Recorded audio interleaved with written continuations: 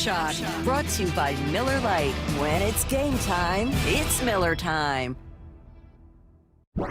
From the Quantum Fiber Studio, this is Bump and Stacy on Seattle Sports. Streaming through the Seattle Sports app and at seattlesports.com. Now, here are your hosts, Michael Bumpus and Stacy Ross. Here we go now.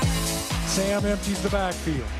Now he brings Charbonnet back inside. 3 receivers to the right. Motion back inside is Barner. Darnold has time. Looks inside. It's caught. Touchdown. Make an extra point. Make a conversion. I don't care what it is. The Seahawks win the game again on the last play of the game. The Seahawks win 38-37. It's Sauber with the 2-point conversion catch. Holy cow. What a call and what a win for the Seattle Seahawks, who currently hold the #1 seed in the NFC and clinched a playoff spot bump last night for the first time under Mike Macdonald. This was an amazing game, best game of the season. And I will say, I will be honest, part of what made it the best game of the season, in addition to a win for Seattle, was also an improbable comeback for Seattle. The low point, a 2.7 win probability with 9:04 remaining in the game. That from Next Gen Stats. We'll talk about how the Seahawks got there, what changed for the Hawks that led to a comeback, and also where we were to start that moment. In fact, let's start at the low moment, Bump. This game, the Seahawks were outgained early, but were still very much in it, right? Like they were able to score early in the second half and at least keep the game moving, and you felt like they were getting outplayed, but were still alive. And then the Rams started to feel like they were going to just pile on. Yeah, the first half, the defense was like, all right, we'll keep it close. Yeah. Okay, we'll keep it close. But second half, you guys got to do something. And second half, the Rams come out, and then they're moving the football. Puka Nacua is going crazy on the football field, 225 yards. Matthew Stafford is looking good. The run game is decent for the Rams. And you're asking the offense to respond, and it took a while for them to respond. But they did exactly that. It was weird. They did it in a weird way, right? It was special teams return for a touchdown, number 2 for Rashid Shaheed. You have a 2-point conversion of the ball literally bounces your way. You needed some things to happen. When it was all said and done, Sam Darnold put together a couple of drives, and they got it done. It was weird, man. It was at one point you're down 16 points. This is the first time the Hawks have ever come back from down 16 points in the fourth quarter, and I thought it was over. I leave the press box. I go to a different place to watch the game because I'm frustrated, and in the press box, you got to be quiet. Mm-hmm. So I moved to a different area. Our producer, Nas, happens to be in that area too, and we're watching the game, and things start to happen. And I'm like, I cannot move from this spot. I have control over this game. I cannot move from this spot. I'm doing this. And yeah, they found a way to get her done. I went from Sam Darnold can't do this to all is forgiven right now, Samuel. I forgive you. It was a packed house, and it was a crazy crowd. So what I'm about to say did not negate that fact. This crowd was electric, and despite being down 2 scores, the vast majority of people stayed in their seats. But at about that point, following that 1-yard touchdown to Puka Nacua, the point after, when it becomes 30-14, you're early in the fourth quarter. There's a lot of time left in theory, but it doesn't feel like you're going to get it done. This game, I'll be completely honest, this game felt lost. I started writing up some notes for what we would talk about. How are we going to figure out, what to say now? I had an article that I was going to be a little tongue-in-cheek, and it was titled, "Your team doesn't suck, they just lost to the best team." That was the title? That was the title. I don't know if Brent was going to let that one fly. But the idea was going to be the Seahawks are not bad. They very clearly didn't play their best defensive game. This one in that game against Tampa. They gave up the most yards in franchise history. This game and that game. And this is one of the best defenses we've seen since the Legion of Boom era. Like one of the most complete defenses. Great against the pass. A lot of takeaways. Excellent against the run. They just didn't look like it. All right. But I was seeing a lot of this team is horrible. And how I felt in that moment was the Seahawks are the second best team in football. And there is still a team ahead of you, and it's the Rams. But anyways, Bob and I were sitting next to each other in the press box. And Bob goes, "Oh, look, they're leaving." And I look down, and I see maybe 2 dozen people that are trying to beat traffic, start heading for the exits. And I thought in that moment, I wouldn't leave, but I can't blame them. This game feels lost. It felt lost. And if you didn't feel that way, fantastic. Players certainly didn't. Ernest Jones was upset was annoyed that Rams players felt like it was over. But that's how out of it the Seahawks were. I can't stress that low point enough. The Rams had nearly 98% odds to win this game, and they couldn't close it out. And they might be sitting here talking about how a horrible call on a 2-point conversion in their mind somehow kept the Seahawks alive. But I don't know, man. What I also saw was a defense that completely clamped down in the fourth quarter, forced a lot of Rams punts, a lot of incompletions by Matthew Stafford, nearly picked Matthew Stafford off anyways to give Sam Darnold the offense the ball at midfield. And I saw an offense and a quarterback that got it done when it mattered most. Yeah, it was a game that was full of emotions. I think everyone in that stadium thought the game was lost. If not, about 98% of us thought that game was lost. I remember leaving the press box and saying to B. Walt, like, man, he's losing me. He's losing me. I mean, I believe that he can do it, but he's losing me. And you needed some help. And I think Sam is that type of quarterback to where he needs some help. He needs that reassurance that he can do that. And the interceptions that he threw, the first one, it looked like it was man coverage. I understand why he threw it. It was a man-on-man. You're running double slants. The guy over the number 2 receiver, which is the furthest inside receiver, does not go with the slant. He just sits there. I would have thrown that football too. The second one, Kobe Turner drops into his zone. He's a defensive lineman, drops into the zone.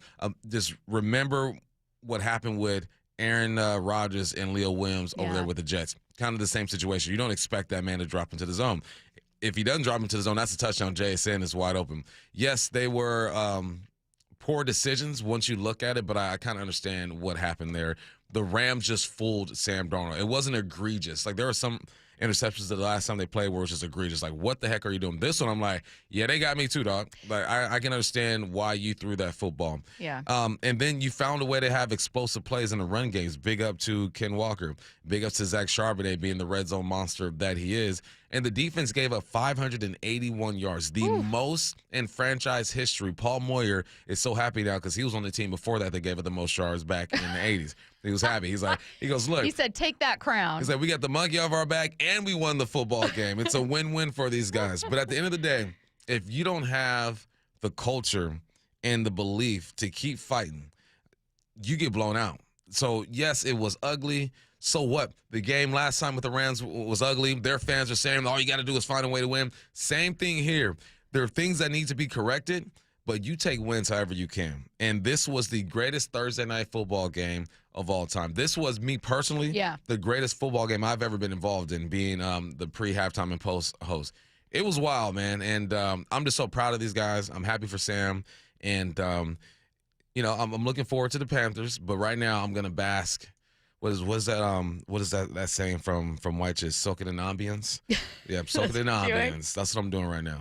I don't know that I'm leaving this one feeling concerned about the defense either, just because that's kind of an anomaly for them. It'd be one thing if we've so many times, think of how many times we've covered a defense here. We've covered historically great defenses, and we've covered defenses that have been on record to give up the most yards in a single season, whether passing or by the run, right? We've seen, I've covered the 31st and 32nd ranked run defenses, and I've covered the 31st and 32nd ranked pass defenses. We've also covered the Legion of Boom. So there's been a lot of variance there, but this defense, and I think everyone listening would agree, does not feel like those bad defenses. Does not feel like that defense.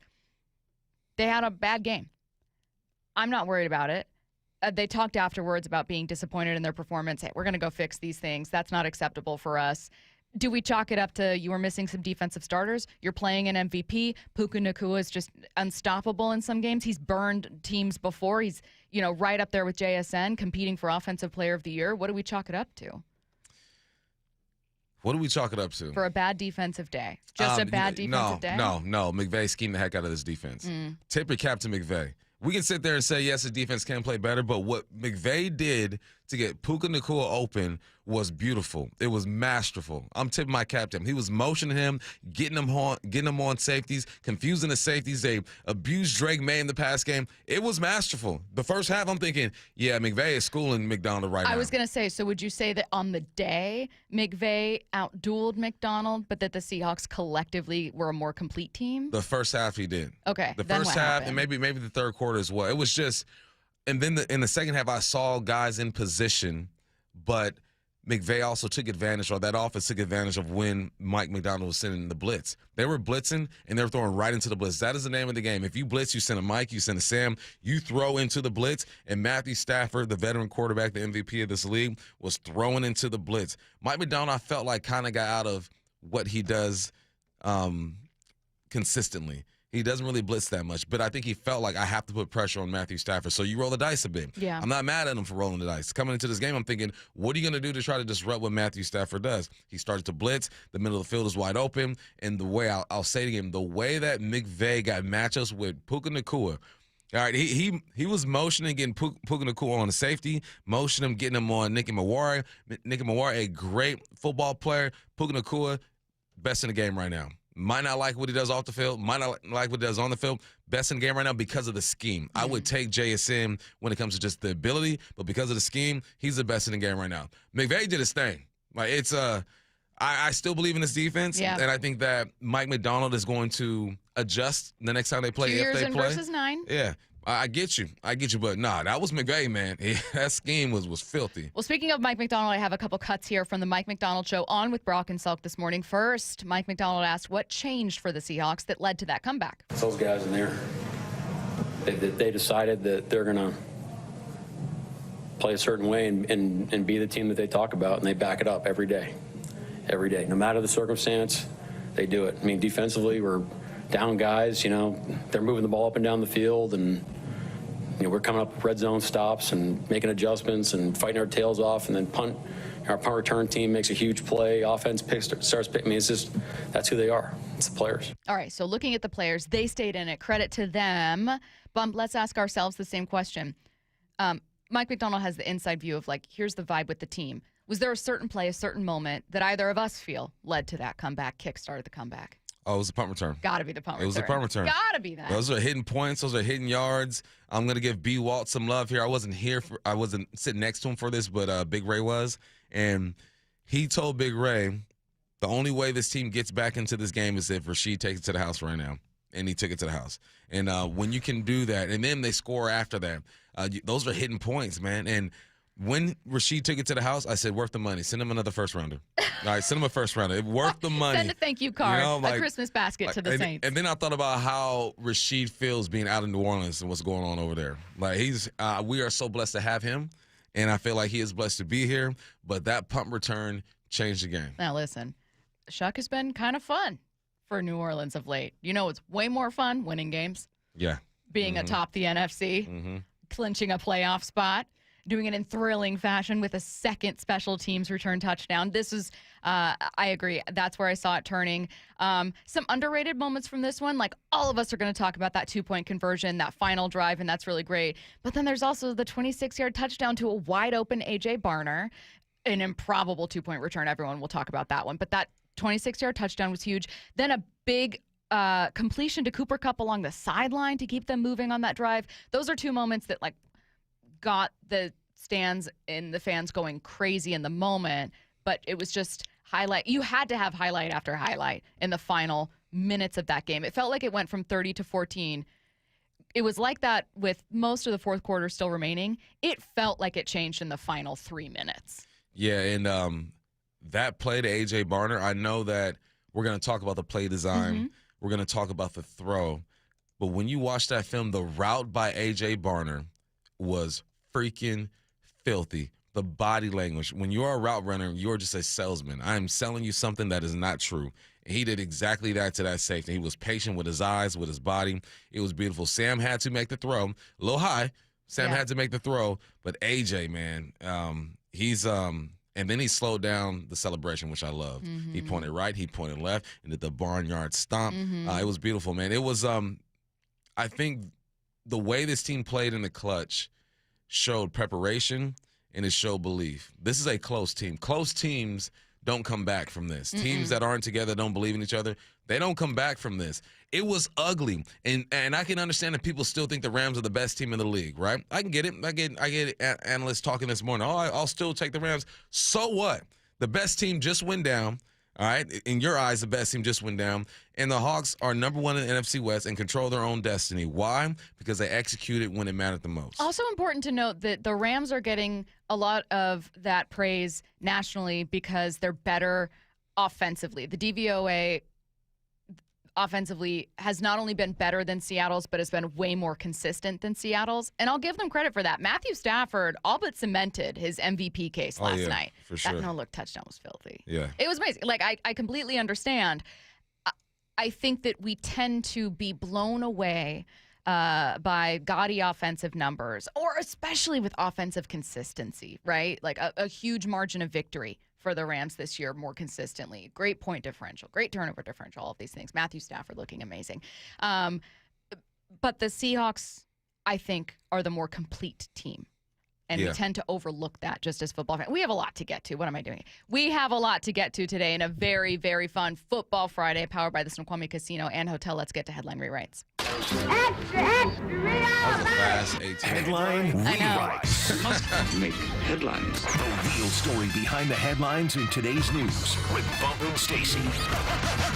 Headline number 1, the college football playoff starts tonight with number 9 Alabama taking on number 8 Oklahoma. That game is in Norman. What's the real headline? Kalen DeBoer chose to stay on what could be a very hot seat if he loses. If he loses, go to Michigan, dog. Get up out of there because the Bama fans are going to be on your dome piece. And I would not be mad if you leave. But and I think they're going to lose. I think Oklahoma is the better team. I think that, and they're at home, I believe, right? Oklahoma's at home. Yeah, it's going to be tough for Bama. And if, DeBoer, you were to lose this game, I would suggest sell your house, get rid of your country membership, go north to Michigan. This is kind of like a alternate universe Apple Cup. Kalen DeBoer against John Mateer. Right. Oh, yeah. Right. So you know what's going to go down. Yeah. Mateer for the win. Okay. Boomer sooner, as Bump always says. Always. I also, apologies, I erroneously said this game was on Saturday in a completely botched snapshot that I was laughing about because I may or may not have told Well, there's Bump 3 games on Saturday. There's a lot going on Saturday, okay? Saturday Night Football in the NFL screwed everything up for me. I was just thrown off my game. It wasn't perfect. I'll do better. Headline Speaking of rewrites. Saturday Night Football. Speaking of, the Packers and Bears meet tomorrow night with first place in the NFC North on the line. What's the real headline? Is this Chicago's chance to make everyone take them serious? I also will say, I think a lot of Bears fans are taking this team seriously, quite obviously, and they're great with takeaways. I don't know how many people around the NFL, when you have these kinds of turnarounds, people are always in like, well, the Packers were going to be a favorite, and then you came out of nowhere. Yeah, I felt the Bears would be good. You did. I didn't think they'd be this good, though. But you still got to finish the task, right? You got to beat the Packers. This weekend. Come on, how fire is this weekend? I'm not changing out of Thursday sweatpants. night football. Yeah. Right? Hawks get it done. You have college football playoffs tonight. I know you guys don't like it. I'm going to watch the Jake Paul fight, okay? Then you have NFL Saturday, NFL Sunday. This is beautiful. I'm rooting for the Bears, man. I want them to turn this thing around, but I think Jordan Love and the Packers are going to get it done. I told Bob in the press box last night that I'm going to stay in the same pair of sweats for all weekend. 48 all weekend. Wow. I said you're going to have to scrape me like by Monday morning, scrape me off the couch with a spatula is what, like, I'm just going to be glued to the TV. I'm so excited for this sports weekend. And it's great because it's like kind of with Friday night, like a 3-day sports weekend. Yeah. Oh, I can't wait. I love it. Oh, before we go to the next one, do you want to pick a winner for Saturday night since we're obviously not going to be on air? I'm going with the Bears, man. I think the Packers are going to win, but I'm going with the Bears. Curtis, Matt, you guys want to pick a winner? I'm going Packers. It's in Chicago? Yeah. I think it's the Bears. Okay. I'm Matt? going Packers because Curtis too. said Bears. I love it. What's next? Naturally. Headline rewrites. Always the contrarian, that Matt Nelson. Typical Matt Nelson. Headline 3, Jake Paul takes on actual boxer Anthony Joshua tonight in Miami. What's the real headline? Man, I hope we see an actual knockout. How thrilling.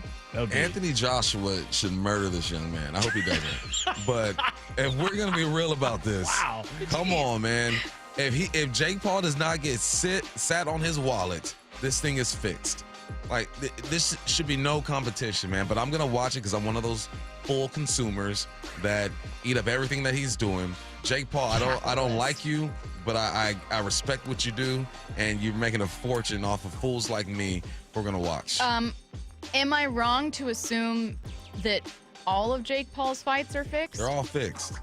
They're all fixed. That it's just paying millions of dollars to opponents to lose? Hey. That's my Curtis conspiracy corner theory. Yeah, I think that's 100% correct. He's like, I got the wouldn't be best- shocked if he ends up winning just because it's like, He told Mike Tyson he couldn't do an uppercut. That's like Mike Tyson's signature punch. it's kind of lame. The finesse game. I watched that the whole Jake the whole Paul thing. finesse game is the best in the world. It's the best that's ever been. I mean, he's killing it, and we're watching it. I'm absolutely. Thank you for putting it on Netflix. I don't have to pay for it. Well, I do pay for it, I guess. Let's see. I have a couple people texting in. Says Joe in Bellevue. My cousin's a lifelong Bears fan. He's just waiting for them to lose every week. I will say that the Bears are like simultaneously dangerous in a couple ways, and then vulnerable in other ways that top contenders aren't, which is what typically happens with a young team on the rise. Yeah, man, you see the talent over there. Yeah. You just feel like they're ahead of schedule. That's what it is, that eventually, I mean, we've seen a version of this team a million times. And actually, the first time Sean McVay's Rams made the playoffs, they were like that. Not necessarily ahead of schedule, but it was a team that, like, was good, was on a roll, but wasn't quite polished. So they get to the playoffs, and then those vulnerabilities are kind of exposed. That's how I feel about the Bears. And maybe I'll end up being wrong, but I just think that for instance, I think that they've been really reliant on all of those takeaways, league-leading takeaways. And I think that sometimes takeaways are luck. Yeah, it's when there's that many. There's two ways this can go. They're ahead of schedule, so they're gonna fall, or they're so young and full of dumb beliefs sometimes that they're gonna exceed expectations and really believe in themselves. So I will see how this goes. 360 makes a good point. Nate Robinson fight was not fixed. I may got knocked out. Yeah. Sam Darnold proved doubters wrong. That's coming up next. Here we go. Darnold has time. Looks inside. It's caught. The Seahawks win the game. Playoff berth? An instant classic. This is who we are. That's Seahawks football. Check.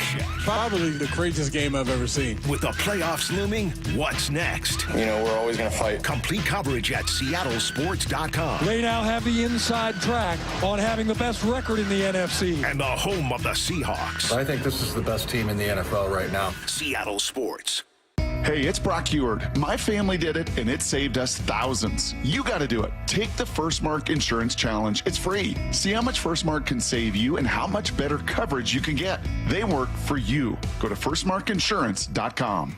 Emerald Queen Casino, the entertainment capital of the Northwest. The best place to watch all your favorite sports. Featuring wall-to-wall viewing screens, 6 windows, and 30 kiosks. Be there at emeraldqueen.com. Emerald Queen Casino, the entertainment capital of the Northwest. Finding great candidates to hire can be like, well, trying to find a needle in a haystack. Sure, you can post your job to some job board, but then all you can do is hope the right person comes along, which is why you should try ZipRecruiter for free at ZipRecruiter.com/radio. ZipRecruiter doesn't depend on candidates finding you. It finds them for you. Its powerful technology identifies people with the right experience and actively invites them to apply to your job. You get qualified candidates fast. So while other companies might deliver a lot of hay, ZipRecruiter finds you what you're looking for. The needle in the haystack. See why 4 out of 5 employers who post a job on ZipRecruiter get a quality candidate within the first day. ZipRecruiter, the smartest way to hire. And right now, you can try ZipRecruiter for free. That's right, free at ZipRecruiter.com/radio. That's ZipRecruiter.com/radio. ZipRecruiter.com/radio. ZipRecruiter. Ready to order? Yes. We're earning unlimited 3% cash back on dining and entertainment with a Capital One Saver card. So let's just get one of everything. Everything? Fire everything. The Capital One Saver card is at table 27, and they're earning unlimited 3% cash back. Yes, Chef!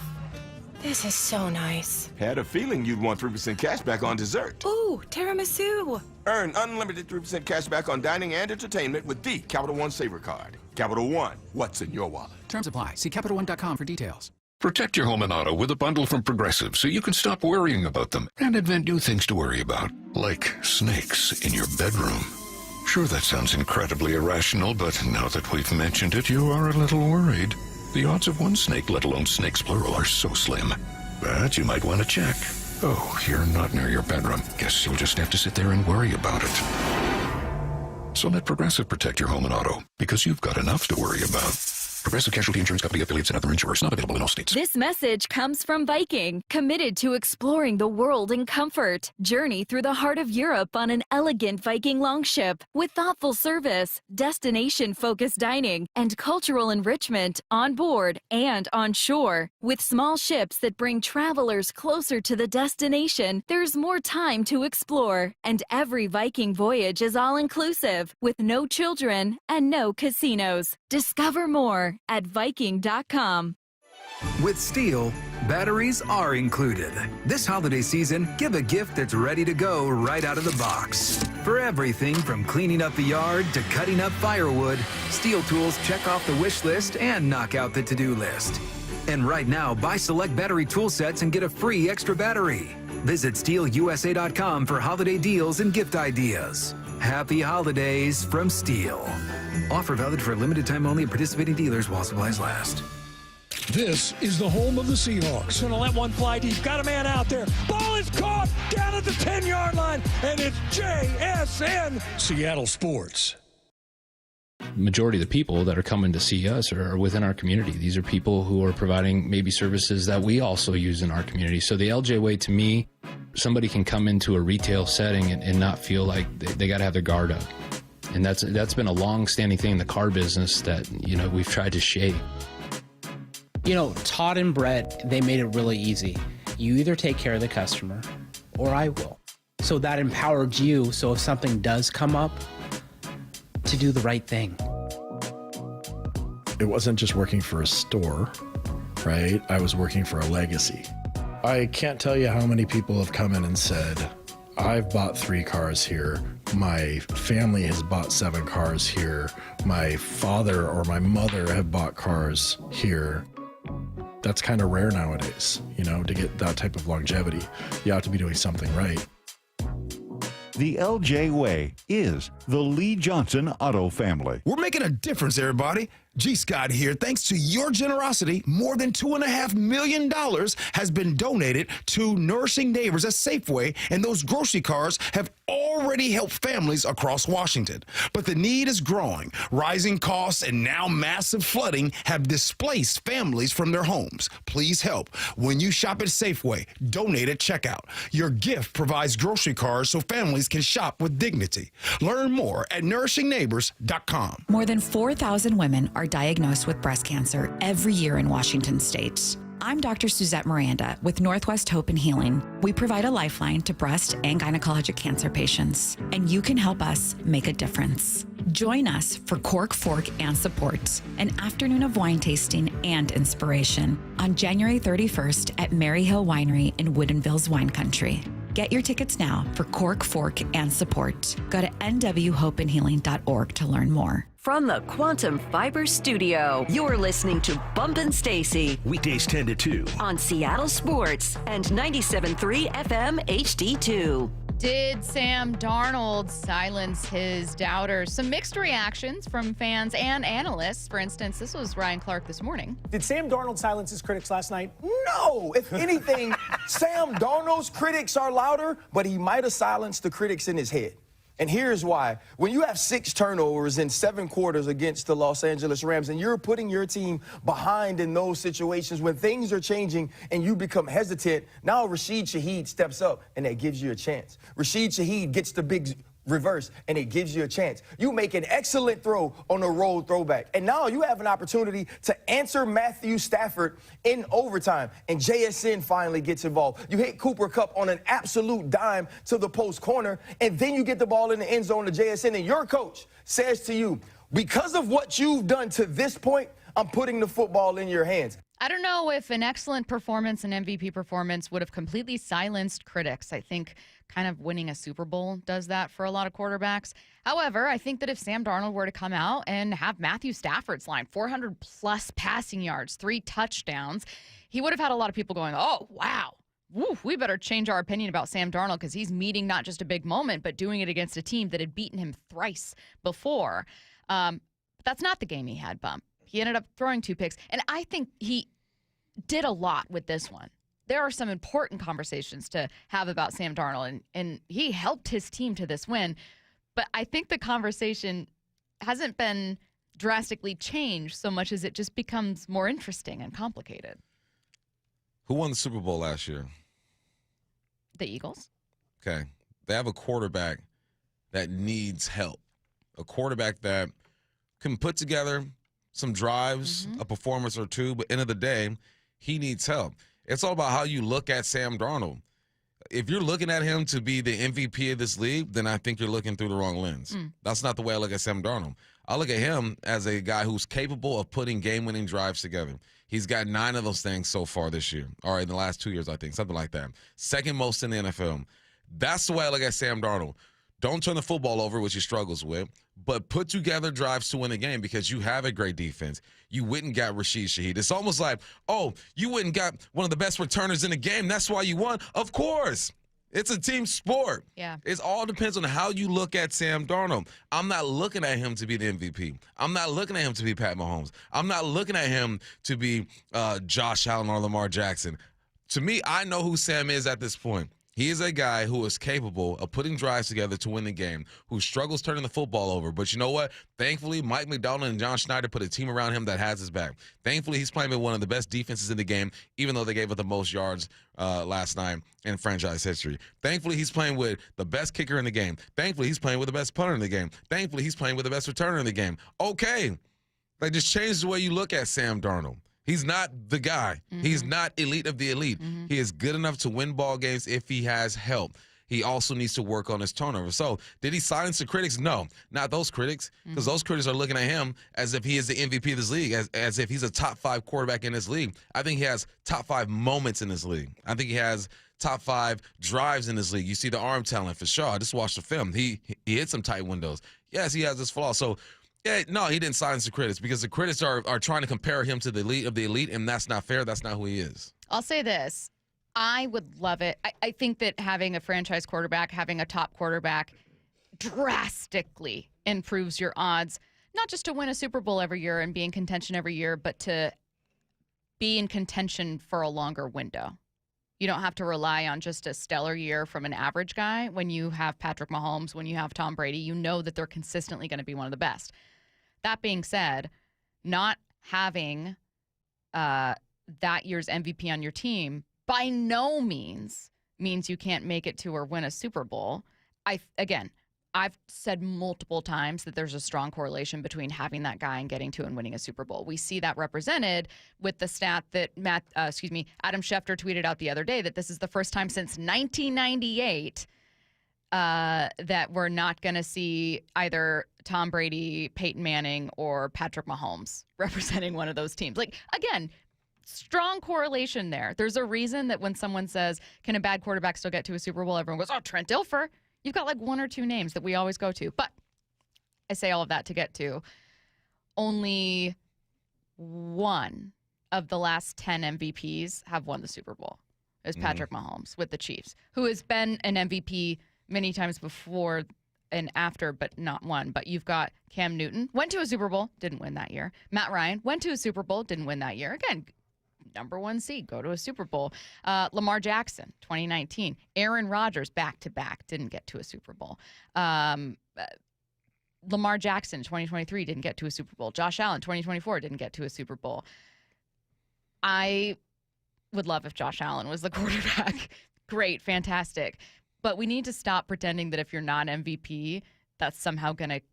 Sam Darnold is good. He is not bad. I think the Seahawks team is good enough, great enough, that with a good quarterback, they can get to a Super Bowl. You need a franchise quarterback to get to the Super Bowl. You don't need the best quarterback to win a Super Bowl. You need the best team. Like, you look at Russell Wilson when he won a Super Bowl. He wasn't even a top 5 quarterback. He was just a good franchise quarterback that had a great defense and a special teams and a good coaching staff. Like, that's what football is. I would love to have the best quarterback in the game. That doesn't guarantee you a Super Bowl. Yes, Pat Mahomes has won, 4? 3 or 4? Super Bowls? Yeah. 3, I think. All right. He's won 3 of them things. 4? All right. He's the most talented quarterback in the game right now, and he wasn't sniffing the Super Bowl this year. it's a team sport, man, and you have to live in your reality. Like, stop trying to force Sam to be something that he's not. All right, he's a talented quarterback. He makes some throws that just, I mean, that is with the level of Pat Mahomes and Josh Allen or whatnot. But the mental makeup is different. The mistakes are bigger, and to overcome that, you're going to need a good defense. You're going to need a good special teams. You're going to need a kicker. You're going to need all this talent. But that's football in general. Tom Brady, he was winning. And not, people forget about that. Tom Brady had one of the best defenses in the game when he was winning Super Bowls. Tom Brady went to the Super Bowl with Randy Moss and lost that. You know what I'm saying? Like, let's not act like these quarterbacks aren't connected to great coaches and great teammates as well. Yeah. But when you win Super Bowls, all you do is look at the quarterback. I think the way the NFL is shaping out now is that teams are able to compete. You look at Jared Goff, who went to a conference championship.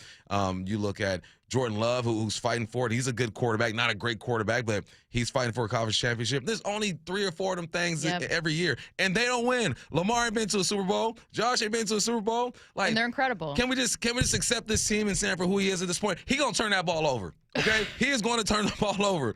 But thankfully, he is surrounded by players that are good enough to keep them in the fight and give him a chance to win the ball game, which he did last night. Yeah, he drove down in overtime, threw a touchdown on JSM, went through his progression, hit the 4th option on that 2-point conversion, and won that game. It's gonna be ugly.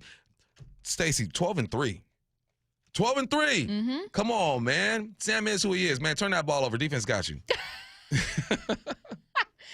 I have so much sound I didn't get to, opinions we didn't get to. Sam Darnold is such an interesting player to talk about right now, and I don't know who isn't happy for Sam Darnold after this game.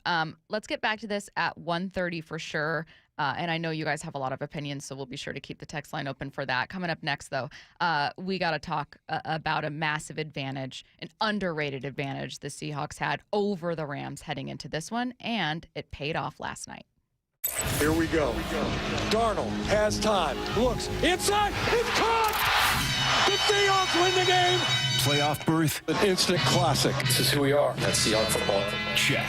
Probably the craziest game I've ever seen. With the playoffs looming, what's next? We're always going to fight. Complete coverage at SeattleSports.com. They now have the inside track on having the best record in the NFC. And the home of the Seahawks. I think this is the best team in the NFL right now. Seattle Sports.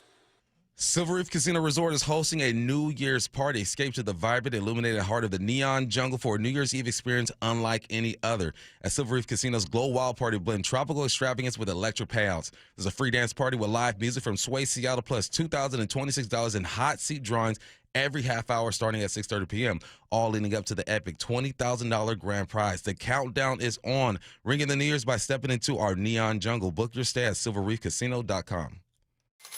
Emerald Queen Casino Event Center presents the main event. Powered by WFC, Friday night, February 6th. A night of professional boxing where champions are made and every punch counts. Contenders from the region go toe-to-toe, ready to prove they belong at the top. Tickets at emeraldqueen.com.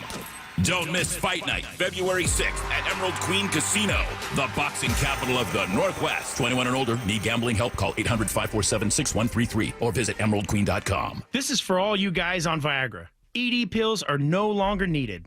The brutal side effects like 4-hour headaches, blurred vision, and that flush feeling can all be put behind you with our treatment. Here at West Coast Men's Health, we have a better approach to ED. Acoustic wave therapy creates blood flow circulation by safely removing the plaque in your arteries and restoring function naturally. Guys, let me be clear. Pills will never fix your problem. Our equipment is the latest technology, and our medical staff is the best in the industry. So give West Coast Men's Health a call today. Speak with our clinic manager. Ask him any question you like, how it works, the science behind it, and even the cost. If you suffer from ED or Peyronie's disease, give West Coast Men's Health a call today. It's not just about better health, it's about a better life. With clinics in Redmond and Tacoma, call 206-519-6541. That's 206-519-6541. Online at westcoastmenshealth.com. At Bible Law Group, our team reflects the same lessons learned by our founder, James Bible, while playing for legendary Husky coach Don James. Coach James always said it's amazing what gets done when nobody claims credit. That's the philosophy we carry into every case, because your victory is what matters at Bible Law Group. When your legal problems hit biblical levels and you feel like you're stuck in a lion's den of litigation, you need a legal team that won't back down. At Bible Law, we've secured over $40 million in settlements for our clients, and we're ready to fight for you. Find us online at BibleLawGroup.com.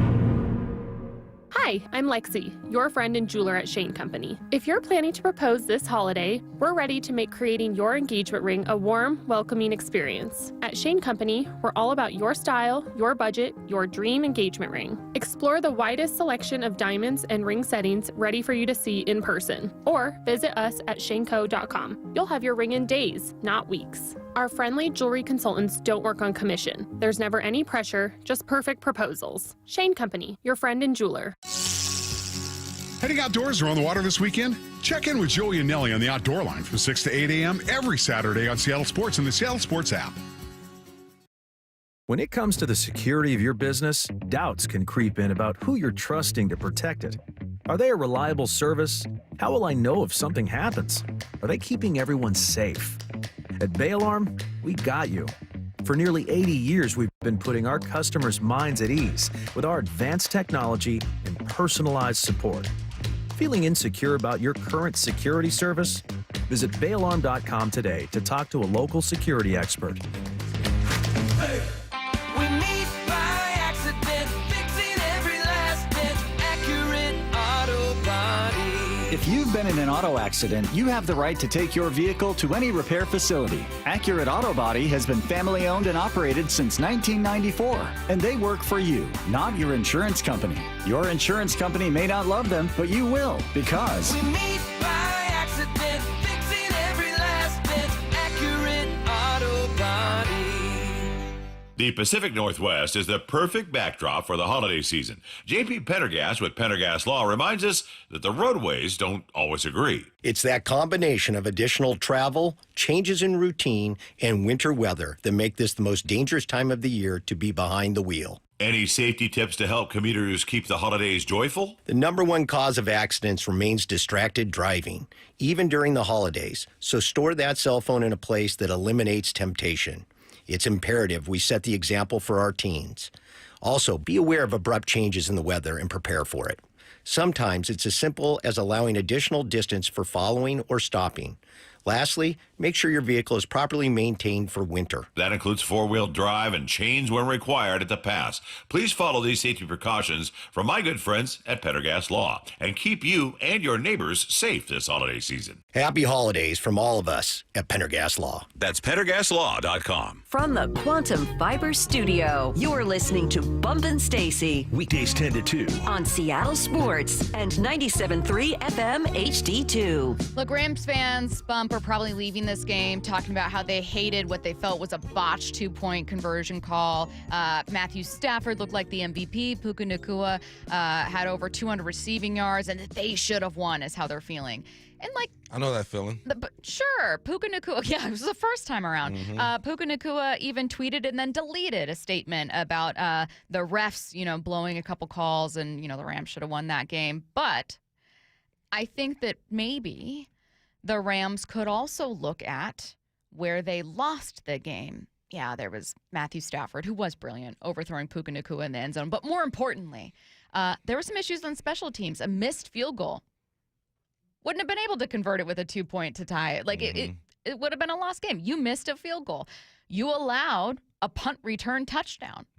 That's on you. And maybe, it's because the Seahawks value special teams more than the Rams. This is Brady Henderson, what he told us the other day. You hear some coaches talk about how special teams is a third of the game. Pete Carroll always said that. I think Mike Macdonald feels the same way, but not every team thinks that way. And, there's teams that just don't put nearly as much time and effort into their special teams, and that shows up in preparation and in the kind of players that they keep on the roster and what they prioritize when making their decisions. And some teams are just better on special teams than others. And the Seahawks, they have one of maybe the best special teams unit. I mean, there's numbers to support that they may have the best special Yeah, I teams think unit. they're one in DVOA still. Yeah, exactly. In the NFL this season, and so and Jason Myers, I think maybe someday he might be appreciated for what he's done in Seattle, and he's now the franchise's all-time leading scorer. And I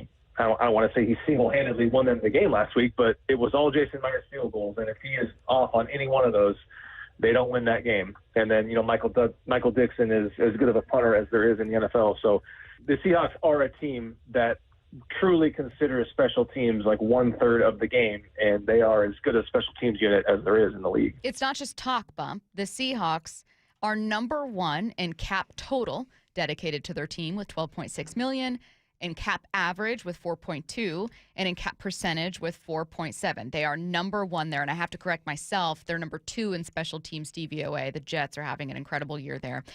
League average would be about $5 million cap total, with an average cap of like between 1.7 and 2 million, and then about 2% of the salary cap. So that's about league average. So the Seahawks are double the salary cap average. The Rams are 32nd. 1.8 salary cap total dedicated, 617,000 salary cap hit this year, and under 1% of their salary cap dedicated to special teams. So this isn't luck, it's an investment. You ever heard of how the middle child gets neglected sometimes? No, I'm the oldest and the most perfect, so I can't relate. Well, it's a thing. I remember when I have 3 kids, and my mom used to tell me all the time, don't neglect Kobe. Kobe's the middle child. My mom's the middle child. And she always felt like she would be left out of things and stuff. Because you got the oldest, who you're hard on, and then the baby, who you're just, you know. They get away with everything. Yeah, and then the middle child is kind of lost. Special teams is the middle child for a lot of football teams. That's true. But it's not for the Seahawks, clearly. When they were getting Rashid, not only did they know they were getting a receiver, they were like, we're getting one of the best returners in the game. Like, this is gonna be able to shift field position. And I've coached, right? I've coached high school football for 15 years, right? And one of the best coaches I've ever had was my special team coach, was my uncle Dwayne Pocknick. And I used to neglect special teams. Mm-hmm. I'd be like, man, you got 10 minutes, dog. You got 15 minutes for 4 units. And he'd be like, I need more time, coach. I need more time. But like, man, come on, man. We got offense, we got defense. Like, come on, man. And then once I gave him 20, 25 minutes during practice, we got punt returns to the house. Mm-hmm. Our kicking unit is on point. Mm-hmm. And I'm like, okay, I invest. I'll even give you pre-practice now. You want 10 minutes before practice? Let's go and get it. So my uncle Dwayne Pocknick kind of made me buy into special teams, even though I was a returner myself. But special teams is exactly that. It's special because you're dealing with linebackers, receivers, linemen, D-linemen, everyone. And the units are so different. You got to kick off cover. You got to kick return. You got field goal. You got field goal block. You got punt. You got punt return. It's honestly one of the more complicated things to do because you got one coach in charge of so many units that are so different. With offense, this is our offense. Run game, pass game. Defense, this is our defense. Stop the run, stop the pass. So, yeah, it can't be neglected. Special teams is the middle child, and I think the Rams got a dose of that. And I hate that.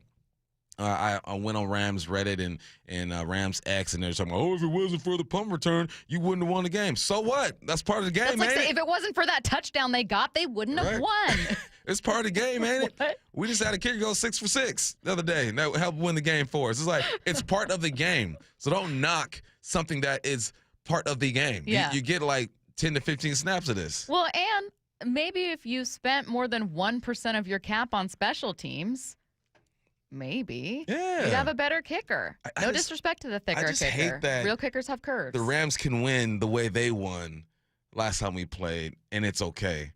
But we win the way that we won. But here's the thing. Come on, man. Part of the reason they won that last time, in addition to their defense being great and getting those 4 interceptions, and they'll talk about Sam Darnold all day. Punt. That hell of a punt. Hell of a punt.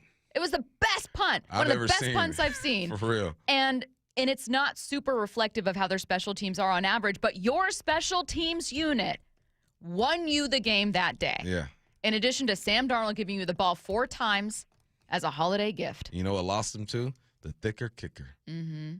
Man. So I'm just saying, I think that these are 2 brilliant football teams. I am down for a third matchup. I will give plenty of credit to the Rams. And people will I be ain't like, sleeping on the Rams. No, and people will be like, I had someone texting earlier saying like, are you still going to be on the Rams bandwagon? What bandwagon? These two teams are the class of the NFL right now. For sure. These are the two best teams in the NFL. For sure. You should be getting flashbacks to a 2013 NFC Championship game between the Rams and Seahawks where it didn't matter if you were from San Francisco or Seattle. You were tuning in because you knew, this is going to be a battle. This is going to be a game. I love that that's what these two teams look like right now. There are places of clear strength for the Rams, and then there are places of clear strength for Seattle. Mm-hmm. And you have to mention special teams as being one of them because they deserve the love too. The Rams got the better quarterback, for sure. Yeah. They got the better quarterback. Last night, they had the better receiver, mostly because of scheme. The scheme was dialed up for Puka Nacua. But he's electric. Yeah, I mean, despite what you think about him, I think he's becoming a diva. But my man went for 225 last night. He has passed you on the diva list. So I initially I was that high on the diva list? No, so you and G were tied. I unfortunately had to put myself on it for just 1 point. And then JSN was our leading diva on the diva list. I need him in the Love Island villa. He's just a personality. My man comes out, hey. Killed me. But I think Puka Nacua has you guys all be on the diva list right now. He's something else. He's more like a... I think a diva is an all-encompassing term. Man, there's some demons in him right now. I'm serious. He was on demon time in this game. He needs somebody to sit him down. Yeah. He needs someone to take his phone away. The crazy thing is that I think that's his superpower, though. I think him being a demon on and off the field helps him. Oh, there are people that burn hot on the field. And he's one of them. Yeah, fly close to the sun.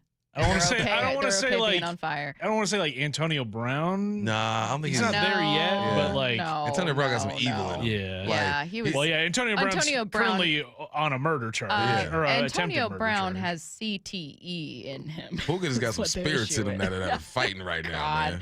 Hey, Puka, get well, man. You're too good of a football player to be associated and acting the way. I don't mind with the banter back and forth on the field. I like that. Sure. Him and Imamori going at it. I love that stuff. It's talking about the refs and tweeting and off the field stuff. That's the problem. Well, Puka will pop up in a few of these plays. We're going over the plays of the game coming up next. Here we go. Darnold has time. Looks inside. It's caught. The Seahawks win the game. Playoff berth. An instant classic. This is who we are. That's Seahawks football. Check. Probably the craziest game I've ever seen. With the playoffs looming, what's next? We're always going to fight. Complete coverage at SeattleSports.com. They now have the inside track on having the best record in the NFC. And the home of the Seahawks. I think this is the best team in the NFL right now. Seattle Sports.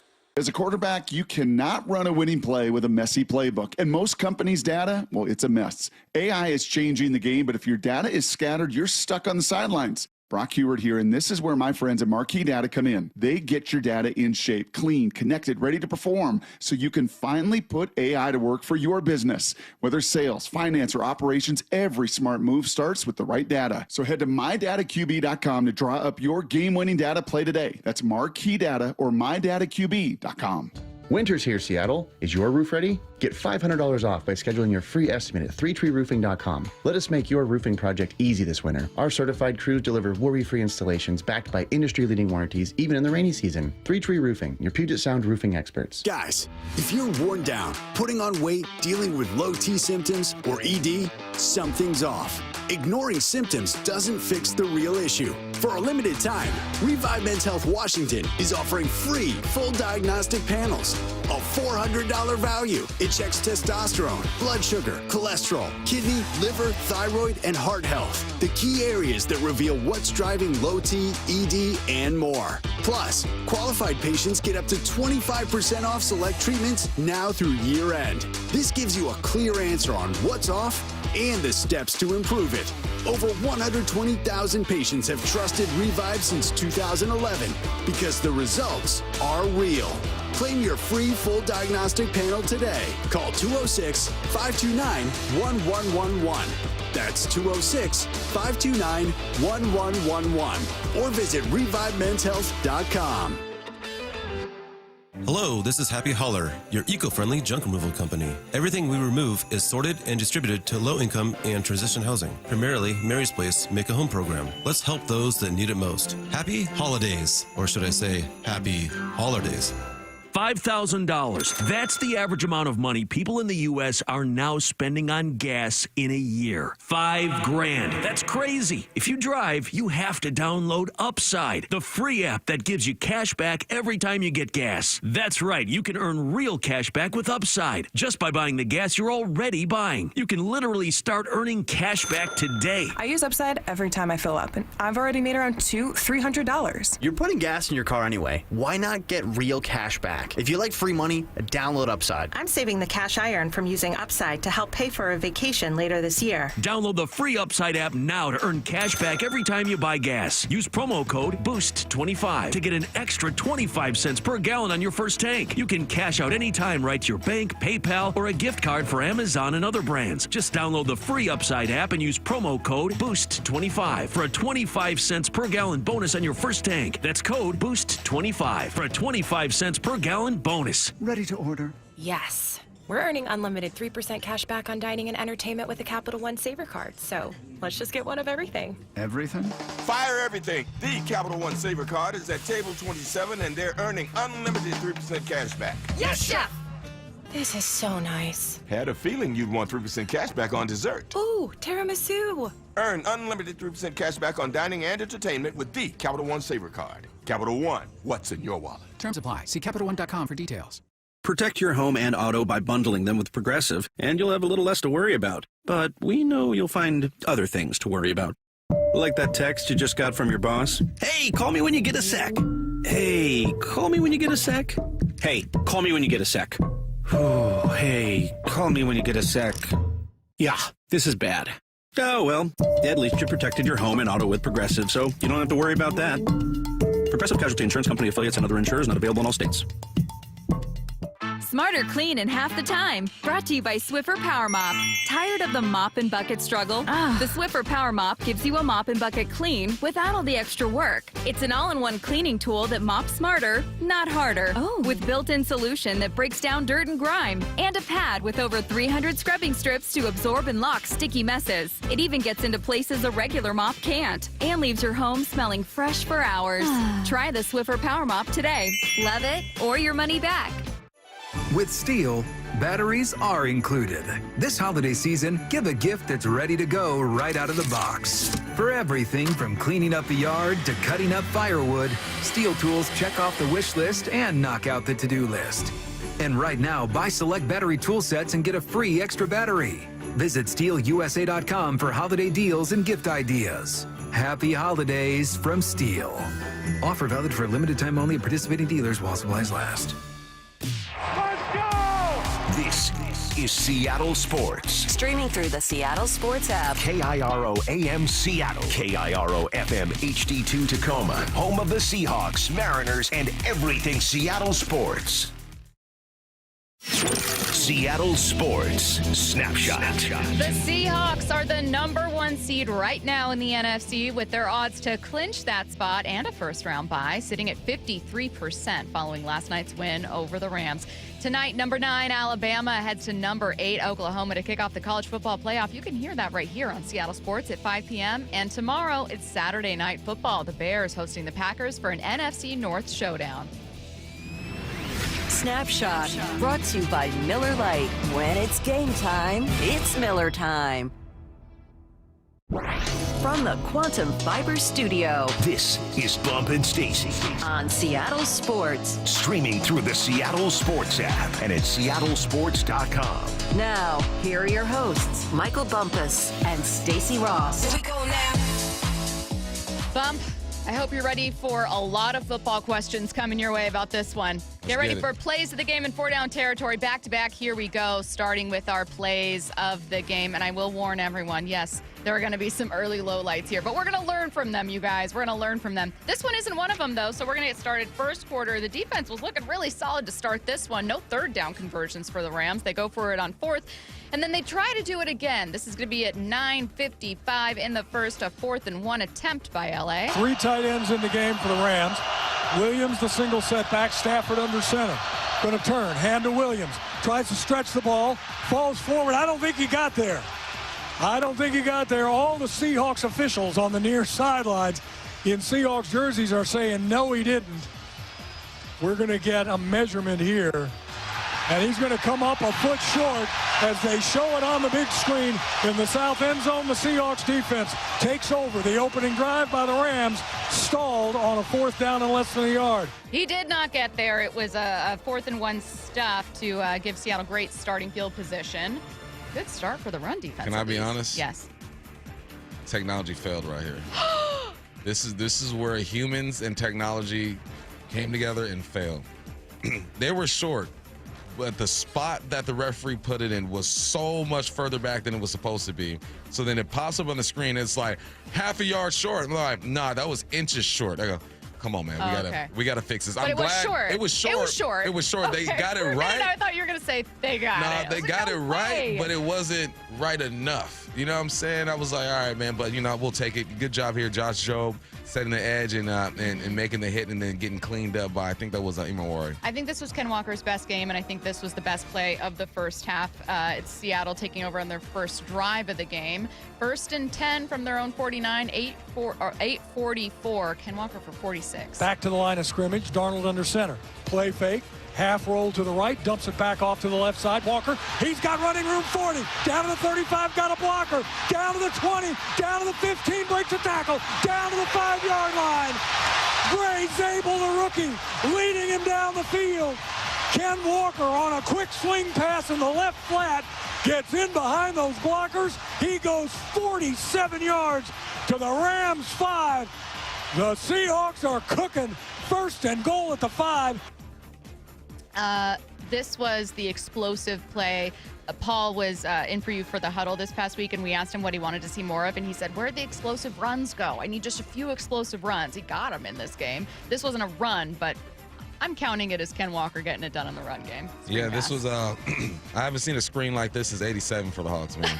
It's been a long time. It's been a while. All right, you fake the handoff to the left side, you boot to the right side, you come back to the left side and flick it to K9, and then you get money. Big ups to Gray Zabel getting downfield and getting bodies on bodies. I wanted Ken to score because, dang well they're going to hand the ball off to Zach once you get down here, but a good pickup by K9. And they sure did. 7-13, Charbonnet up the middle for 4 and a score. Single setback behind Darnold. The handoff goes to Charbonnet. He goes straight upfield. He is in. Touchdown, Seahawks. I mean, you could have driven a bus through the hole in the front of that defense of Los Angeles.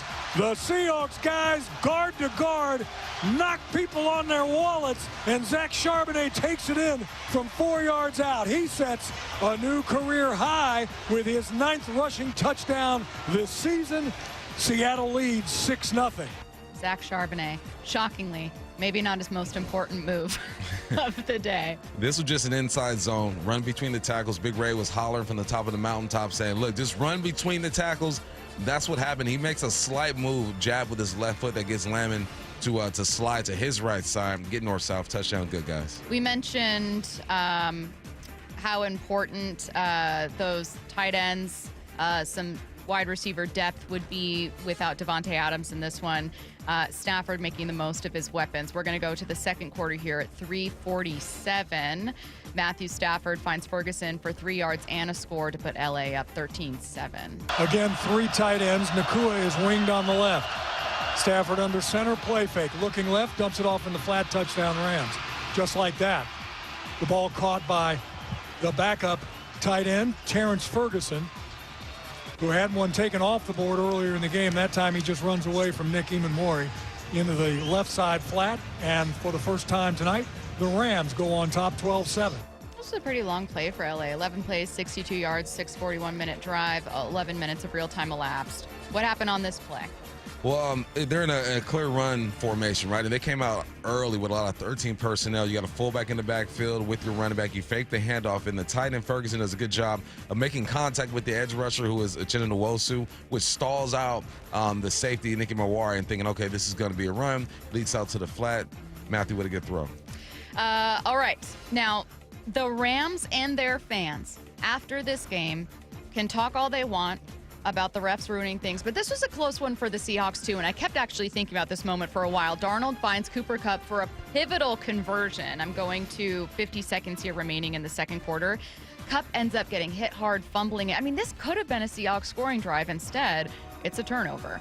Sam takes the shotgun snap, throws inside. It's Cooper Kupp. Makes the catch, fumbles. The ball is recovered by the Rams down on the goal line. The best opportunity for the Seahawks, aside from their touchdown earlier. Cooper Kupp with the catch, trying to pick up the extra yardage. He of the surest hands in the league, but he coughs it up down close to the goal line.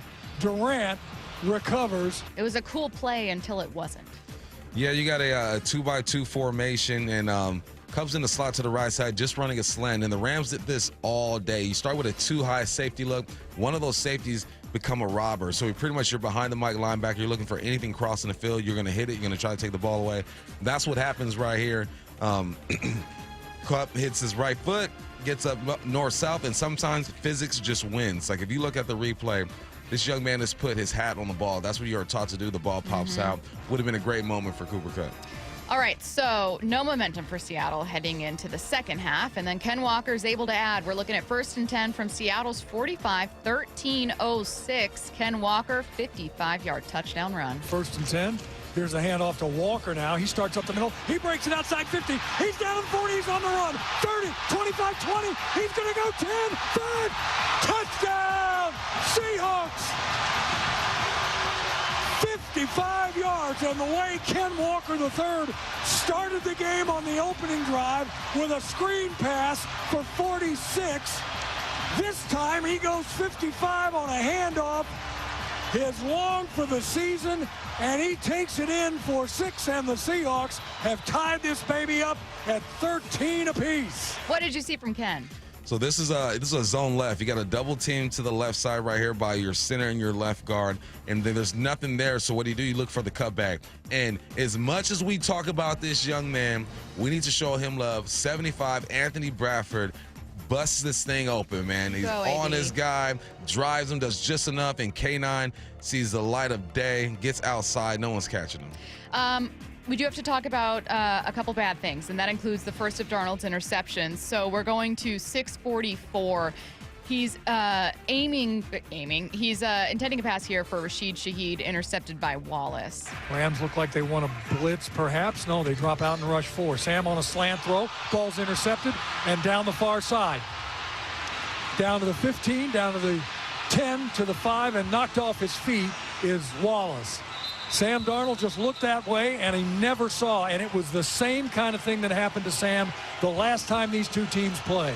Ken Walker ends up tackling Wallace at the 1-yard line. They punch it in anyways from 1 for a score there to go up 23-14. What happened on the pick?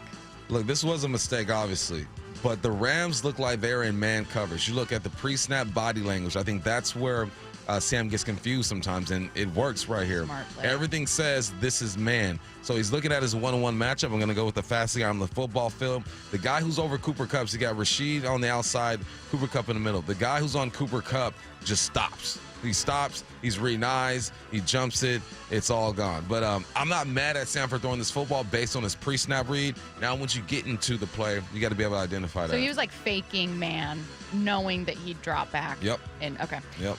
It was cool. It looked like a really smart play. It was just one of those moments where it's like you got outplayed. Yeah. That's just what happened. Gotcha. Let's go to another one of those bad moments for the defense. Again, it's about learning. It's about improving. I'm going to go to 13 seconds remaining in the third quarter. This is going to be Matthew Stafford finding Puka Nacua for 58. Stafford out of the shotgun, wants to throw. Blitz is coming. Looks, throws, fires. Ball is caught to Puka Nacua, and he breaks a tackle, and he's off to the races. And Eamon Warrior's finally tracking him down at the 5. A missed tackle way back at about the 40-yard line, and that's been the case a couple of times tonight for the Seahawks. Puka Nacua is almost impossible to cover man-to-man. Not great. Puka Nacua was amazing. Finished with over 200 receiving yards. This is a big chunk of those, too. What happened? Matthew Stafford threw into the blitz. You got Drake May inside of Puka Nacua. He's going to blitz. So now you got him one-on-one with the safety. Safety playing Puka Nacua from depth, about 10 yards off the ball. That's going to be tough for anybody, especially against Puka Nacua. He gets those hips turned around. Like Puka puts his right foot in the ground. He's going to the left. Kobe Bryant is still facing the other way. You throw into the blitz. You have the right call for the right blitz. It all worked out for him. I have 3 pages of play-by-play for the next 9 minutes of game time. Crazy. We have a lot to go over. I do want to spend the most time on overtime because I think that's the most fun. But we are still going to get to the second interception, so you can tell me what happened here. So we're at 9:48. It's 3rd and 6. This will end up being a Rams punt. No, it won't. It'll end up being a touchdown. Anyways, okay, we're looking at 9:48. Sam Darnold is intending a pass for Jackson Smith-Njigba, intercepted by Kobe Turner. Empty backfield for Darnold from the shotgun. Here comes the rush. Sam gets it away inside. It's intercepted again. This time it's intercepted by Turner, the defensive lineman who dropped out of the line of scrimmage. And that's one of the things that the Rams have done. And Sam Darnold, once again, never saw him. So, correction on my part. It ends up being a very pivotal punt. But anyways, what happened here? So if I'm Sam and I'm looking at the offensive line, I'm getting overloaded to the left side. In his mind, he's thinking, if anyone were to drop into coverage, it's going to be someone on the edge, one of these backers or edge rusher.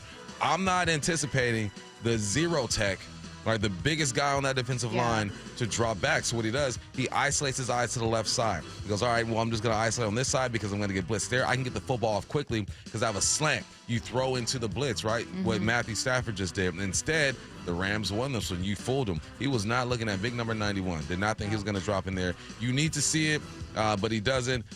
And Kobe Turner had himself a heck of a game, too. The Rams end up punting, and this is where things start to turn. We are at 8:18. Evans punts 43 yards to Seattle's 42. Rashid Shaheed, 58 yards to the house. This is a high, wobbly kick. Shaheed has to run up, makes the catch at his own 43. Starts up the middle. Now he has a gap on the left side 40. Turns upfield. There he goes. 20, 15, 10, 5. Holy catfish. Touchdown, Seahawks. I'm telling you, the coaches next door breaking the glass. Rashid Shaheed does it again. Just when the Seahawks need a big special teams play, they get it. A 59-yard punt return. What'd you see? This was clearly a return left. If you look at just the way that the blockers are tracing back, I told you yesterday, it's a weird football term, but you run off the butt. All right, the butts are facing towards the sideline, the left sideline, Rashid's left. You want to run off of that. So that's where he goes. And now you just find the gap, man. I love punt returns because it reminds me of Kill the Carrier back in the day. We used to play when I was in middle school. And he's just talented, man. You follow the rear ends. The rear ends were pointing towards the left sideline. You go towards the left sideline and find a crease. Let's go to our next touchdown, 6:30 in the fourth quarter. Sam Darnold going to find A.J. Barner for 26 yards. Play fake to Walker, rolls to his left. Looks, fires backside, wide open, reaching up, touchdown, Seahawks! Pull that one out of your bag of tricks. Roll to the left. Darnold stops, throws back to the right. Barner in the end zone, and he had to leap. He used every bit of his 6 feet 7 inches. All right, what'd you see? I absolutely love this right here. All right, you got to play action to the left side. You roll, play action to the right side. You roll to the left side. All right, at the bottom of the screen, you have Cooper Kupp running his speed out. On top, you have JSN doing his famous crossing across the field at a deep cross at an angle. Now you have A.J. Barner. A.J. Barner fools this safety, okay? You got Sam Darnold rolling to the left side.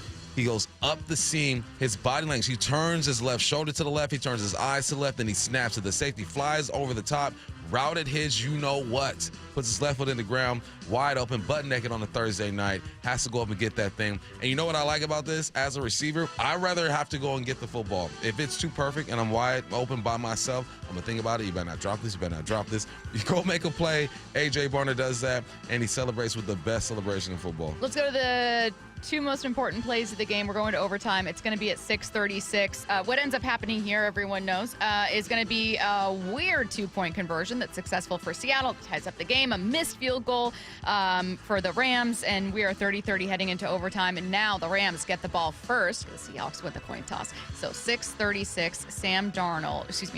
Matthew Stafford is going to find Nakua for a 41-yard score. Seahawks trying to hold the Rams to a field goal here and have a chance to come back and either tie or win the game. Stafford under center. Play fake. Drops back 7. Looks. Fires down the seam. Nakua makes the catch. He's going to run away from the entire defense and score. Puka Nakua. All right. Unreal day for him. What happened? Yeah, so you got Ty Okada who drops into that robber, just like we were talking about the Rams like to do, right? So he's looking, and the trajectory of the ball makes Ty Okada think he's throwing it to the seam to this tight end. So he attacks the tight end, not knowing that Puka Nakua is running like a dagger across the middle of the field. And that's what sets this thing off, man. Ty Okada's supposed to be there. He gets fooled by the route combination, and Puka to the rescue once again. All right, and now here's Sam Darnold in the offense. This is going to be, I'm going to jump straight to the touchdown if that's okay. Here's me not giving enough love to Cooper Kupp's great 21-yard toe tap catch. We will have a lot to cover later. I'm going to go to 3:17. This is going to be the actual touchdown pass itself in overtime. Darnold finds JSN for a 4-yard touchdown. So here's a 1st and goal from the 4. Darnold under center with Charbonnet in the backfield. Play fake. Sam steps, looks, throws back in the end zone. Touchdown! Seahawks! Jackson, Smith, and Jigba. What'd you see? First, max pro protection. You kept your tight end in because you know that they're going to be pressure. You got Rashid outside of JSN to the left side in a stacked position. Rashid waits for JSN to get vertical. He goes underneath and occupies the defender. What I love about JSN is he gets vertical. When I say get vertical, that means he doesn't break off his route early and bend it inside. He knows that I have to create space between me and Rashid Shaheed. Let me get halfway into the end zone. Now I'm going to let this thing go, and Sam just throws a dart. Let's go to the 2-point conversion. Sam empties the backfield. Now he brings Charbonnet back inside. 3 receivers to the right. Motion back inside is Barner. Darnold has time. Looks inside. It's caught. Touchdown. Make an extra point. Make a conversion. I don't care what it is. The Seahawks win the game again on the last play of the game. The Seahawks win 38-37. It's Sauber with a 2-point conversion catch. Holy cow! What a call by Raves. What happened? This gave me chills right now reliving this. Such a good call. Yeah, I'm looking at I love it. the right Chaotic. side. It's legit. Saubert is the 4th option in this thing. You have JSN, you have Cooper Kupp, and A.J. Barner. A.J. Barner far right. You got Cooper Kupp at the number 2, and then Jason at the number 3 closest to the O-line. You motion A.J. Barner in. He runs like a diagonal. We call it diagonal in these spots over the football. You got Jason working the back of the end zone, something that's common when you're down here, and Cooper Kupp running his speed out, creating all of the space. But what sells it, you got Zach Charbonnet releasing to the left side in the swing, and good old Eric Saubert, his 2nd catch of the season. Following an extension. Delaying late, right over the football, catching that thing. And if you look at the end zone version, it looks easy, but Sam Darnold has to fit that thing like in between the defensive line. There are bodies everywhere, and he slides to his left just enough and lets that thing go. I could not believe it. I ran to the booth as Dave Wyman and Raves are making their call, and I couldn't say anything because I don't want to jack up the call. You know, Dave Wyman being in the back. I didn't want to do that. So I'm just standing there pumping my fist violently. I'm looking at Curtis's wife, Brenna, hyping her up. It was a moment for sure. It's a Football Friday powered by the Snoqualmie Casino and Hotel. Let's get to 4 down territory. This is 4 down territory, going inside the game with former Seahawks and Coug wide receiver Michael Bumpus. First down, Puka put up big numbers last night. How was he able to do it? Matchups, man. I don't think you guys realize just how enamored I am with what McVay does. I feel like I kind of get it. Like, you're in love with his scheme. I'm telling you, man, he knows how to get these matches. He will pick on somebody, and it's almost like you're seeing a bully pick on, like a senior pick on a freshman. Or like a cat play with his food. Stop. Stop picking on him. They picked on Drake, man. They got Puka Nacua on safeties. He was motioning him and moving him in places, and then the layers of the routes. Like it's like he knew what was going to happen. It's crazy. McVay, I've always thought he was a genius, but after this, I'm like, legit, my man is a genius. You don't go for 225 on accident. You got to have talent if you're Puka Nacua, but the movements and the matchups, man, it was beautiful to watch, even though I hated watching it, but I respected it. I tip my cap. And then after watching the film, I'm even more enamored. I'm like, man, I got to step my game up. Yeah. I need to get like Sean McVay. I'm going to break down every single game of the Rams for the rest of my life as long as he's there. Second down. Other than Sam Darnold, who are you most proud of? Who you call Jonathan Jones? Josh Jones. Oh, yeah. I'm sorry, Josh.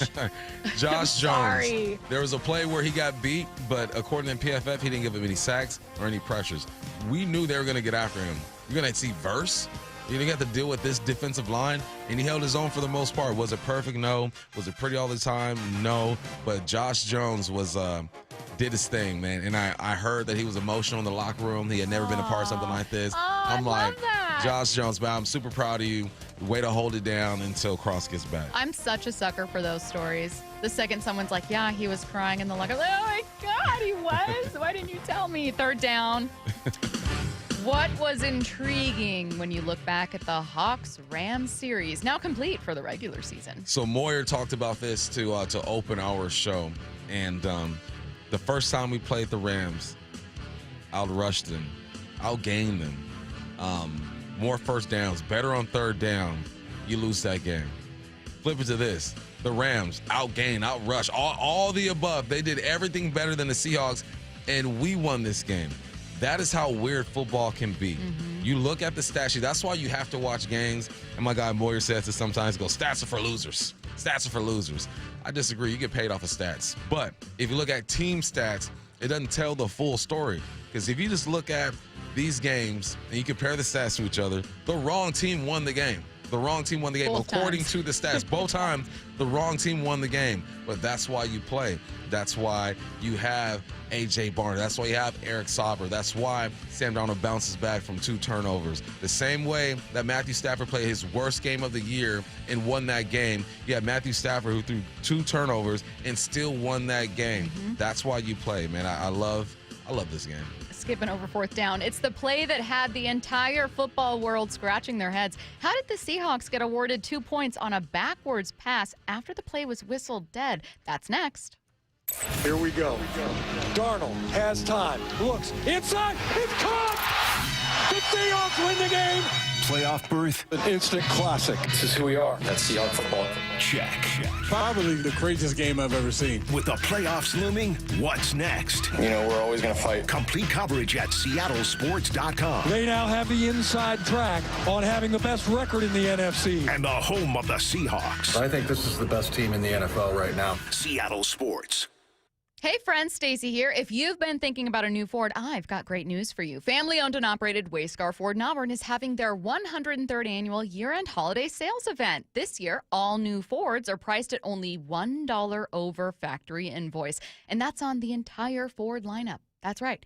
Every new Ford is priced at only $1 over factory invoice, and that's before any rebates, customer cash, or low APR financing. Plus, they all come with a lifetime powertrain warranty included at no additional cost. If you're pressed for time, no problem. They'll deliver your car to you. You'll never be pressured at Wayscar Ford, so you can purchase with confidence. That's because every single vehicle they sell comes with a full 5-day or 500-mile, 100% money-back guarantee. So if you change your mind for any reason, it's okay.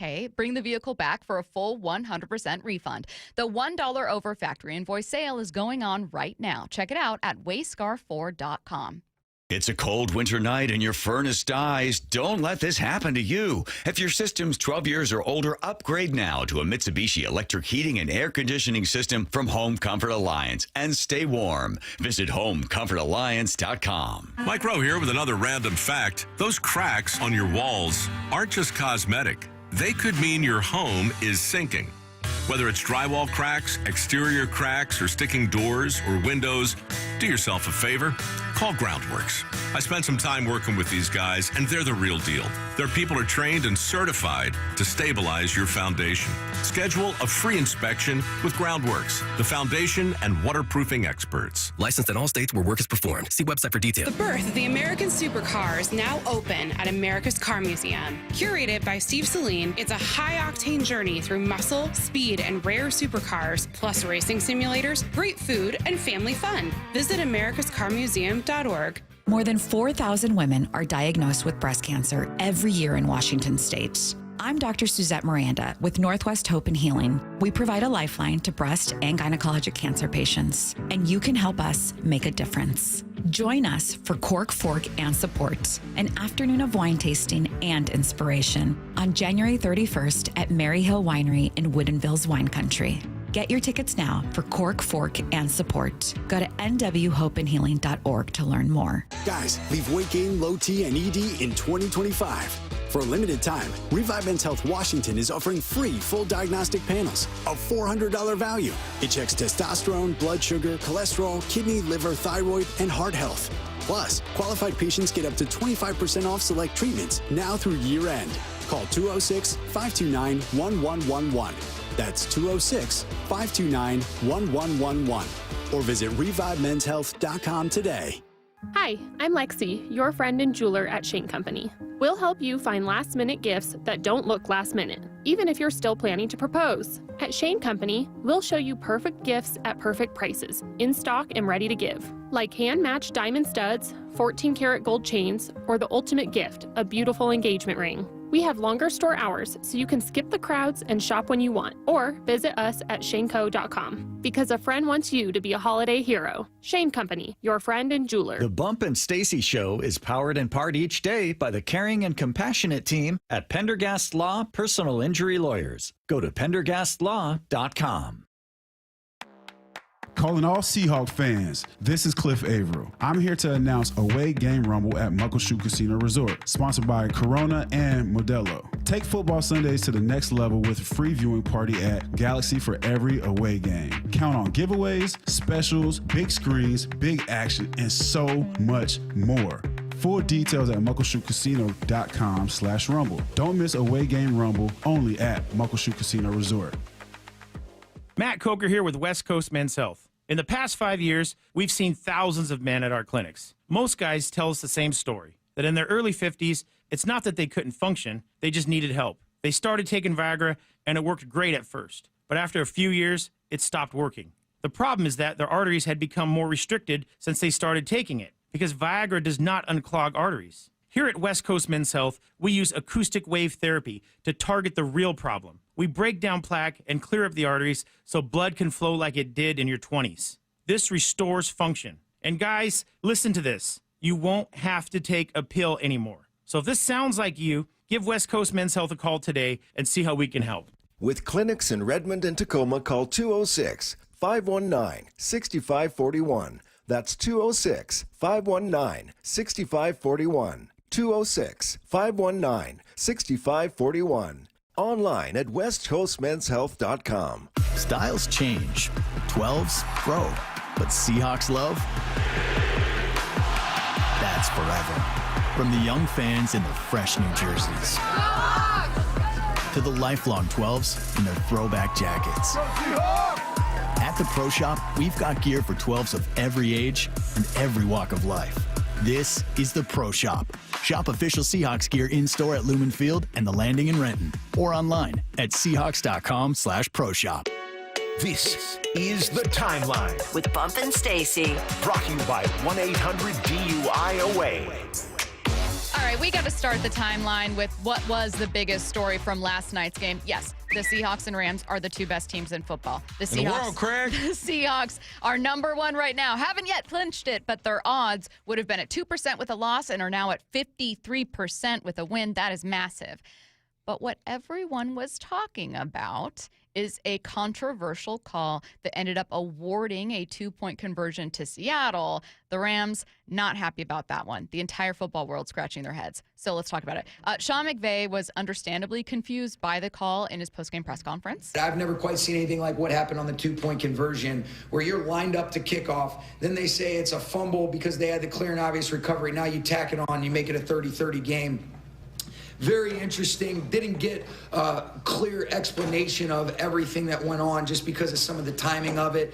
They were trying to be able to do that, but that's the thing that I've said. I've never seen anything or never been a part of anything like that, and I've grown up around this game. I'm not making excuses. We don't do that. I don't believe in that. It doesn't move us forward, but we do want clarity and an understanding of, the things that we can do to minimize that when we rejected the 2-point conversion. Don't blame him for being angry. Don't blame him for wanting clarity. Curtis, you did fairly point out that Sean McVay has actually been the beneficiary of one of the most controversial calls in NFL history. Yeah, Nickel Roby-Coleman. Does that ring any bells? Yeah, got your team to a Super Bowl and kept the Saints from one during one of their best seasons. I digress. However, Amazon rules analyst Terry McCauley explained in a 2023 tweet why the whistleblowing doesn't matter. He retweeted himself just to say, hey, this feels relevant. This is what he said. He said, a football rules PSA allow me to provide insight into what I believe is the most misunderstood aspect of officiating.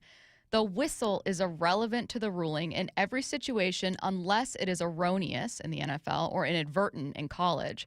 In non-erroneous situations, it's simply used to alert everyone that the official has acknowledged the play is dead by rule.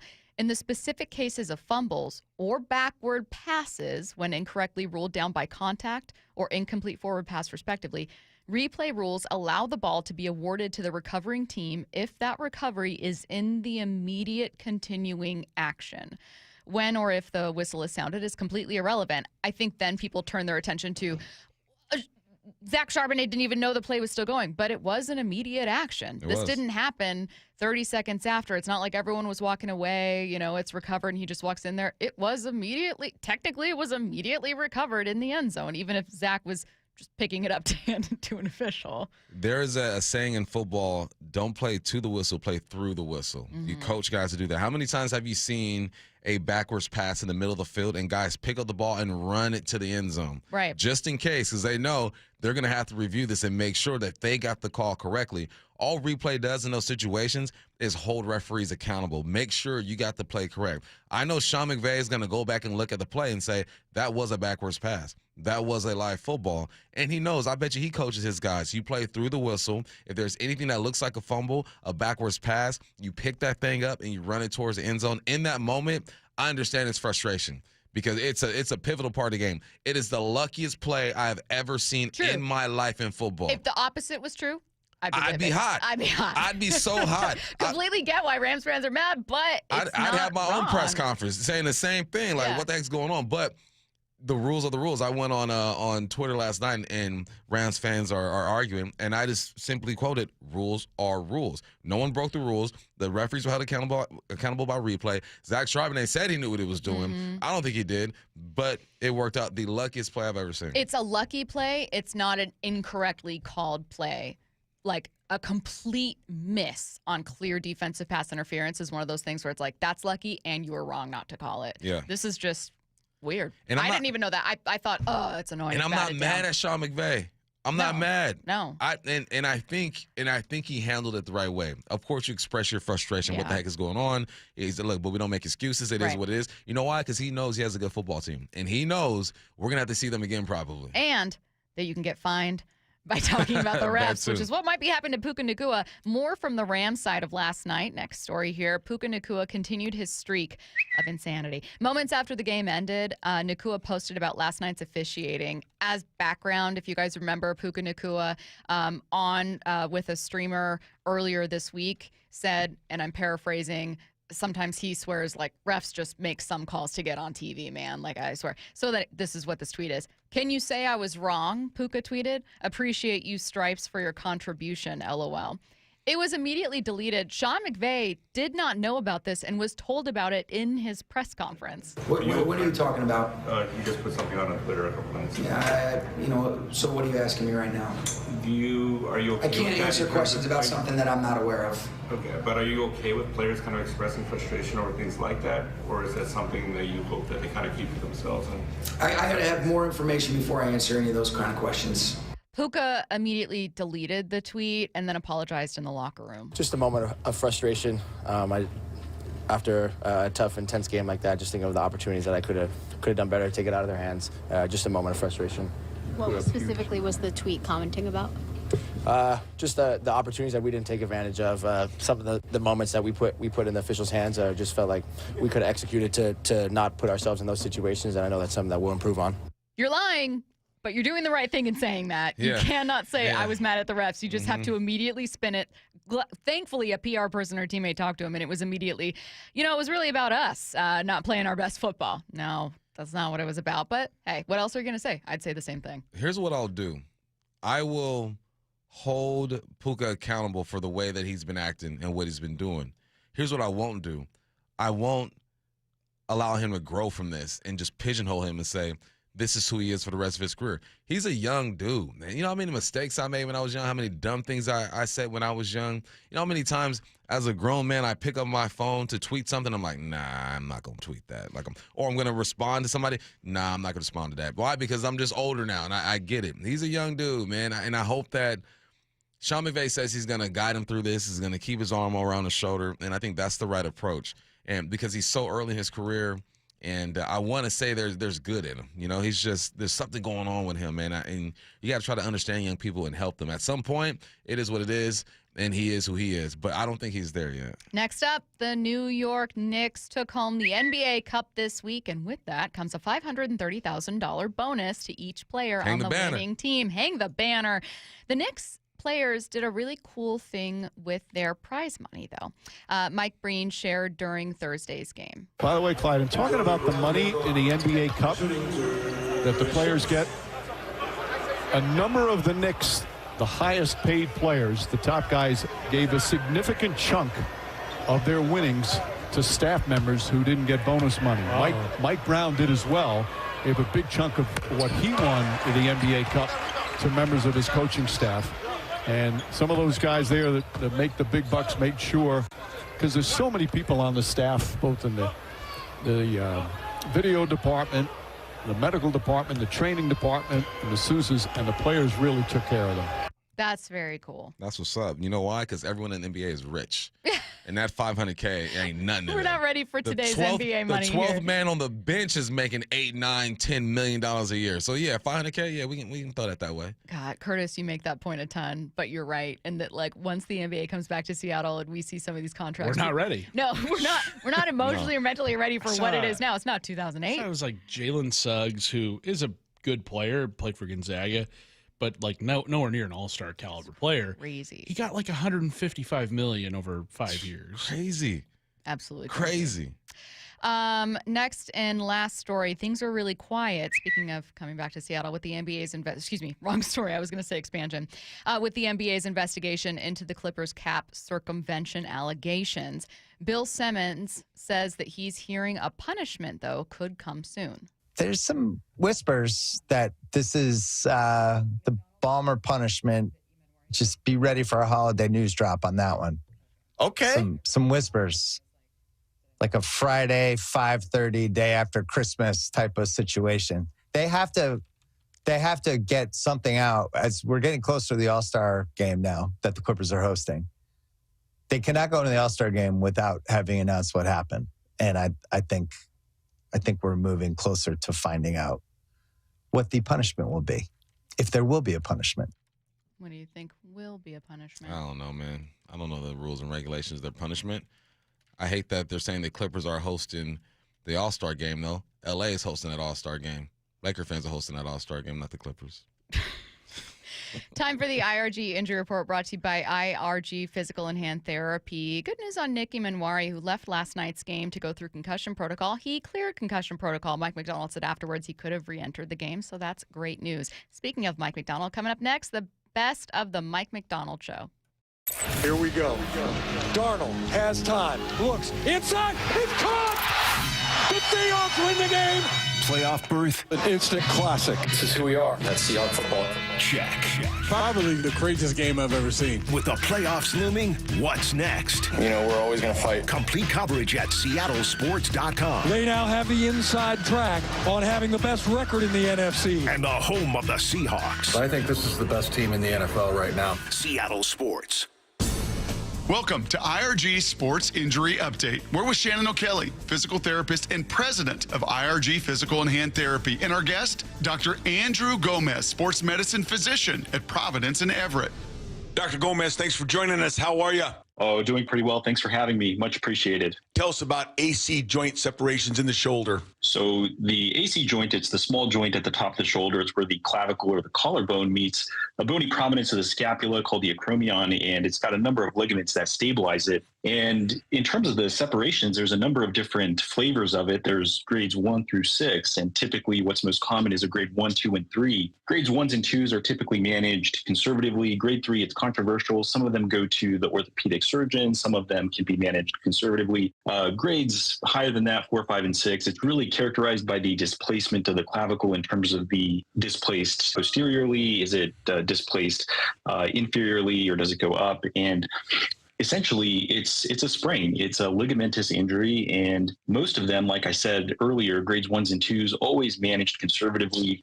Typically, we'll put an athlete or a patient in a sling for 3 to 5 days, typically for comfort.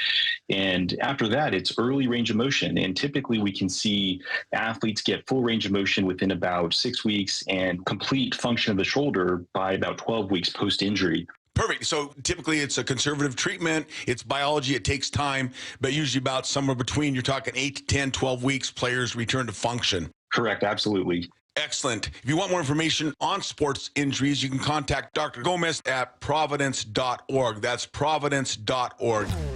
With over 40 neighborhood clinics around Washington, IRG has you covered. Let IRG be your family's physical therapist. Find the location nearest you at irgpt.com. That's irgpt.com. So Pure Talk just had their best year ever and asked me if I'd like to thank their customers on their behalf for being so awesome. I said sure. It's important to say thanks, especially this time of year, which is why, as one of their many satisfied customers, I should probably thank Pure Talk first for keeping their customer service in this country and for providing hundreds of American jobs. I appreciate that. I also appreciate their Roundup program, which makes it easy to support America's Warrior Partnership and join the fight against veteran suicide. And I love that Pure Talk donated 1,000 hand-sewn Made in America flags to veterans around Independence Day. And of course, I really appreciate their generous support of my own foundation, MicroWorks, and their commitment to help us train the next generation of skilled workers. Having said all that, it's now my pleasure, on behalf of everyone at Pure Talk, to thank you sincerely for choosing to do business with an American wireless company that actually stands for something. And one more thing. Merry Christmas. This is the story of the one. As an HVAC technician, he and his digital multimeter are in high demand. So when a noisy office HVAC turns out to be a failing blower motor, he doesn't break a sweat. With Grainger's easy-to-use website and product information, he selects the product he needs to keep everything humming right along. Call 1-800-GRAINGER, click Grainger.com, or just stop by. Grainger, for the ones who get it done. Heading outdoors or on the water this weekend? Check in with Joey and Nelly on the Outdoor Line from 6 to 8 a.m. every Saturday on Seattle Sports and the Seattle Sports app. Well, it's pretty hard to believe the holidays are here, and now is a great time for fitness gifts for your friends and family, or maybe even for yourself. Hey, Brock Ewart here, and from weight sets and accessories to the complete home gym, my friends at Top Fitness is the place to shop, and doing it right now.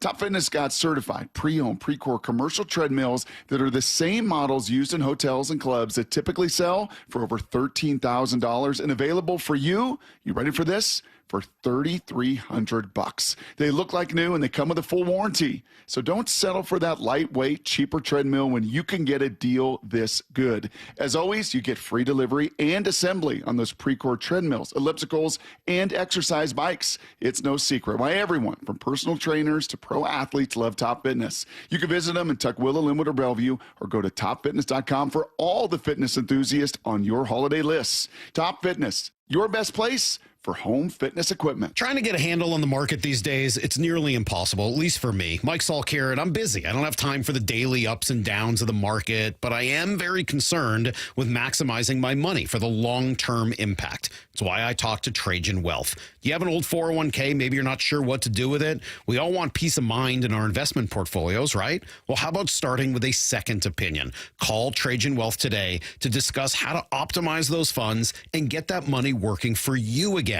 Trajan Wealth's core philosophies include low expenses, manager tenure, and tax efficiency. So as I talked to my local guy in my first meeting, it quickly became clear those were his priorities. He asked me a ton of questions about me, my family, my goals, my risk tolerance, and then he started working on a plan designed to meet my needs. Call Trajan Wealth today at 206-466-3300 or go to TrajanWealth.com. Advisory services through Trajan Wealth, LLC. SEC registered investment advisor. Client paid advertisement. Additional disclosures at TrajanWealth.com. From the Quantum Fiber Studio. This is Bumpin' Stacy. Weekdays 10 to 2. On Seattle Sports and 97.3 FM HD2. A lot to cover from the Mike Macdonald show, so let's get to it. He was on with Brock and Salk this morning following last night's game, and first talked about just the atmosphere. Yeah, I've never been a part of that before. I mean, you just normally just full disclosure, I'm not really thinking about the environment, or you're just kind of thinking about what we have to do. But there were multiple times throughout the game, I was like, man, this is incredible. Yes. You know, pregame, even when, we're facing, death at our doorstep there in the fourth quarter, like we got to stop, and we're kicking it off. And I actually said in the headset, I was like, man, guys, like this is freaking awesome. Like, you got to love this. Yep. And, so it was just some incredible atmosphere. I didn't see it at first, but saw it watching highlights later on the broadcast. They caught Mike Macdonald walking over.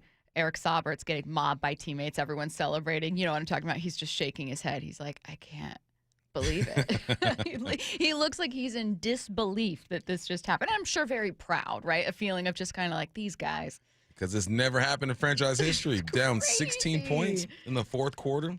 You're not supposed to win that ball game. No, absolutely not. Let's talk about the vibes on the sideline when they were starting that comeback. Well, it's definitely, it started with a punt return, and then you could feel the 12s kind of get back rolling, and the energy, and then our guys needed a little pick me up, and then they got it, and then we kind of just got rolling at that point, and so we talk about 12 as one, and it really is 12 as one. It's like it's us and 12s all working together, and like we said before the game, like that's the vision we want to have. This is what we want. This is what we've been trying to make come to life this whole time. We got to keep it going. When the stadium gets loud enough during Seahawks games, you can feel the press box vibrating, start shaking a little bit. And it happened, I think, 2 or 3 times last night. Well, maybe a little bit more than that. The Eric Saubert 2-point conversion was one of them. And then there was a series of 3. The Rashid Shaheed punt return touchdown, the 26-yard touchdown to Barner. And once the ref came out and said, ruling on the field is a backwards pass, and could hardly finish what he said because fans started losing their minds. Shout out to Seahawks fans for bringing it. I made my third quarter walk, as I usually do. I leave the press box and I do a lap. And as I'm doing the lap, Ken Walker's taking that 55-yarder to the house. And that was when, obviously you can hear it in the press box, but I was out with the people. And I was like, woo, it is lit in this piece, man. It's and it's crazy when you're walking and people you don't know are just high-fiving and hugging each other and stuff. Like it took me back to the good old days, man. I was like, this is what Lumen is supposed to feel like. And it still looked like a sold-out crowd late into the fourth quarter, certainly into overtime. But I mentioned earlier, seeing, Bob and I looked down, and it was like a dozen people that we saw in this aisle start heading out, which is going to happen at any sporting event. Any sporting event. There's going to be some parents with young kids that go, oh, my God, let's hit the road. Let's get out of here. But a massive portion of the audience stayed. And Mike Macdonald mentioned that post-game, just really appreciating that. Mike Macdonald also pointed to some of what you have during today's show, what Sean McVay was able to do with some of the shifts and movements. Yeah. Numbers speak for themselves, unfortunately. They're a great unit. They really are. I mean, they're efficient. They're clean. Stafford's in full control, and they do a great job game planning. You felt like they're attacking some things that you kind of know about yourself, and so you got to be able to move and shake in the middle of the game. I think we're learning that about each other, and that's what you have to do in order to win a game like that. Attacking some things that you kind of know about yourself. What were they attacking? Yep. Oh man, they were getting in formations where they knew that Drake Thomas was going to have to go out there and cover somebody, and he's a linebacker. That's not his forte. He's supposed to be in the box. He's supposed to be trying to get after the quarterback and the running backs. They did that. They also put safeties in position. Safeties, they're there to roam. They're freelancers. They're there to roam the back end of the defense and freelance and make plays. They made safeties have to cover people. I don't think y'all realize, and I think Macdonald knows it too. He's like, man, the Rams got her done, and they exposed some things. But I want to give Mike Macdonald some love too, because you had Nick Imawari who was out of the game, and you had to adjust quickly. Nick Imawari is the thing that makes us go. You had Nehemiah Pritchett in the game at one time. Me and Nash were trying to figure out, all right, how are they going to do this? Because there was someone else who was out at the same time. Kobe. And Kobe. So you had two of your safeties out. And this defense allows the safeties to be so dynamic. And we're trying to figure out, okay, what are they going to do? You bring in Ty Okada, who's been serviceable. Then you bring in Nehemiah Pritchett. You move Witherspoon, essentially now has to be Nick Imawari. And that's how they ended that game. So, no, the Rams got the best of the Hawks when you look at the final numbers, but the way that Macdonald was able to adjust and put players in different positions was impressive to me too. Brock and Salk also asked Mike Macdonald about one of the game's most controversial moments. We talked about that 2-point conversion earlier, but then they asked him whether he knew Charbonnet understood what he was doing in that moment by picking up the live ball. I honestly think it's part of his it's just, we talk about it every day. Pick up every loose ball.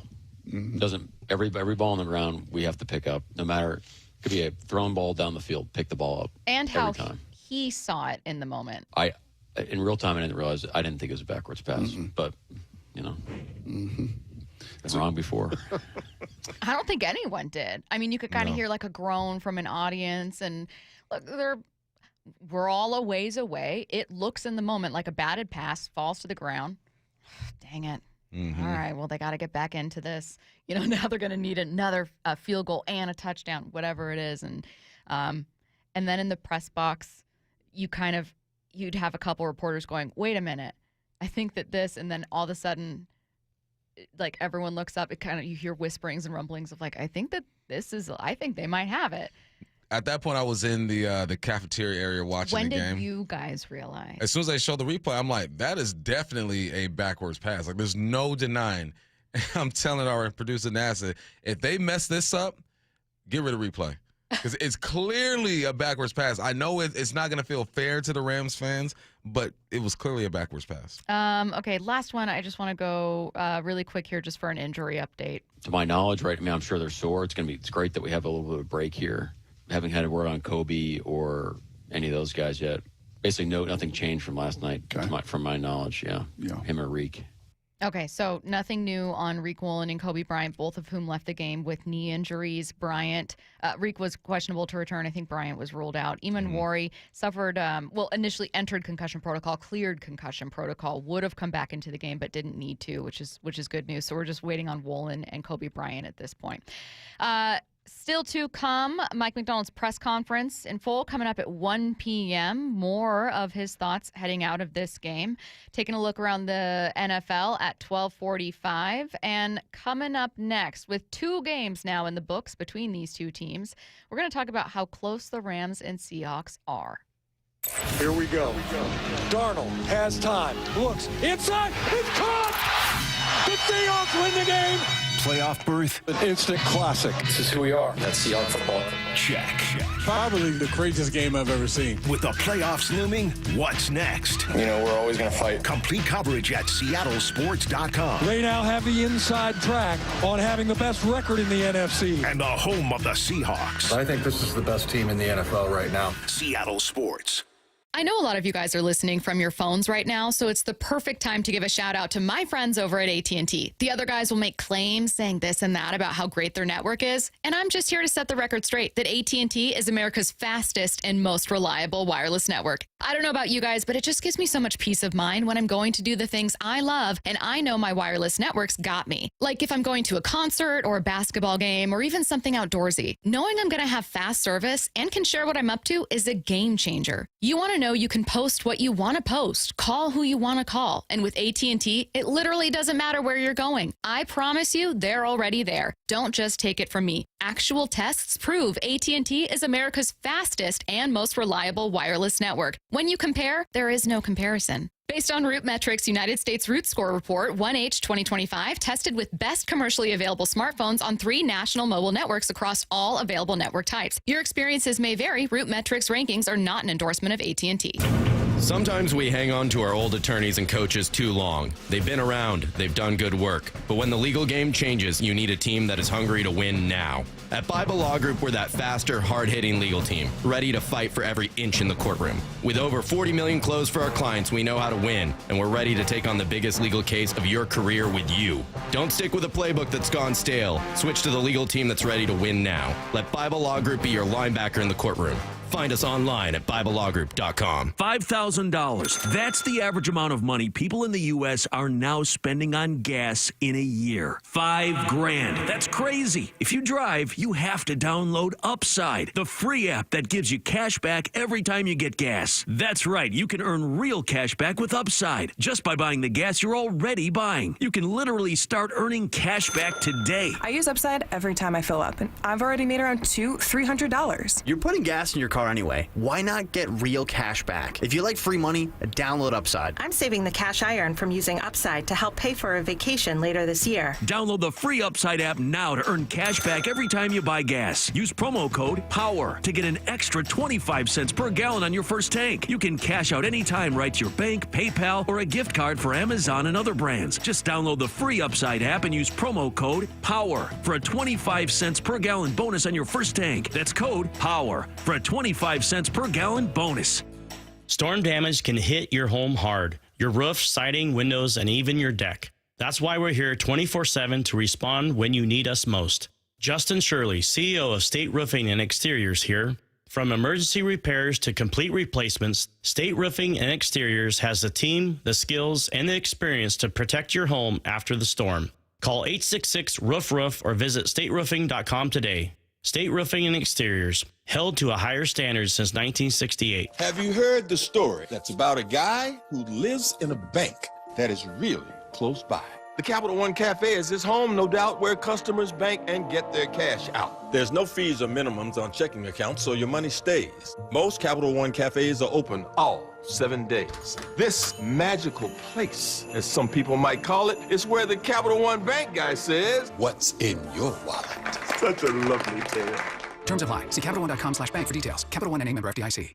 My name is Whitney Allen. I am a widow. My husband, Ryan, died. We never thought in a million years we'd have to use life insurance. The unexpected happened. With Ethos, it is so fast and easy. It's 100% online. You can get a quote in seconds, apply in minutes, and get same-day coverage. No medical exams, and you can get up to $3 million worth of coverage through Ethos. Get your free quote at ethos.com/game. That's ETHOS.com/game. Time spent on application may vary. Online health questions required. $5,000. That's the average amount of money people in the U.S. are now spending on gas in a year. $5,000. That's crazy. If you drive, you have to download Upside, the free app that gives you cash back every time you get gas. That's right. You can earn real cash back with Upside just by buying the gas you're already buying. You can And literally start earning cash back today. I use Upside every time I fill up, and I've already made around $300. You're putting gas in your car anyway. Why not get real cash back? If you like free money, download Upside. I'm saving the cash I earn from using Upside to help pay for a vacation later this year. Download the free Upside app now to earn cash back every time you buy gas. Use promo code POWER to get an extra 25 cents per gallon on your first tank. You can cash out anytime right to your bank, PayPal, or a gift card for Amazon and other brands. Just download the free Upside app and use promo code POWER for a 25 cents per gallon bonus on your first tank. That's code POWER for a 25 cents per gallon bonus. Let's go! This is Seattle Sports. Streaming through the Seattle Sports app. KIRO AM Seattle. KIRO FM HD2 Tacoma. Home of the Seahawks, Mariners, and everything Seattle sports. Seattle Sports Snapshot. Some injury updates around the league ahead of Week 16. Jets head coach Aaron Glenn said wide receiver Garrett Wilson, who's been dealing with a knee injury, will be shut down for the remainder of the season. Bengals receiver T. Higgins remains in concussion protocol and is questionable for Sunday's game against Miami. Panthers rookie standout Teteroa McMillan is off the practice report and was a full participant, so he's good to go for Sunday's NFC South showdown against the Bucs. And no updates yet for Seahawks defensive backs Reek Wolin and Kobe Bryant undergoing MRIs, both of whom left last night's game with knee injuries. Snapshot brought to you by Miller Lite. When it's game time, it's Miller time. From the Quantum Fiber Studio, this is Bump and Stacy on Seattle Sports. Streaming through the Seattle Sports app and at seattlesports.com. Now, here are your hosts, Michael Bumpus and Stacy Ross. Here we go now. This tweet from Field Yates caught my eye this morning, Bump. He said, heck of a stat, and it was shared by Kyle Sopp, Pro Football Network. He said, the Rams and Seahawks in 2 meetings this season, Rams, 58 points, 830 total yards. Seahawks, 57 points, 829 total yards. That's insane. 58 to 57 points, 830 to 820 yards. These are near identical numbers. And I know that heading into this game, the Seahawks were a betting favorite, but I think people looked at the Rams as kind of being their pick for best team, with the Seahawks number 2 and then kind of everyone else behind them.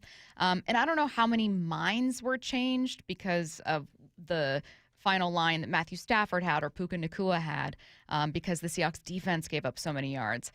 But these two teams are neck and neck. And I think, Bump, that when you consider the close plays that Seattle had as well to put this one away, Cooper Kupp on the fumble could have ended up being a scoring drive for Seattle to pull ahead. And then they get the ball in the second half and pull ahead. A ball being downed at the 1-yard line instead of a touchback where the Rams take over on that fumble, and get their extra 30 yards or whatever. Maybe that's downed at the 1. I thought it was initially. And who knows? Maybe it's a safety. I'm saying a lot of who knows, like it might have had to happen, a lot of if statements. But there have been so many opportunities where the Seahawks or Rams could have gotten something done and didn't. These two teams are neck and neck. And we mentioned earlier special teams. I think if you consider that, it feels much closer instead of just looking at offense. Yeah, there's what was I saying? Just how the cookie crumbles, just how the ball bounces. That is what sports is, a sequence of events to where one side takes advantage of an opportunity. And there were times where the Rams did it, and there were times where the Seahawks did it. It just so happened that later on in the game, the Seahawks took advantage of a bunch of those opportunities, including a backwards pass that the Rams fans are gonna cry about until hopefully we see him again in the conference championship or something like that. But you prepare for these moments, right? I mean, Zach Charbonnet said he's been coached just to pick the ball up. That's a rule in football, right? The ball's dead, you still pick it up because you never know what's going to happen. The Rams safety getting downhill on Cooper Kupp is taught to put your hat on the football because physics says most likely that ball is going to pop out. So you do so. Those are just events that happen over the course of 150-plus plays that can determine the outcome of the game. And you just have to deal with it. It's about how you respond to those moments. It's about if you're coached and prepared for those moments. And that's why I love football, because it's a start-stop sport to where you have the opportunity to remind your players of things, to where at practice you can prepare for situations where in free-flowing sports, things just kind of flow and it happens. You still prepare for it, but because it's a start-stop sport, you can really slow things down and break down every little aspect of it. Let's talk about I have some listener questions about last night's game, and then I want to kind of revisit where these teams are in relation to each other and in relation to the rest of the NFL. Willem in Maple Valley says, does the ease of how Matthew Stafford and Puka tore through our defense concern you at all looking forward? Of course it does, because it's on film, and other teams are going to try to do that. I think that the Carolina Panthers are going to put a couple plays in there that resemble what the Rams did. The San Francisco 49ers probably already have some of that stuff in there that they're going to highlight. Of course it does. You can't ignore that. You let someone go for 225, and you give up the most yards in franchise history, 581 yards. Yeah, you should be concerned. I'd rather be concerned with a win, though. I understand that things need to be corrected, but you walked away with a W. Now it's up to the coaches to prepare their players for those situations, because you're going to see them again. Yeah, absolutely. I think, too, I think it's worth combining these two games. And granted, Rams fans probably want to do that, too, given that the first one saw them get a win, and they would say, we didn't even play our best game, and we still won. But, I mean, they didn't play their best game because the defense shut down Matthew Stafford. Mm-hmm. It was like one of their best performances and worst performances outside of Tampa Bay, which I think was another bad defensive day. They were missing a few starters by the end of the game, though. Coupled together against the same quarterback. You allowed 130 yards from Matthew Stafford in that first meeting. He had 160 midway through the first half. This was just two very different versions. I certainly do not think the version of the defense we saw last night is who they are. It's not. But Matthew Stafford is the MVP favorite for a reason. And this was just a battle lost in terms of kind of a Macdonald, certainly through three quarters at least. The defense really clamped down and was really effective in the fourth, forcing some really key punts there. But yeah, I'm not overly concerned. You're not facing Matthew Stafford again. If anything, I was a little concerned by the chunk plays they were getting on first down runs early. Concerned me because that's how the Panthers beat the Rams. Your next opponent's the Panthers.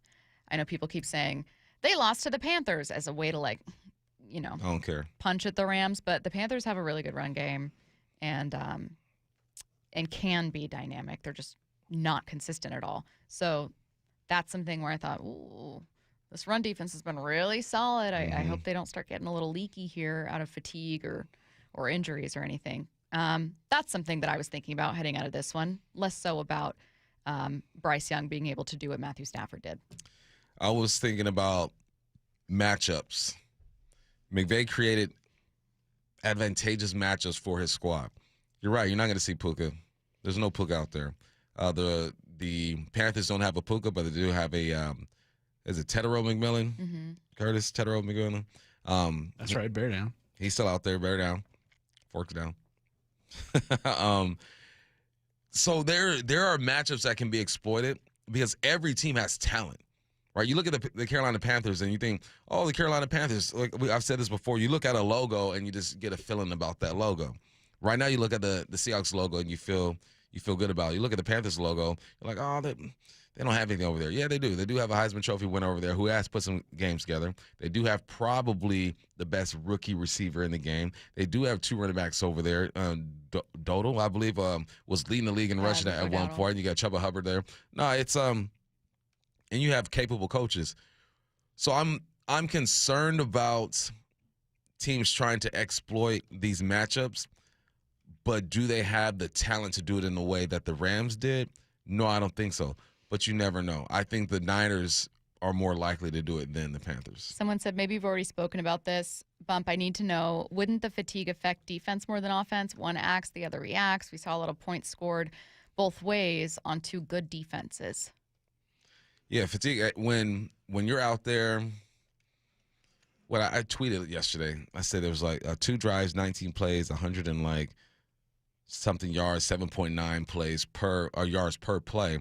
And it's because I thought the defense was gassed. You're right. When you're reacting to something, yeah, you're going to be gassed. You are on the attack on that defensive line, you're going to get gassed. When you're in the back pedal reacting to passing plays, yeah, you're going to get gassed, man. And it's easier for the offense to recoup. So, yeah, I think fatigue played a part in some of those drives, but you can't ignore just how good the Rams are, too. All right, so once again, in 2 meetings this year combined, the Rams have scored 1 more point and have 1 more yard. The series is split.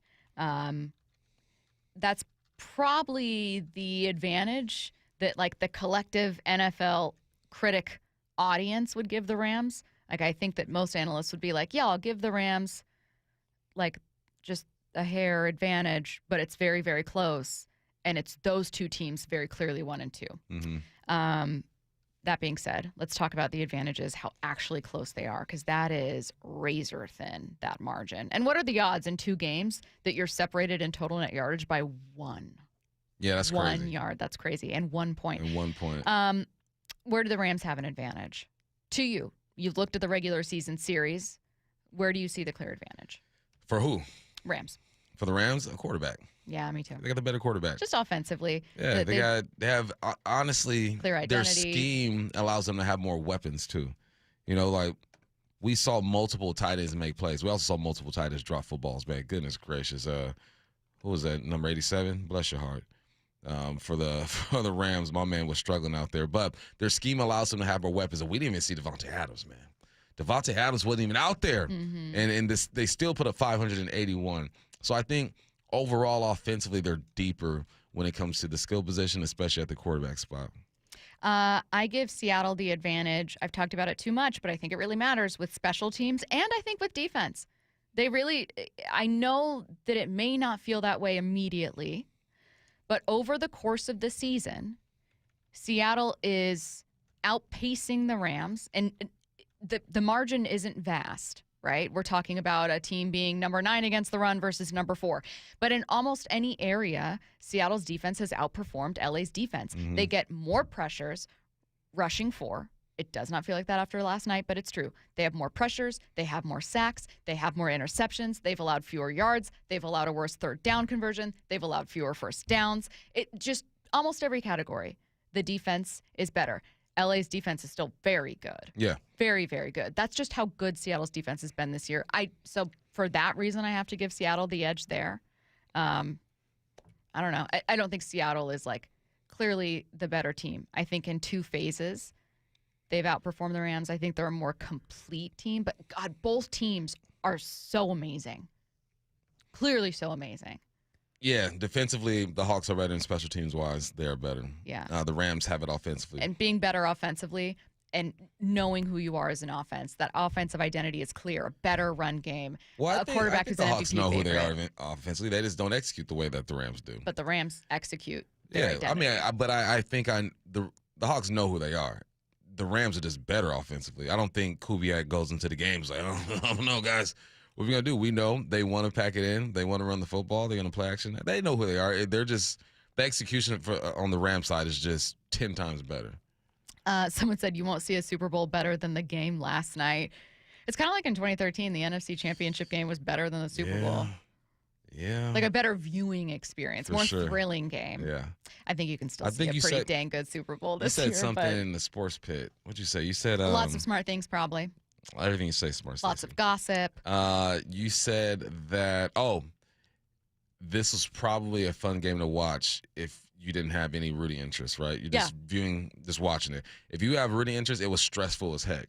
But imagine just being someone watching the game. Like, remember when the Rams and I think it's Rams and Chiefs put up like 100 points? Yeah. That was so much fun to watch. Yeah. You know, because I'm stress-free. I just get to enjoy the game. I think a lot of people felt that last night. Was it Bills Ravens earlier this year? Was like a week 1 or week 2 game, Curtis? That right? was week 1 Week Sunday Night 1. Football. Thank you. That was an amazing game. Yeah. Mm-hmm. I remember thinking after that one, like, football's back. Yeah. Let's go. These two teams are going to be electric this year. They're going to be neck and neck. And they are struggling for different reasons. Mm-hmm. Speaking of, taking a couple seconds to look around the rest of the league, I'm so used to thinking for the last couple years, okay, the Seahawks are on the verge. They're on the verge. I think the Seahawks and Rams are ahead of everyone else. Everyone else. And that includes the Philadelphia Eagles, who are a deeply talented roster, but are not as good as they were last year. The Seahawks are better than they were last year. Not better than the Eagles were. They're better than they were. Worries me. Yes. I mean, every good team worries me. Yeah, because the NFL. They've been there. They've done that. You know, they're the team that just get in the playoffs and see what happens. If I were an Eagles fan or a Rams fan and I'm looking at the Seahawks, the one thing I can say about them is that, well, they ain't never played in get into the playoffs. Yeah. Let's see how you're doing there. So there's still things for the Hawks to do, but I think that they're talented enough to take down anybody. Obviously, they took down the best team in the game yesterday. So, but it's another check in the box. You know, I was like, all right, prove that you can win a big game on prime time. Now let's finish the season off, secure the number one spot, have a week off to get healthy and get rolling. That's why I think it was so important for Sam Darnold to do what he did. Again, I don't think he completely silenced doubters, but I think he made some people question whether quarterback is a fatal flaw for Seattle. And when I look around the league, I see a lot of other teams that have a more clear and more obvious fatal flaw. The Bills' run defense, right? Baltimore Ravens' health right now. A number of teams are out of it, so it doesn't even matter. The Tampa Bay Buccaneers offense, which started the league winning close games and being electric and being the comeback kids, and Baker Mayfield was in the MVP conversation, has fallen completely flat. You know, it was, okay, can the Rams special teams be good enough? Will it cost them? Will their defensive backs be healthy and give up stuff? And that was kind of their only concern. The Seahawks, having a concern at quarterback is tougher. That's not an easy concern to have. I don't think it's completely gone for a lot of people, but No, it's not. You turn the ball over twice, it's still going to be there. I don't see quite the same glaring fatal flaw for Seattle, or for the Rams for that matter, that I do for so many other teams right now. That's not new territory for Seattle, but it's been a minute. They are more well-rounded than a lot of football teams right now. You have concerns at the quarterback spot, but you also feel like, at least you should feel like, they're more than capable, or that position is more than capable of winning you a ball game or two. You did it last night with the help of special teams and defense, and the referees getting a call right. You know, it's this is a team that is that scratches each other's back. It's not like the Chiefs just looking at Pat Mahomes like, save us, or Josh Allen, save us. It's like, all right, well, hey, you slipping today, we got you. It's a Football Friday powered by the Snoqualmie Casino and Hotel. Let's get to headline rewrites. Extra, read all about it. Headline rewrites. We must make headlines. The real story behind the headlines in today's news with Bump and Stacy. Headline number one, the college football playoff starts tonight with number 9 Alabama taking on number 8 Oklahoma. What's the real headline? Kalen DeBoer chose to stay on what could be a very hot seat if he loses. Kalen, get up out of there. Get up out of there, man. You're a Midwest, West Coast type of dude. They can't wait to fire you, Kalen. Them Bama. I bet you he has no friends down there in Bama. I bet he has a couple friends. I bet you he ain't mean nobody knew that he really rocks with. Everyone has some friends. It's like, my friend Billy Bob over here is my new best friend. No. Kalen, get up out of there, man. Do what you do in these college football playoffs. And Michigan awaits. There's a reason why Michigan hasn't hired a head coach. They're waiting on someone from this college football playoff. Who do you have in this one between Alabama and Oklahoma? John Mateer. And are you guys both taking James Madison over Oregon like I am? This is what my guy Mike Yam calls an active bye week for them. Oh no! I think is it offensive though that people start talking about the health of the players? This is dangerous. I think that's a little offensive. Stop with the charity games. Okay. I never want to see a P5 in this thing again unless they are ranked in the top 12. This is a charity case. Notre Dame should be in this thing. It's ridiculous. It's embarrassing. Get this game over with. The Stars will be sitting by halftime. I'd be so jealous of Oregon if I were one of these other playoff teams. Be like, are you kidding me right now? Why would you be jealous of Oregon? Because they get James Madison. They get James Madison. I love seeing my head. Oregon's jealous of them. The two schools that end up getting those two schools, Mm-hmm. I'd be like, come on, man. We're going to have a running clock in the second half. What's next? Headline rewrites. Headline number 2, the Packers and Bears meet on Saturday with first place in the NFC North on the line. What's the real headline? And it's Chicago's chance to make everyone else take them seriously. Hey.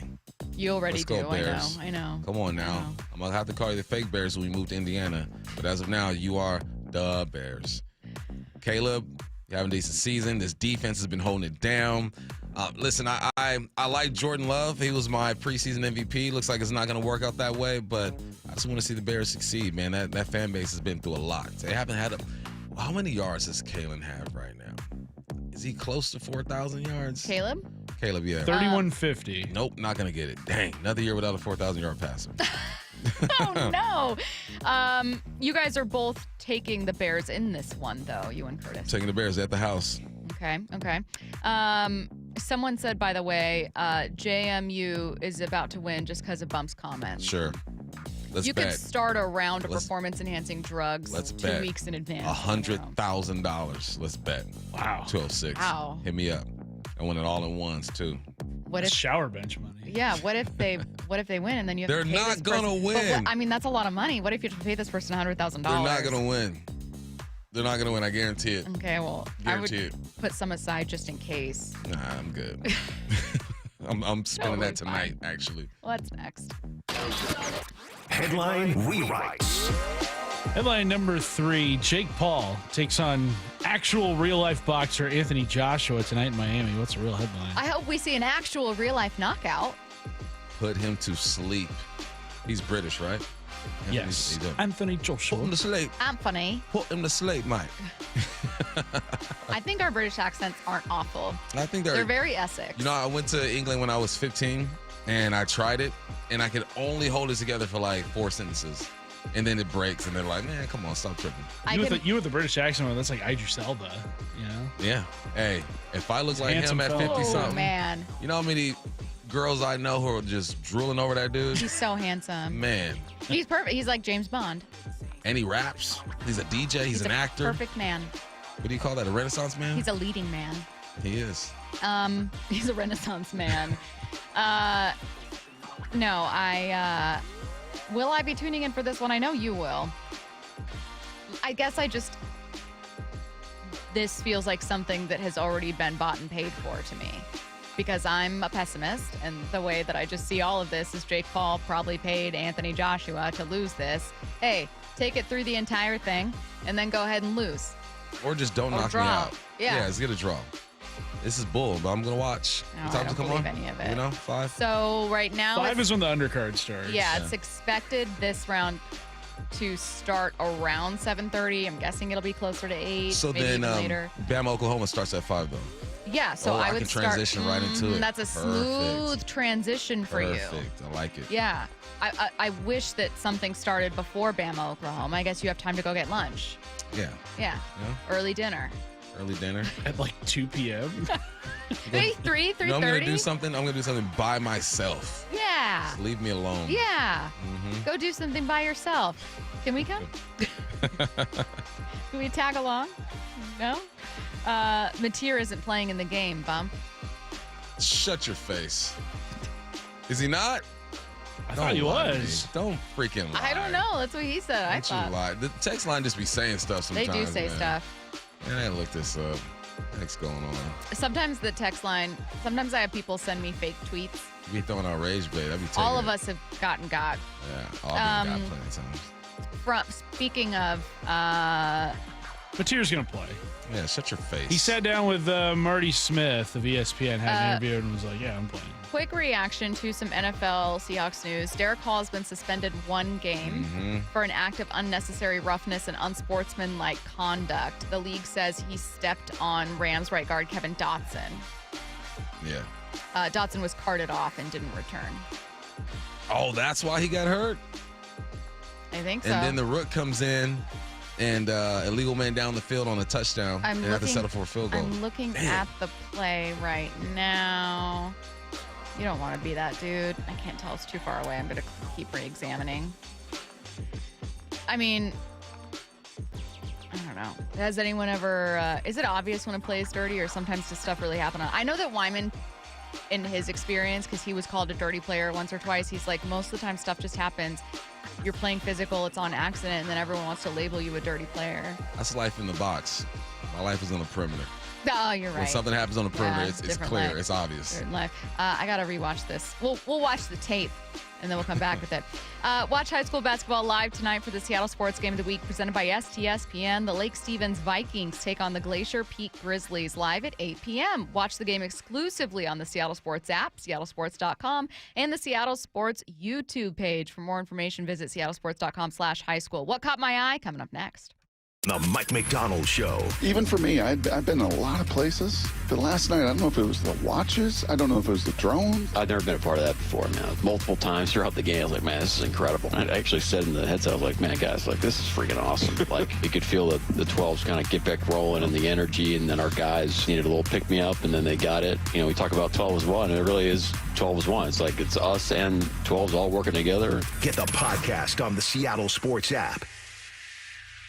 Did you know in Washington State, you can see a physical therapist without a referral from your doctor? That's right. Thanks to Direct Access, you can skip the wait and get the care you need right away. Shannon O'Kelly, how has Direct Access changed the game? Direct Access for us, Brock, is a game changer. Why? Is because there is so much research and data out there that says if you get in early when you have a musculoskeletal problem or an injury, the earlier you get in and we can start care, the better outcomes and the decreased downstream cost, okay? So it's so important. Our providers are all doctors of physical therapy. They're all trained to identify situations and problems. They've got the skill, they've got the talent, they've got the knowledge. If you get in and start therapy early, we're going to get you back to activity, pain-free, and moving and having fun. Fast, easy, effective. Direct Access is your path to better movement, starting with a single step. Visit irgpt.com to schedule your appointment today. irgpt.com. We are well into the rainy season, Seattle, but it's not too late to get your roof replaced. Schedule your free estimate at 3treeroofing.com and get $500 off your roofing project this winter. Our certified technicians build a custom plan for your home, ensuring a worry-free installation even in the winter months. Replace your roof now while material prices are low and lead times are short. Stop wasting your time on costly repairs and Band-Aid fixes. Visit 3treeroofing.com to schedule your free estimate today and secure your $500 discount. 3Tree Roofing, your Puget Sound roofing experts. The birth of the American supercar is now open at America's Car Museum. Curated by Steve Saline, it's a high-octane journey through muscle, speed, and rare supercars, plus racing simulators, great food, and family fun. Visit americascarmuseum.org. More than 4,000 women are diagnosed with breast cancer every year in Washington state. I'm Dr. Suzette Miranda with Northwest Hope and Healing. We provide a lifeline to breast and gynecologic cancer patients, and you can help us make a difference. Join us for Cork, Fork, and Support, an afternoon of wine tasting and inspiration on January 31st at Mary Hill Winery in Woodinville's Wine Country. Get your tickets now for Cork, Fork, and Support. Go to nwhopeandhealing.org to learn more. $5,000. That's the average amount of money people in the U.S. are now spending on gas in a year. $5,000. That's crazy. If you drive, you have to download Upside, the free app that gives you cash back every time you get gas. That's right. You can earn real cash back with Upside just by buying the gas you're already buying. You can literally start earning cash back today. I use Upside every time I fill up, and I've already made around $300. You're putting gas in your car anyway. Why not get real cash back? If you like free money, download Upside. I'm saving the cash I earn from using Upside to help pay for a vacation later this year. Download the free Upside app now to earn cash back every time you buy gas. Use promo code BOOST25 to get an extra 25 cents per gallon on your first tank. You can cash out anytime right to your bank, PayPal, or a gift card for Amazon and other brands. Just download the free Upside app and use promo code BOOST25 for a 25 cents per gallon bonus on your first tank. That's code BOOST25 for a 25 cents per gallon bonus. At Shane Company, there's no shortcuts, just craftsmanship. Because a friend wants your fine jewelry and dream engagement ring to be nothing short of perfect, no matter the price. Shane Company, your friend and jeweler. The home of the Seahawks, Seattle Sports. Touchdown! Seahawks! Ken Walker III! Get everything Seahawks at seattlesports.com. At Washington Energy Services, we take the time to get to know you and your home. We have the passion and commitment to see each project through and to treat our work as more than just a job. For over 65 years, we've offered award-winning home services, from heating and cooling, plumbing and electrical, to windows and doors. Complete home improvement handled from start to comfort. For peace of mind when you need it most, count on Washington Energy Services, bringing good energy to your home. Cliff Averill here, giving a big shout out to the biggest and the best in the Northwest. That's right, I'm talking about Muckleshoot Casino Resort. Time and time again, they've been voted the best resort and best casino with the best chicken wings. There's nothing like being the very best, so come check out everything this place has to offer. Hey, when they say the biggest and the best, they mean it. Everything's on the table at Muckleshoot Casino Resort. Find out more at muckleshootcasino.com and please game responsibly. Well, it's pretty hard to believe the holidays are here, and now is a great time for fitness gifts for your friends and family, or maybe even for yourself. Hey, Brock Ewart here, and from weight sets and accessories to the complete home gym, my friends at Top Fitness is the place to shop, and doing it right now.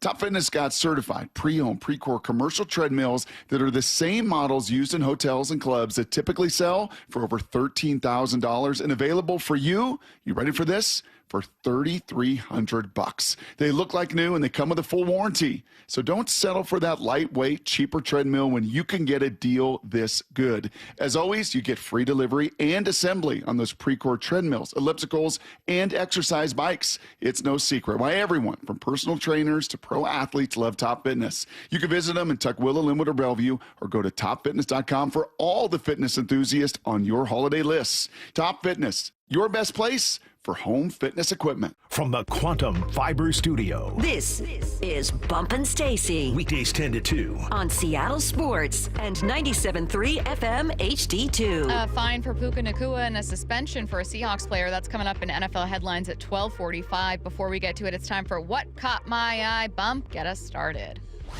Ooh, what caught mis ojos? That's Sam Spanish. Darnold's a bad man. For eyes. Sam Darnold is a bad man. He's the best quarterback in the league. He's going to win MVP. 40 touchdowns. Having a cough attack. You got it. 5 interceptions. He's the best in the league. So I have to say, I need water ASAP. No problem. I'm just going to... I'm going to hop to the next one. All right, I'm back. You're back. Okay, you got it. I think. I believe in you. Guys, bear with me. Pray for me. That's okay. I'm 40 now. Things like this happen when you're 40. No. Okay. But I'll tell you what did happen. You wearing slip-on Skechers happened. Have you worn them yet? No, I haven't, but I am. I'm going to wear them to work one day. I already know you're going to wear them to work one day. And you're going to have khaki shorts on. You're going to wear those Skechers slip-ons. Hold on. First off, khaki shorts are reserved for Matthew. He's the khaki shorts guy. That's true. You do wear a lot of khaki shorts. Yeah, I like to be comfortable in my job. I don't think that's a crime. Hey, you do you. I'm going to do me with the Skechers. Matthew Stafford, the best quarterback in the game, man. It was frustrating how precise he was, how he took everything the defense gave him. It was like, oh, nothing's deep, check down. Oh, you're wide open across the middle, got you. Oh, you want a blitz? I'm going to throw into that. It was just, he's so good. There was one play he had early to Puka Nacua. I think it ended up being that 41-yard. No, that was the touchdown. Maybe, it wasn't the 53-yarder, was it? It was in the first half. It was to Puka Nacua, and it was heading to the south end zone. And I saw someone say on Twitter, just automatic fan reaction to it. They were like, "Oh my God, how was he open? How did he do that?" And I'm like, that was such a quick throw, and it was Puka grabbing it, ripping it out of the air, and then sprinting. That was just one of those moments where it's like they just outplayed. They just beat your coverage. They beat your defense. They made plays. And Matthew Stafford was a massive part of that, in addition to Puka's speed immediately after getting it, like catching it mid-route. But there were those moments where I just thought, I don't know how you beat that. You know the best thing about Matthew Stafford balling? Take this L home, though, son. Yeah. Balled out, and you took the L. So respect to Matthew Stafford, though, man. He's a baller. Next up. Speaking of Puka Nacua, I think the missed moments from either team caught my eye, whether it was Cooper Kupp fumbling on what maybe ends up being a Seahawks scoring drive. I don't know. But this was one of them. It was a missed touchdown to Puka Nacua. The Seahawks were able to scratch and claw and fight their way back into this game by virtue of outplaying the Rams in the fourth quarter. I know Rams fans will point to that 2-point conversion, but they were outplayed in the fourth quarter. The Seahawks defense forced 3 punts. The Seahawks offense scored on that final drive. Those were all really important. Your kicker ended up missing a field goal. All of that's important. But I think that this was also in danger of getting away from Seattle. This could have ended up being a 3-score game early that Seattle has a hard time getting back into. Puka Nacua wide open. And Matthew Stafford, and you're right, looked like an MVP. Unbelievable line. Should have had a 4-touchdown night. Yeah. Just sailed it right over. It was it was a uncharacteristically not a horrible throw, but just a miss. Just missed. And you're just thinking like, oh man, I bet there's so many moments like that with quarterbacks where you see someone and he's open and you know you've got it, and maybe you just have a little bit of a jump where you go, I've got this. This is a touchdown. That should have been a touchdown. In any other game, that's a Matthew Stafford to Puka Nacua touchdown, and it wasn't in this one. Yeah, near misses. It reminded me of the. It wasn't exactly the same, but it was a near miss when Matthew Stafford missed Rashid Shaheed in the end zone. Oh, Darnold in the last game? Yeah. Just missed him. Yep. It's like that. Yep. That's football right there, man. You're off just a little bit, can change the game, and you go back and revisit those I honestly things. thought about it with the Barner touchdown. With the Barner touchdown, everyone in the stadium and everyone watching at home, I don't know if the broadcast showed it, but everyone in the stadium, you saw and you could hear the crowd volume rising. Barner's wide open. Yeah. You see immediately there's a coverage bust. Barner is right there. And I was thinking in that moment, like, if you're Sam Darnold, you're like, I can't mess this up. I cannot mess this up. This is a gimme. He didn't, but it was close. you almost feel tension in that moment when you see like someone wide open there, because you know, like, oh man, you're gonna have a hard time with this one if you miss. And he's rolling to his right side, has to flip his hips to go back to the other side. It's not an easy throw, but he was butt naked on Thursday. All right, what's next? What caught mis ojos? K9. 100 yards rushing, 64 yards receiving, averaged 9.1 per carry, long 55, so that, inflates it. Averaged 21.3 per reception, 46, reception, that inflates it. But so what? K9, and the way he was running, he was downhill, man. It was refreshing to see just his shoulders forward, him not trying to bounce everything. He was playing with a different type of intent, or running with a different type of intent. And I think people needed that. To be reminded that K9's a baller. Yeah. He got 879 yards. I know 1,000 yards ain't a big deal anymore, but he's still going to get 1,000 yards this year, or it's close. He's got 2 games. I think he'll get it. But yeah, K9 had his best game of the year. We haven't had a 100-yard rusher since the Steelers. Week 2. Yeah, week 2. Yep, so big ups K9. I'm going to go automatically to mine because it's about K9, and I also have a question for you about play calling in the first half, whether it was too conservative. What caught my ear in this game, and what I thought was kind of funny, admittedly, the boos on the handoff to Ken Walker on 3rd and 16. Now, he ends up converting with a really physical and really impressive 17-yard run. On 3rd. Credit to K9 for that one. But I loved the idea of, and I couldn't blame fans at that moment. The offense was just flailing. I could. I mean, it's situational football. Yes. 3rd and 15. Sure. They're going to drop 4. But you don't want to stand and throw an interception. No, but I think that people look at it and they go, in what felt like some conservative play calling, they felt, and JSN I think he had maybe 1 target at that point, but didn't have a reception, no yards in the first half. So I think people just wanted to see more. They wanted to see more explosiveness. Fans. We got to be smart. I get it, but it was objectively funny to hear. That was funny. Boos turn into cheers. Yeah. I just enjoyed watching it. 12. So let's have a talk, okay? Yeah. It's 3rd and 15. You're on your own territory. The Rams are beating you up at the time. It might seem conservative, but you're just trying to play the field position game at that point. If you break one, you break one. You should have known a handoff was coming. We got to be better. 12s, come on, I love you. Yeah, but it was funny to watch. It was funny as heck. That was a really entertaining game to just kind of. I didn't separate myself completely from it. You obviously have a rooting interest, but it's just wild to sit back and observe. Yeah. There were objectively funny moments in that game. It was the return of the weird Seahawks is what it was. You know what I loved? I loved walking and people coaching this team up. You gotta hit the flats. I love the passion that the 12s have when everyone becomes a coach. Yeah. I love it. They keep yelling out what you think should be done. But on 3rd and 15, okay, the on your own territory, yeah, they're gonna run the football. What's next?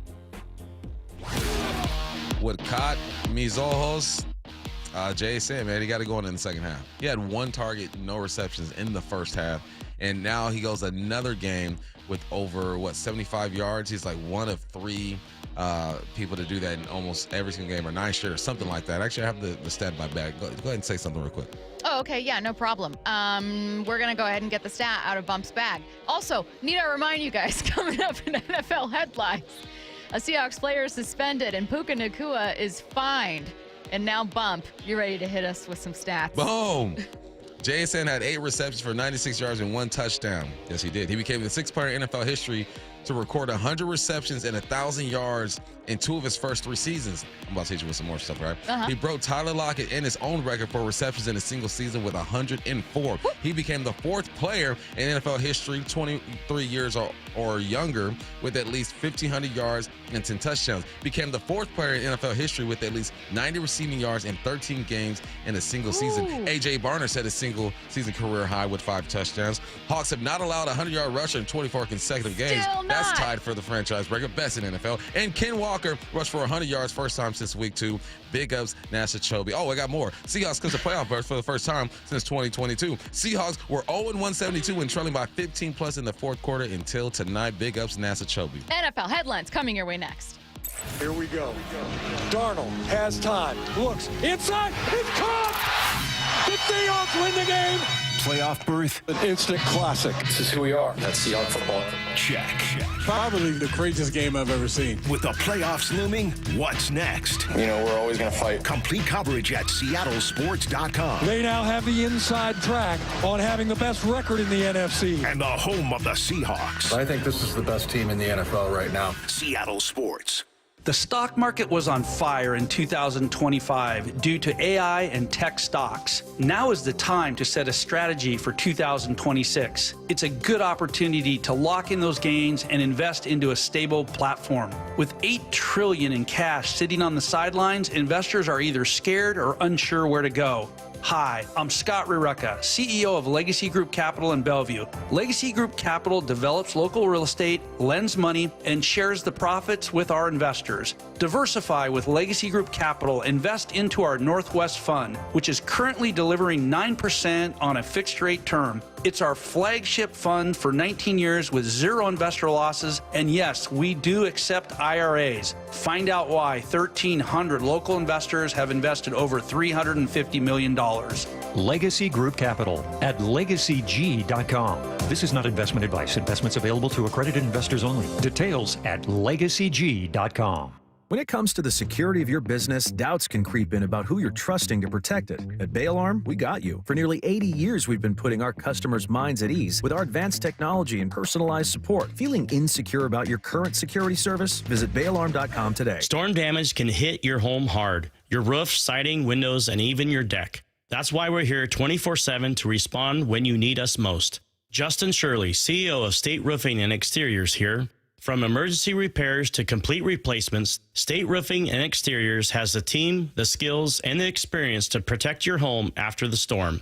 Call 866-ROOF-ROOF or visit stateroofing.com today. State Roofing and Exteriors, held to a higher standard since 1968. Actual price will depend on product and subscription plan. Featured products are compounded drug products, which the FDA does not approve or verify for safety, effectiveness, or quality. Prescription products require an online consultation with a healthcare provider who will determine if appropriate. See website for details, restrictions, and important safety information. Want a boost in and out of the bedroom? Hims has you covered. Introducing a new 2-in-1 approach to level up your game. Tadalafil for better bedroom performance and zinc for testosterone support. Put it all together and you've got what you need to turn things all the way up. Getting started is simple. Just go to hims.com/joy to start your free online visit. Through Hims, you can access ED treatments including pills, chews, and more. 100% online.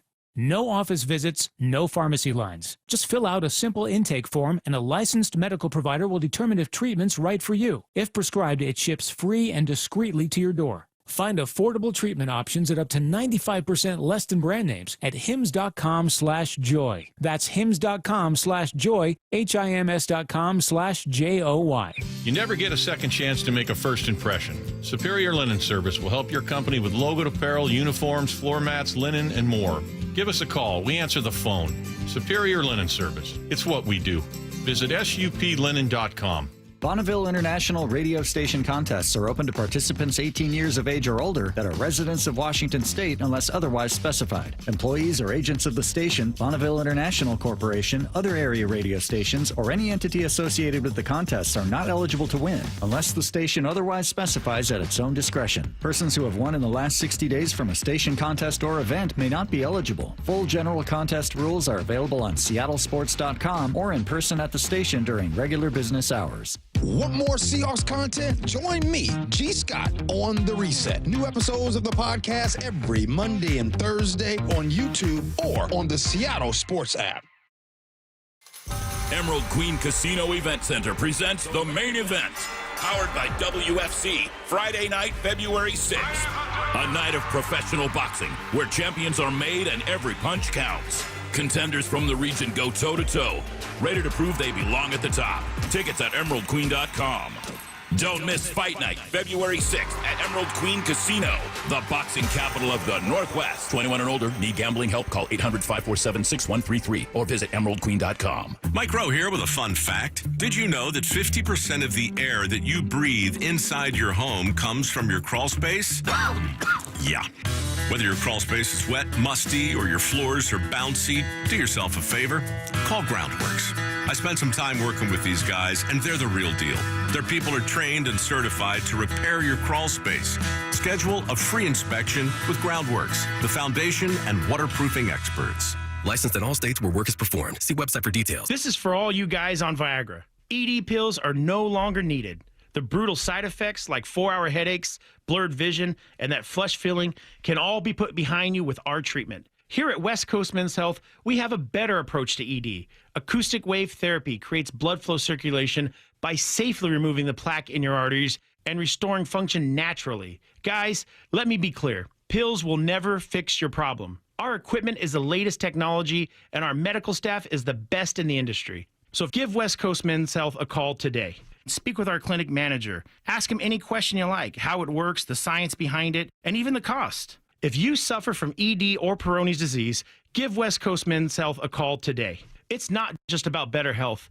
It's about a better life. With clinics in Redmond and Tacoma, call 206-519-6541. That's 206-519-6541. Online at westcoastmenshealth.com. From the Quantum Fiber Studio. This is Bumpin' Stacy. Weekdays 10 to 2. On Seattle Sports and 97.3 FM HD2. Earlier in the hour, the NFL announced that Seahawks outside linebacker Derek Hall will be suspended for Seattle's game against Carolina for unsportsmanlike conduct, an unsportsmanlike conduct penalty. This was from yesterday's first quarter. Adam Schefter reports that Hall is appealing his suspension, so he's allowed to continue playing until a ruling is given. TBD whether that will include Sunday. Bump, you were looking at the tape during the break. What did you see? I don't know. It looks kind of suspect to me. It looks like he could step on it, but I didn't see any force of him like driving his foot down on the ground like Nsu did a couple times, Dominic Nsu. Yeah, this is a tough one. He might win this one because it doesn't look violent. It's almost like if he were to step on him, he looked real quick and pulled his leg up like, oh, you know so what I mean? You can see his leg pick up as though when you were walking over someone, if you wanted to like make someone flinch. Like that's what it looks like. I'm not saying he doesn't step on him, but there's a very clear move of like his leg is being picked up and down. Yeah. And there's a Rams offensive lineman who immediately reacts, who sees that and immediately shoves him because Dotson also stays down after the play.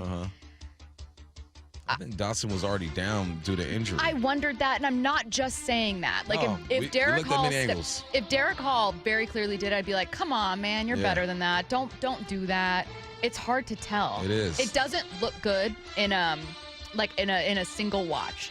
And then when you look at the tape, it's really hard to tell whether he actually does it or whether he's just, I don't know, maybe trying to be like, move or whatever. And then Dotson is actually just injured separately.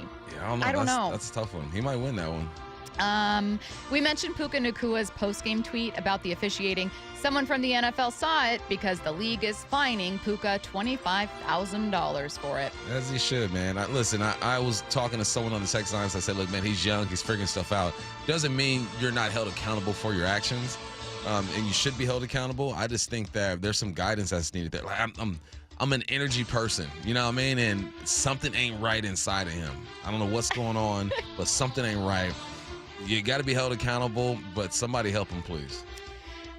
There's a huge AFC matchup this weekend between the Jags and Broncos on Sunday. Sean Payton. That's crazy. That's a huge matchup. Jags and Broncos. I know. 2016, so back. There's a huge AFC matchup this weekend.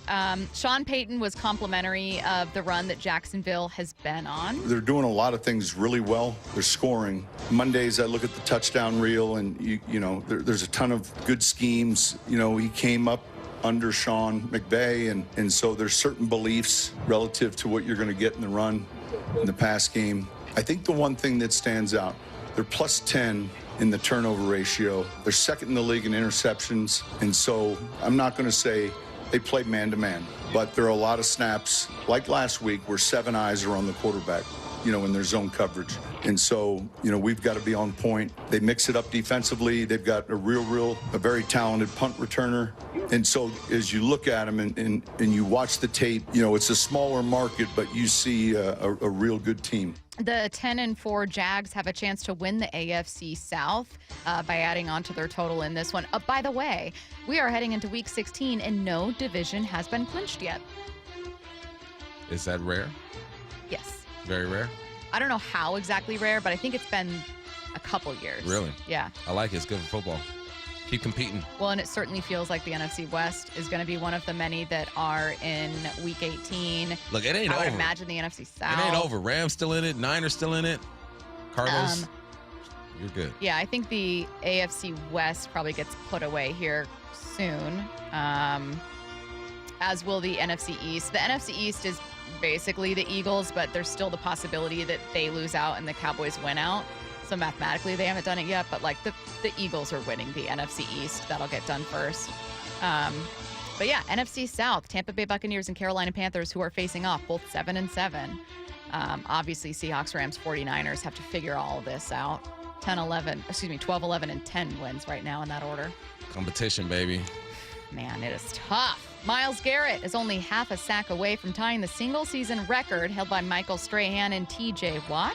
Head coach Kevin Stefanski says Garrett has never put his chase of that record above the team. You guys talk to Myles every single week. That's not his focus. His focus is on doing his job every single play, run play, pass play, you name it. That's really what he's focused on. And the record itself, and it's fun, obviously, for our fans and fun to be a part of that, but that's not at all his focus. You don't believe him? It should be. Y'all are garbage. You have nothing What else are for you him to talking focus on. What's he going to focus on? You seen the Little Giants, right? Curtis, Little Giants.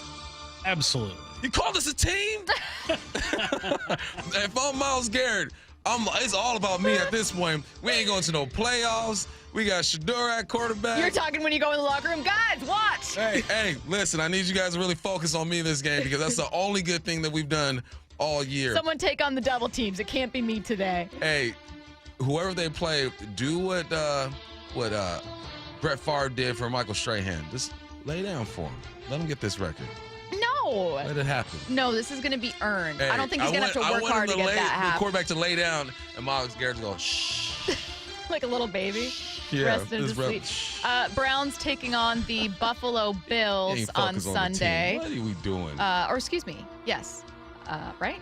Where's my schedule? Yes, Buffalo Bills. It's going to be an early window. When I was at Wazoo and we were getting smacked, I was playing for myself at that point. I think just no one wants to admit it.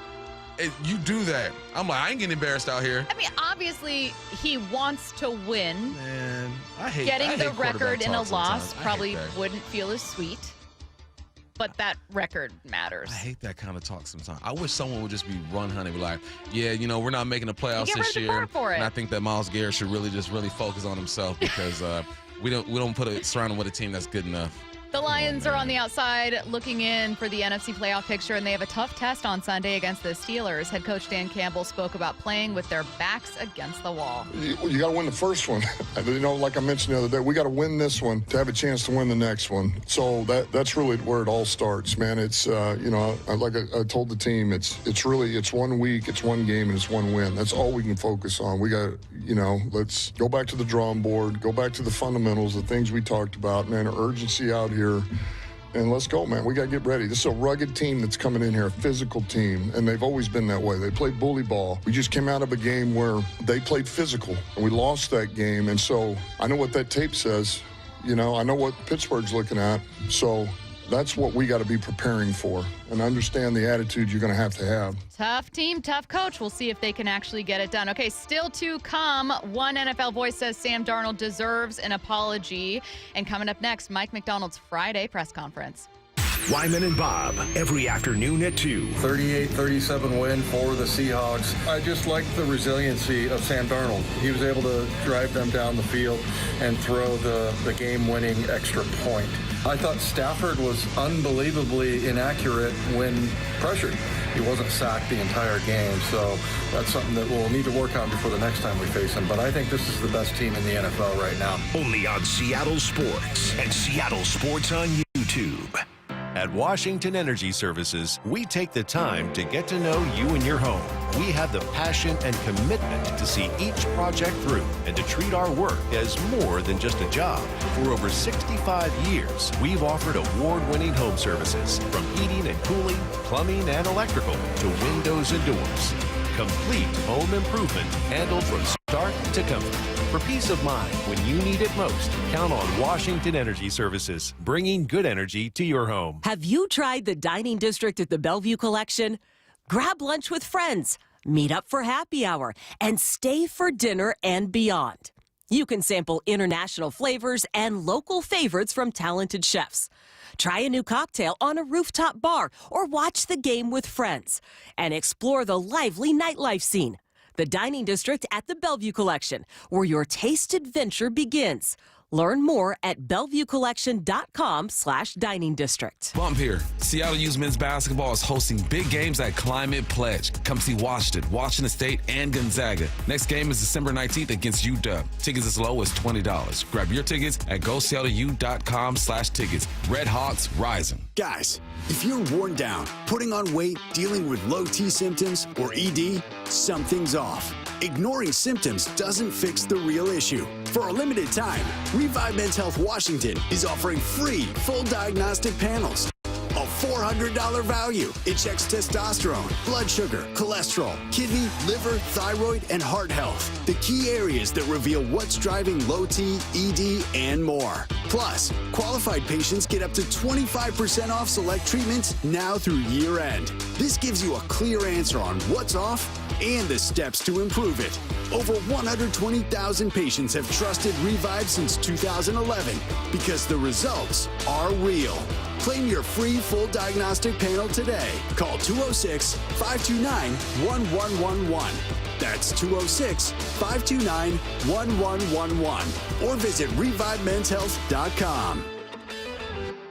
Hey, Brock Heward here. Taking the First Mark Insurance Challenge could save your family a lot of money. It saved us thousands. First Mark works for you. Search in the carriers for lower rates and better coverage. If that sounds smart, go to firstmarkinsurance.com. This is a special alert to all Americans who own a vehicle with less than 200,000 miles with an auto warranty about to expire or with no warranty coverage at all. Due to a decline in the economy, CarShield is announcing a low-cost month-to-month vehicle protection plan that is now available to the public to save any driver out-of-pocket expenses on future auto repairs. Call now to find out how you can pay almost nothing for covered auto repairs. Yes, you heard that correctly. Pay almost nothing for covered auto repairs. An open phone line has been established for all drivers to call for a free quick quote. Call 800-292-4541 now. Drivers who are covered will not have to pay for covered repairs again. This protection plan is at an all-time low. Additionally, drivers who activate this vehicle protection today will also receive free roadside assistance, free towing, and car rental options at no additional cost. cost. Call us for your free quick quote today. 800-292-4541. That's 800-292-4541. What do you have to lose? Call 800-292-4541. Again, 800-292-4541. More than 4,000 women are diagnosed with breast cancer every year in Washington state.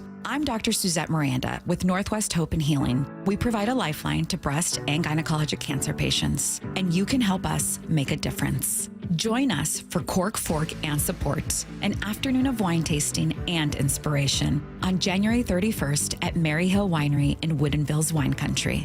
Get your tickets now for Cork, Fork, and Support. Go to nwhopeandhealing.org to learn more. This is a special alert to all Americans who own a vehicle with less than 200,000 miles with an auto warranty about to expire or with no warranty coverage at all. Due to a decline in the economy, CarShield is announcing a low-cost month-to-month vehicle protection plan that is now available to the public to save any driver out-of-pocket expenses on future auto repairs. Call now to find out how you can pay almost nothing for covered auto repairs. Yes, you heard that correctly. Pay almost nothing for covered auto repairs. An open phone line has been established for all drivers to call for a free quick quote. Call 800-292-4541 now. Drivers who are covered will not have to pay for covered repairs again. This protection plan is at an all-time low. Additionally, drivers who activate this vehicle protection today will also receive free roadside assistance, free towing, and car rental options at no additional cost. Call us for your free quick quote today. 800-292-4541. That's 800-292-4541. What do you have to lose? Call 800-292-4541. Again, 800-292-4541. This is Seattle Sports. Streaming through the Seattle Sports app. KIRO AM Seattle. KIRO FM HD2 Tacoma. Home of the Seahawks, Mariners, and everything Seattle sports. This hour is brought to you by Mazda of Everett. Seattle Sports Snapshot. The Seahawks are the #1 seed right now in the NFC with their odds to clinch that spot and a first-round bye, sitting at 53% following last night's win over the Rams. Tonight, #9 Alabama heads to #8 Oklahoma to kick off the college football playoff. You can hear that right here on Seattle Sports at 5 p.m. And tomorrow, it's Saturday Night Football. The Bears hosting the Packers for an NFC North showdown. Snapshot, brought to you by Miller Lite. When it's game time, it's Miller time. From the Quantum Fiber Studio, this is Bump and Stacy on Seattle Sports. Streaming through the Seattle Sports app and at seattlesports.com. Now, here are your hosts, Michael Bumpus and Stacy Ross. Here we go now. Well, we heard from the head coach this morning on the Mike Macdonald Show, but let's see if there are some new updates with his press conference. Let's take a listen now. Just want to first, just double down on what we said after the game. Just an all-time atmosphere by the 12s and all our fans. I mean, just what an incredible atmosphere. It's one of one, and it really helped us win the game. Really helped us stay in it. Gave the guys a lot of spirit. We talk about 12 as one with the 12s and our team playing together. It's just that's the vision right there. So really thankful for being a Seahawk and proud of our team. There's a lot we're going to be able to learn from and that we need to improve from come out of the game. Just talking about just true football, but that's part of our process as well, and that's part of the things we'll be doing this weekend and going into next week. You stood at the podium a lot of times last year after home losses, and then you put a lot of work into turning that around this offseason. Yep. What were the kind of wins that you guys feel like you stacked to get to last night and to kind of turn that around at Linden Field? Yeah, I think, one, we just had to become a better football team. I think we just the mission we had in the offseason of becoming more connected and tougher will help win games. Obviously, helps win games like that, and all those incremental things throughout the way.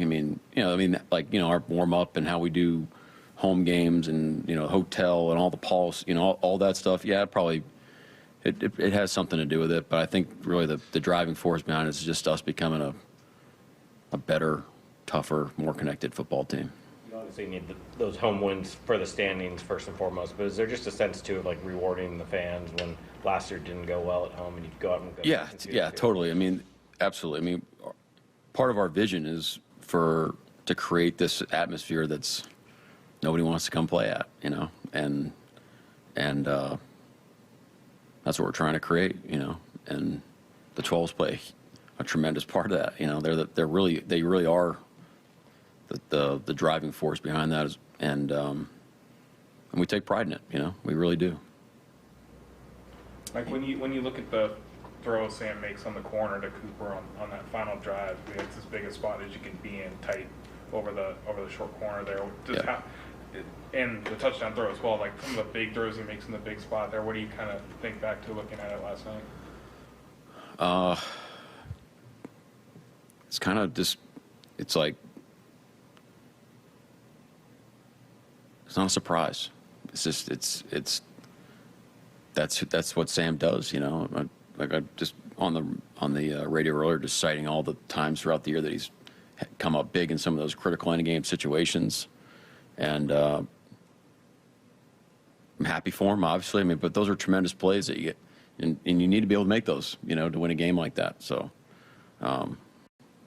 fired up to see it, obviously, and it's a great catch by Coop, and just like, to me, it's just a spirit of our team and Sam of just keep fighting, man, keep just chopping away until the game's over, Josh Jones on that final play, he's helping give Sam the time to make that throw. He needed the extra click. To get all the way to Sabi in his progression, and Sabi actually had a chip on number 8 there to get the play started as well. So teamwork, and Josh did a great job coming in for Charles. I think, not playing after a while and not getting full speed reps all week. Maybe it took him a little bit to kind of get his feet wet, but once he did, I thought he did a great job. I think you just said it on the radio, but how many 2-point plays do you have, or do you convert to goal line plays when you go that deep? Well, I think it varies every week, but it also bleeds into like your low red third down menu as well. So sometimes you do go into the game tabbed, okay, these are our lead 2-point plays, but you're also going to have options based off of what you're game planning for, like the third down low red area as well. So I think that's what happened yesterday. I don't think that was a 2-point play to start the game. It was kind of an either or, kind of part of the base game plan type of thing. And you mentioned last night your decision not to kick the PAT there, but it wasn't during the drought, right? You guys would not have won. You wouldn't win the division if you tied last night and you and the Rams finished with the same record. Was that in the thinking too? Well, that's part of the whole thing, right? Is you try to get into the playoffs and then secure your spot in the playoffs, or do you risk not getting in the playoffs, but the upside is pretty dang high? We choose to go for it, When you got a team running duo and they've got an offensive line that good, how do you defeat that? Well, we did a good job of it sometimes, and sometimes we didn't. And first decision you got to make is how many guys you're going to put on the line, and are you going to pressure it, and how many double teams are you willing to live with? And then, they do a great job of inserting and kind of creating new gaps. It's kind of like the way they run their inside plays is it's basically like extra fullbacks creating extra gaps. So you have to, if you're going to play on edges, you got to mitigate those gaps. And it's at a certain level, if you're not going to play with a 13-man box, someone's going to have to win, their angle, and you're going to have to kind of play 1.5 guys.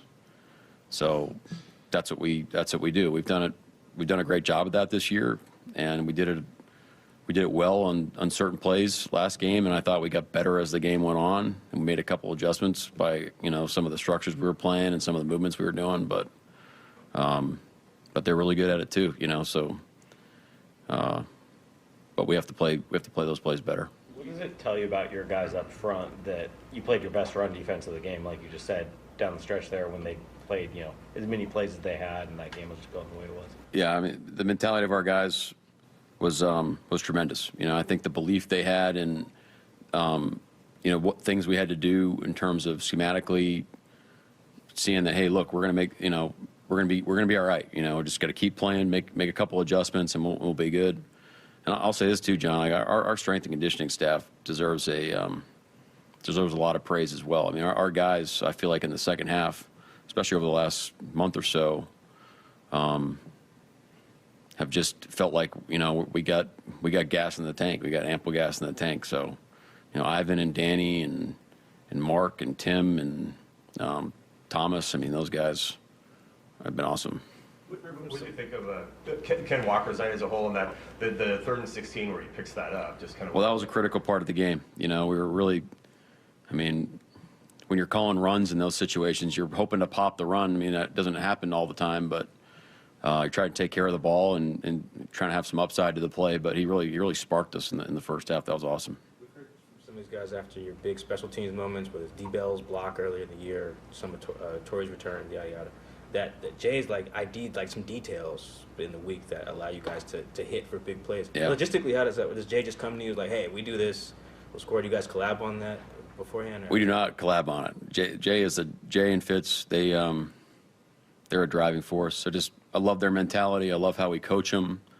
I love how Jay and Fitz think about the game and how they try to position our players. Again, to me, it's our responsibility as coaches to give our guys advantages.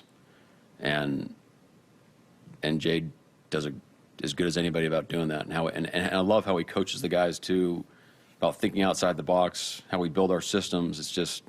It's the vision about how we want to be as a team is how we coach on special teams, and deserves a lot of credit. Willing to take calculated risks, doesn't coach scared, which I really appreciate and respect about him. Now, we'll get together by the end of the week and understand, after we see how we've practiced certain things, about how we're going to go into a game. But those ideas are all coming from Jay. How big has that been this year for you? It's been a game changer. It's been a game changer.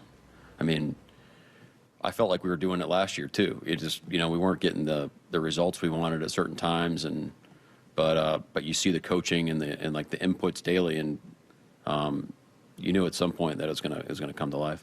Shahid alluded last night that there was a weakness on that side of the Rams' punt coverage. Is that something else Jay Harbaugh saw and exploited and scouted?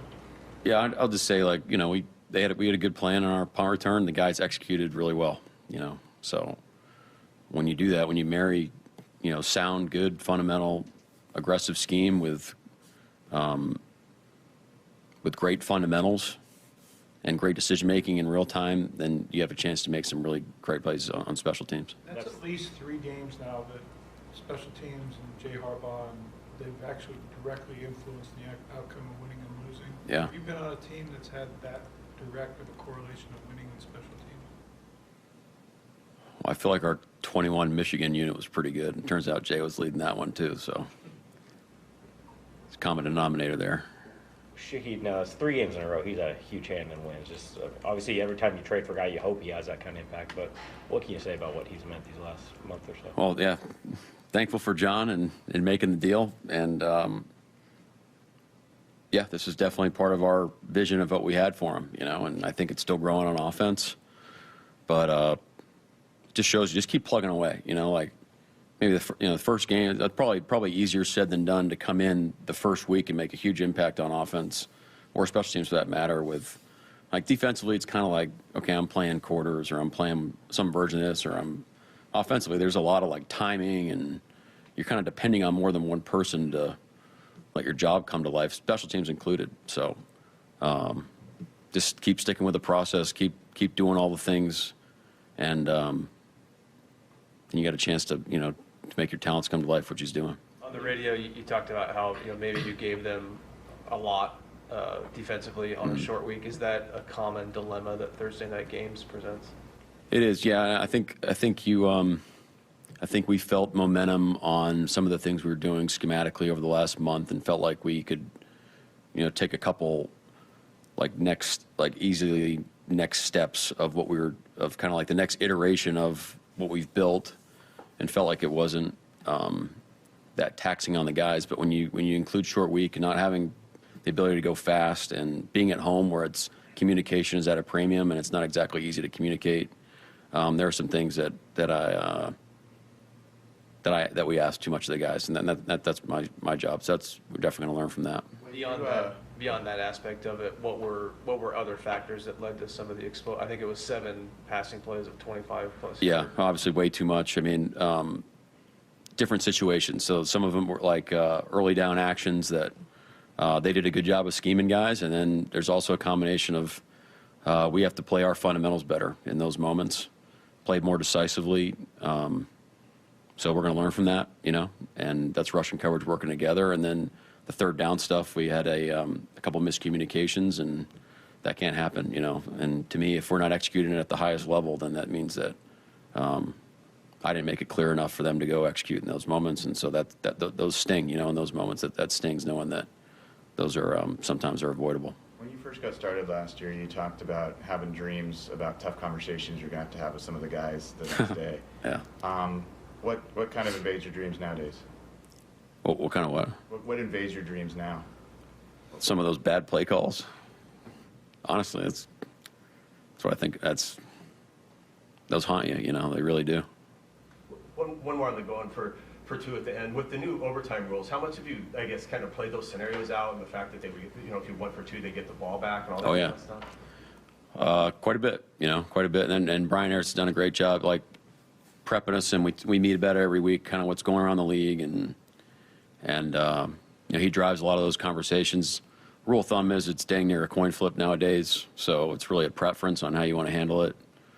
We have our reasons on why we want to take the ball second, and we kind of reserve the right to change our philosophy based off of certain things that are going on, but that was going to be our strategy, going in. So you can change captains every week? Do you just refresh every guy who's going to be a captain on how to handle stuff like that?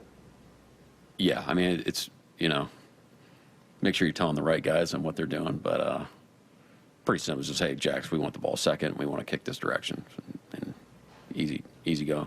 They officially, I think, went on fourth down 3 times, but it seemed like they tried about 5 or 6. To kind of see his aggression on those fourth down calls, particularly backed up in his own half on the first one, and kind of what'd you kind of make of the way that they kind of went after you on that and going for those fourth and shorts? Well, they've been getting more aggressive as of late, and it's probably a tribute to how efficient they've been on offense and the confidence they have in their unit, and deservedly so. But if their teams are going for it early, especially in their area of the field, probably, and they take the ball first. It's like, well, I think we deferred, but you're trying to get off to a fast start. Willing to take the chance. So, gotta tip your cap to them. How does that change your defensive play calling? You're defending 4 downs in the first quarter instead of 3. It affects it. It affects it. Yeah, it's like playing Army or Navy. It's it really is. It's like. What's third down? What's second down? What's second long? So that's a challenge. Does that cause maybe to be less risk-taking or more conservative? Because it's in some situations, it's like a cop-out answer. Sometimes you want to be more conservative, and sometimes you say, well, let's take the fight to them. So there's kind of a time and place for both. It's probably more of a feel thing on how you call it and what you guys are doing well at the time. Mike, you and Leo both talked about not playing the run game as well as you wanted last night. The numbers seem like they're still pretty good, like 3 yards a carry, no runs over 10 yards. What kind of stood out to you about the way you guys handled the run, and what didn't you like about it, despite the fact the numbers kind of look all right? Well, there are too many efficient runs on first down. Talking about pressure on the quarterback, it's hard to create pressure on 2nd and 1. So felt like we weren't getting off the drives the way we normally want to. So that's probably a driving force behind it. And then, to our guys' credit, you just keep fighting. We changed a couple things up schematically, and then you can understand how they're attacking you. They can kind of get to everything, but you can't get to everything within one game. You can only carry so many plays. So once you kind of get a feel for the formations and the plays that you're getting, guys played them a little bit better. You just want that curve to be sped up a little bit more. You want to start the game faster. We asked you about it after the game, but not after seeing a few replays of it, the throw and catch to Cooper Kupp on that last drive, just the pressure on Sam. Yeah, incredible. Just guy in his face, stepping into the throw, no fear, ripping it. Same thing. It's like, okay, don't throw picks, but you're not. If you tell him not to turn the ball over, he's not going to make plays like that. So we want him to be decisive and rip it and trust his training, just like everybody else on our team. And to me, that's a byproduct of if you have that mentality, and that's Sam's mentality. Do you have any more clarity on Torrey Horton or Charles Cross? I don't, unfortunately. Do Reek and Kobe? Do Reek and Kobe need to get MRIs? They I mean, perhaps a lot of guys were getting MRI. Like MRI is par for the course after games, but yeah, those guys will get imaged. I think that's happening this morning. The decision to make Riley Mills active over Peely, what went into that? Just you can't carry every D lineman every game. We're kind of a guy short last game by having them both up, so we felt like it was just the best thing for us to just have one D lineman active, or one of those two guys active, and wanted to give Riley the opportunity. He only had 6 snaps, but it looked like maybe a step forward, or what was your evaluation? I haven't watched the film yet. Yeah, sorry. Yeah, we'll look at it. It felt, in real time, it felt better, but I can't give you the full details. We probably could have played him a little bit more, honestly. Take some of those early down snaps off of Leo and Murph. How do you think, can you assess how your players handled the total emotions of last night's game, the totality, and then what role, if any, did your veteran players play? Like your leadership? Well, it was an emotional game, and I think there's some circumstances where we can be better. It can be a little bit more poised, and I think having experience in those types of games is gonna help us moving forward. And to your point, that's why you lean on guys that have been there, done that. The DeMarcus Lawrences, the Leonard Williams of the world to give you poise in those moments and stay the course. Your one game at a time mentality, is that something you really click into, or you focus on even more now? It benefits you after a big win where you still got 2 more games you get to get to your goal. Yeah. I mean, it'll always be like that. How can you not? I mean, it's just irresponsible not to do it that way. But that'll always be our mentality. With what you know now, how concerned are you about Reek and Kobe with their needs? Concerned about everybody. A bigger picture thought on special teams. As you look around the NFL, is it clear to you that some teams just take it more seriously and they put more emphasis on it and they truly consider it 1/3 of the game more so than other teams? I can't speak for everybody else. I know the teams that I've been on, it's a critical part of your football team. Learned that from John Harbaugh, and we share the same philosophy here. So that's what we believe in. That's how we treat it. It looked like Okada and O'Connell really had good blocks on that to spring Rashid on. Yeah, that's what I was saying. It's just you pair an aggressive scheme with great decision making, great fundamentals, great effort. Great things are going to happen. So those guys did a great job. Mike, you mentioned Jay Harbaugh teaching the players not to play scared. I'm wondering how that relates to what you always talk about, let it rip, as part of your world. Well, yeah, I was speaking more in terms of he's not afraid to take risks, but the reason is because he's done the work. He's done the work, he's done the research. The guys are prepared. And so as from a head coach's perspective, it gives you a lot of confidence. And so we're gonna call an aggressive game in all 3 phases because we've earned. It's the message to the players. You guys have done the work. Let's go be aggressive. Let's go let it rip. Let's go see what happens. The whole culture, the brotherhood, the reestablishing home field. Did you think it would stick this quickly, a year and a half, year and 3/4 into your program? I honestly didn't have a timeline on it. It's just that was the vision from the get-go. So that's what we're chasing. Now, do we want it to happen last year? Yes. But I think one of the things I'm learning is just stick to it. Just stick to it. Don't compromise anything. Just stick to it, trust it, and just keep attacking till it comes to life. And then trust your people, man. They'll make it happen. You got here in this league. There are a lot of first-time coaches who, when it doesn't stick right, you won 10 games last year, so it wasn't like it was a failure. But when it doesn't stick, the league doesn't wait and move on. What is it when you got here that you realized you had the time and runway to lay down a whole new program and all these inroads you made? I don't think I looked at it through the lens of I only have X amount of time. It's just we got a vision about what we want to create. Talking about this is from me going through the interview process with Jody and John and sharing that. I felt like we had alignment. And it's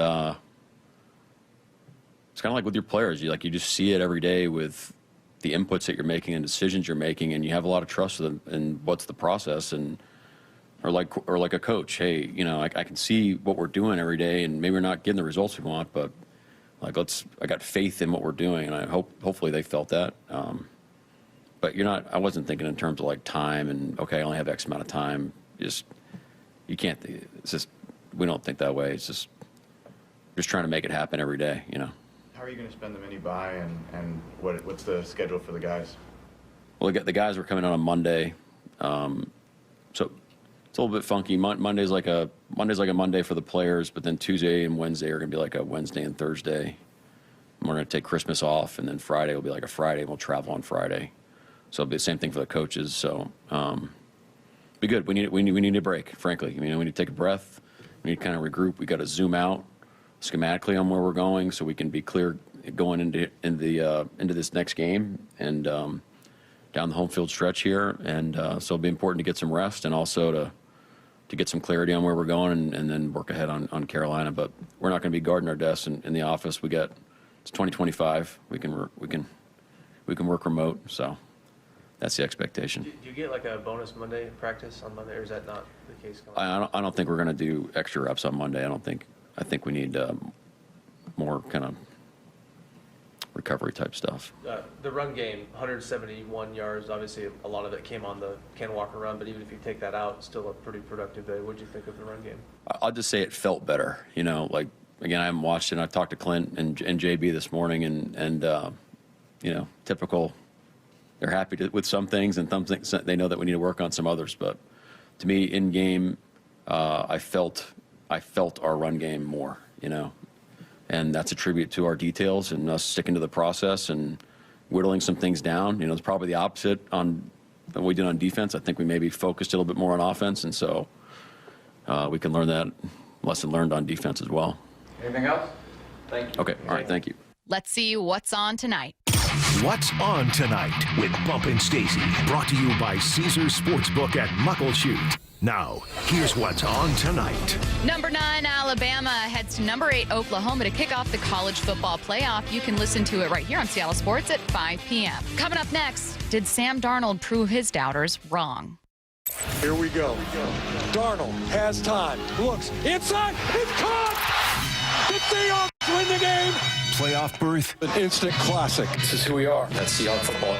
Check. Probably the craziest game I've ever seen. With the playoffs looming, what's next? We're always going to fight. Complete coverage at seattlesports.com. They now have the inside track on having the best record in the NFC. And the home of the Seahawks. I think this is the best team in the NFL right now. Seattle Sports. Calling all Seahawks fans, this is Cliff Averill. I'm here to announce Away Game Rumble at Muckleshoot Casino Resort, sponsored by Corona and Modelo. Take football Sundays to the next level with a free viewing party at Galaxy for every away game. Count on giveaways, specials, big screens, big action, and so much more. Full details at muckleshootcasino.com/rumble. Don't miss Away Game Rumble, only at Muckleshoot Casino Resort. Hey friends, Stacy here. If you've been thinking about a new Ford, I've got great news for you. Family owned and operated Wayscar Ford in Auburn is having their 103rd annual year-end holiday sales event. I just love a holiday sale. This year, all new Fords are priced at only $1 over factory invoice. And that's on the whole Ford lineup. That's correct. Every new Ford is priced at only $1 over factory invoice. That's before any rebates, customer cash, or low APR financing. Plus, they all come with a lifetime powertrain warranty included at no additional cost. Pressed for time? No problem. They'll deliver the vehicle to you. And at Wayscar Ford, you'll never be pressured, so you can purchase with confidence. Because every single vehicle that Wayscar Ford sells comes with a full 5-day or 500-mile, 100% money-back guarantee. So if you change your mind for any reason, bring the vehicle back for a full 100% refund. The $1 over factory invoice sale is going on right now. Check it out at wayscarford.com. Tired of hearing scary radio ads about the IRS? Tax Relief Advocates is different. TRA is here to tell you that if you owe money to the IRS, whether it's $5,000 or $500,000, we have a solution. TRA can eliminate or reduce what you owe to the IRS with zero risk to you. We have over 1,000 5-star reviews on Google and an A+ with a BBB. End your tax nightmare today by visiting TRA.com or call 800-275-1728. That's 800-275-1728. Ready to order? Yes. We're earning unlimited 3% cash back on dining and entertainment with the Capital One Saver card. So let's just get one of everything. Everything? Fire everything. The Capital One Saver card is at table 27 and they're earning unlimited 3% cash back. Yes, Chef! This is so nice. Had a feeling you'd want 3% cash back on dessert. Ooh, tiramisu. Earn unlimited 3% cash back on dining and entertainment with the Capital One Saver card. Capital One, what's in your wallet? Terms apply. See CapitalOne.com for details. This is the story of the One. As an HVAC technician, he and his digital multimeter are in high demand. So when a noisy office HVAC turns out to be a failing blower motor, he doesn't break a sweat. With Grainger's easy-to-use website and product information, he selects the product he needs to keep everything humming right along. Call 1-800-GRAINGER, click Grainger.com, or just stop by. Grainger, for the ones who get it done. 250 years ago, a promise was made to connect families and friends near and far. And during the holidays, that promise is more important than ever. That's why USPS is building a better network to meet your needs with timely deliveries, easy and affordable ways to ship, and everything you need to make your season full of holiday cheer. Our purpose is delivering your peace of mind, knowing your love will arrive, bringing joy to all. The United States Postal Service. Learn more at USPS.com/holidays. The Bump and Stacy Show is powered in part each day by the caring and compassionate team at Pendergast Law Personal Injury Lawyers. Go to pendergastlaw.com. If you've been in a wreck or a fender bender, You have the right to take your vehicle to any repair facility, not just where your insurance company tells you to go. Accurate Auto Body has been family owned and operated since 1994, and they work for you, not your insurance company. With over 25 years of auto repair work, they'll exceed your expectations. we meet by accident, fixing every last bit. Accurate Auto Body. At Accurate Auto Body, all their work is performed by certified technicians, only using OEM parts to guarantee the safety of you and your family. For the best in auto body collision repair and customer service, give them a call at 425-883-2450 or AccurateAutoBodyWA.com. Your insurance company may not love them, but you will, because We meet by accident, fixing every last bit. Accurate Auto Body. Dave Wyman here, joined by a very special guest, Dr. Daniel Landis, a multiple-time recipient of the Seattle Top Doctor Award. He's on the Swedish CyberKnife team treating prostate cancer and accepting new patients. Dr. Landis, how does CyberKnife compare to other prostate cancer treatments? So one of the advantages of the CyberKnife platform is that the treatment can be concluded in just 5 days, as opposed to other treatments that require anywhere from 26 to 42 days of radiation. How do patients feel about their experience? Patients overall tell me that their experience was really amazing. They had minimal disruption of their lives. They didn't have to take time off work. And they tell me it's like Star Trek, where you push a button and the cancer can go away. That really is amazing. It's almost too good to be true. If you, a friend, or a family member is diagnosed with prostate cancer, consider treatment with Swedish CyberKnife. Go to swedish.org/CyberKnifeProstate. Treat prostate cancer with Swedish CyberKnife. This hour is brought to you by Mazda of Everett. From the Quantum Fiber Studio, you're listening to Bump and Stacy. Weekdays 10 to 2. On Seattle Sports and 97.3 FM HD2. Does Sam Darnold deserve an apology? I don't know that everyone feels that way, but Chris Canty thinks so. I've got a couple more cuts here about Sam Darnold to get to. We talked about it earlier in the show. If you missed that conversation, go back and listen to the Bump and Stacy podcast. If you're a regular listener to the show, leaving a review or a rating would mean a lot to us. Thank you in advance. Let's keep it moving by getting back to our conversation about Sam Darnold here. This was Chris Canty. You criticized him. You were ready to criticize him last night and blame him for the reason why Seattle, this immensely talented team, couldn't get where everybody wants them to go. They were booing in Seattle Stadium. Everybody was ready to run Sam Darnold out of town. Forgetting all about the team winning 11 of its first 14 games. Everybody was ready to get him out of there. And then he flipped the script. So everybody needs to make sure, if you were going to criticize him, this morning, if you criticized him last night before the comeback, then make sure you give Sam Darnold his flowers today. Now, he does deserve his flowers today. Has everyone changed their minds on Sam Darnold? What are you feeling about Sam Darnold today? I think he answered some questions. If he would have come out and thrown for 450 with 3 touchdowns, we are having a different conversation than the one we're having with 2 interceptions. I love when you ask me a question and then answer the question. I know, sometimes I can't help it. It just came out. But no, I'm with you, though. I'm with you. That's probably the way I would have answered it. I think we went in saying, let's see. Yeah. You know what I mean? I don't think we went in saying, I'm done with him, or he's the guy. It's more like, let's see. Let's see. But there was a point during that game where I was like, I don't know. I'm not sure. Oh, no. Oh, no. That's when I left the press box and went to the cafeteria. You know what I'm saying? And then I was like, okay, I see what you're doing here. No, I went to this game just waiting to see what would happen. Expectations were I thought they can win this ball game. Mm-hmm. We both thought that he had to play well for them to win this ball game. He played good enough to win the ball game. Had a lot of help from special teams, from defense. But no, I didn't change my mind on him. Yeah. I was still waiting to see. This was Ryan Clark. Did Sam Darnold silence his critics last night? No. If anything, Sam Darnold's critics are louder, but he might have silenced the critics in his head. And here's why. When you have 6 turnovers in 7 quarters against the Los Angeles Rams, and you're putting your team behind in those situations when things are changing and you become hesitant, now Rashid Shaheed steps up, and that gives you a chance. Rashid Shaheed gets the big reverse, and it gives you a chance. You make an excellent throw on a roll throwback, and now you have an opportunity to answer Matthew Stafford in overtime, and JSN finally gets involved. You hit Cooper Kupp on an absolute dime to the post corner, and then you get the ball in the end zone to JSN, and your coach says to you, because of what you've done to this point, I'm putting the football in your hands. What do you think it meant for Sam Darnold? I think Ryan Clark is right when it comes to that.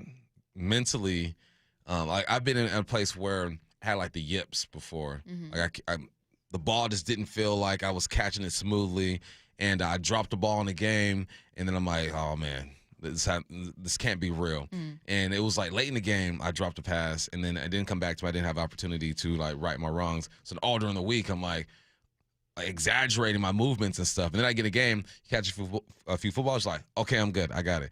That's kind of what Sam was going through, but at a higher scale for sure. I think he's right when it comes to that. Mentally, it put him in a good place. Mm-hmm. I think he's wrong when, he silenced some critics. What was the critique? He can't win the big game. Mm-hmm. It wasn't that, he has to play perfectly and win the big game. It was, can you win the big game? And let's not forget, he drove this team down the field 5 for 6 during that final drive, and then found Eric Saubert for a second catch of the year for 2-point conversion. So, I think he should have silenced him a little bit. They can still talk a little bit because he didn't play great, but it's not like you're yelling anymore. I said I felt like leaving this one if the Seahawks lost, how Sam Darnold played, because the Seahawks are going to make the playoffs. They clinched a spot last night. They hadn't entering the game, but they're a playoff team. They looked like one of the best teams in football. It felt inevitable. But it's why I felt that, look, getting the number 1 seed is massive, but I feel like just as important is how Sam Darnold plays, because you want to feel like there are fewer questions about this team. And Sam was a question. Or rather, Sam's ability wasn't, but his ability to perform in those big moments, like you said, was.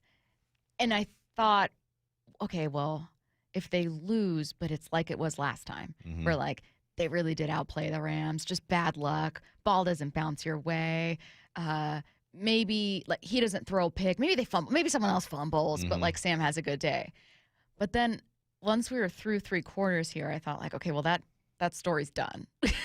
I'm not going to be able to head into Friday saying Sam played the best game of his career. However, Sam played a pretty dang good quarter.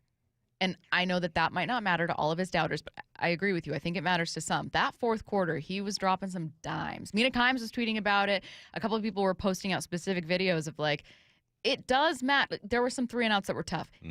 And he had to get the defense had to give him the ball back. They forced some punts from the Rams too. But it does matter that a big part of that drive was not everyone else doing stuff. Sam was marching them down the field. He pushed the ball down the field. That throw to Cooper Kupp. I was just watching Emmanuel Acho. He broke down that play.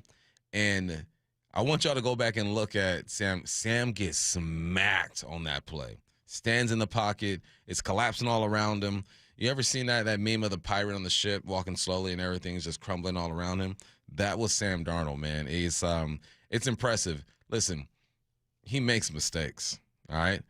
The answer wasn't, can he play a Matthew Stafford type of game, 400-plus yards, 3 touchdowns? It was, one, can you beat the Rams because they got your number? Mm-hmm. And can you win the big one, national television? This was the best Thursday night football game of all time, Craig. And Sam Darnold marched him down the field, won the ball game for him. But big ups to that defense for the stops and special teams for You already included. talked about this in plays of the game, but in the final minute, can I get you to also re-examine what Sam did on that 2-point conversion? Yeah. So, 3 receivers to the right. A.J. Brown was on the outside. He motions inside. He goes across the field, sits over the ball at the spot.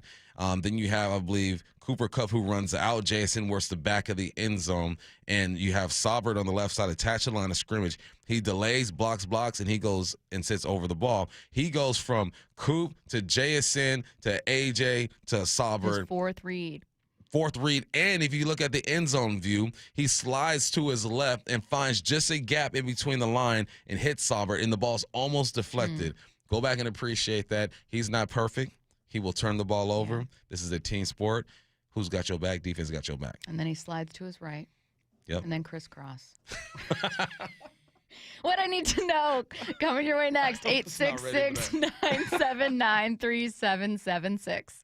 The Mike Macdonald Show. Even for me, I've been in a lot of places. But last night, I don't know if it was the watches. I don't know if it was the drones. I've never been a part of that before, man. Multiple times throughout the game, I was like, man, this is incredible. And I actually said in the headset, I was like, man, guys, like, this is freaking awesome. Like, you could feel the 12s kind of get back rolling and the energy, and then our guys needed a little pick-me-up, and then they got it. You know, we talk about 12 as 1, and it really is 12 as 1. It's like it's us and 12s all working together. Get the podcast on the Seattle Sports app. Looking for a high school that nurtures both the mind and spirit? Archbishop Murphy High School is where academic excellence meets faith-based education. With a 100% graduation rate and a college prep program designed to challenge and inspire, our students are prepared for whatever the future holds. But it's more than just academics. Archbishop Murphy's robust athletics, arts, and co-curricular activities ensure that every student finds their passion and thrives.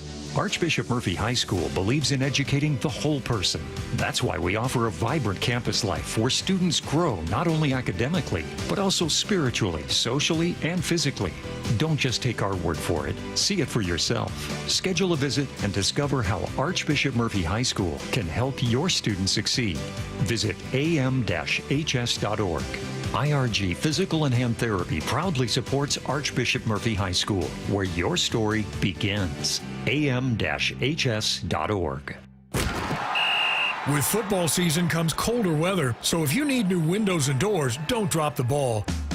Steve Rabel here with Keith Dashafi from locally owned Pella Windows and Doors of Western Washington. So Keith, what's your next big play? Well, Steve, right now get 40% off qualifying installs or no payments and no interest for 12 months on approved credit. Schedule a free consultation with Pella Windows and Doors of Western Washington. Go to PellaPNW.com. That's PellaPNW.com.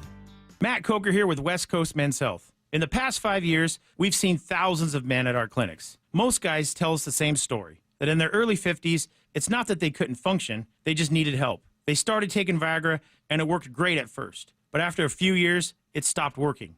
The problem is that their arteries had become more restricted since they started taking it, because Viagra does not unclog arteries. Here at West Coast Men's Health, we use acoustic wave therapy to target the real problem. We break down plaque and clear up the arteries so blood can flow like it did in your 20s. This restores function. And guys, listen to this. You won't have to take a pill anymore. So if this sounds like you, give West Coast Men's Health a call today and see how we can help. With clinics in Redmond and Tacoma, call 206-519-6541. That's 206-519-6541. 206-519-6541. Online at westcoastmenshealth.com.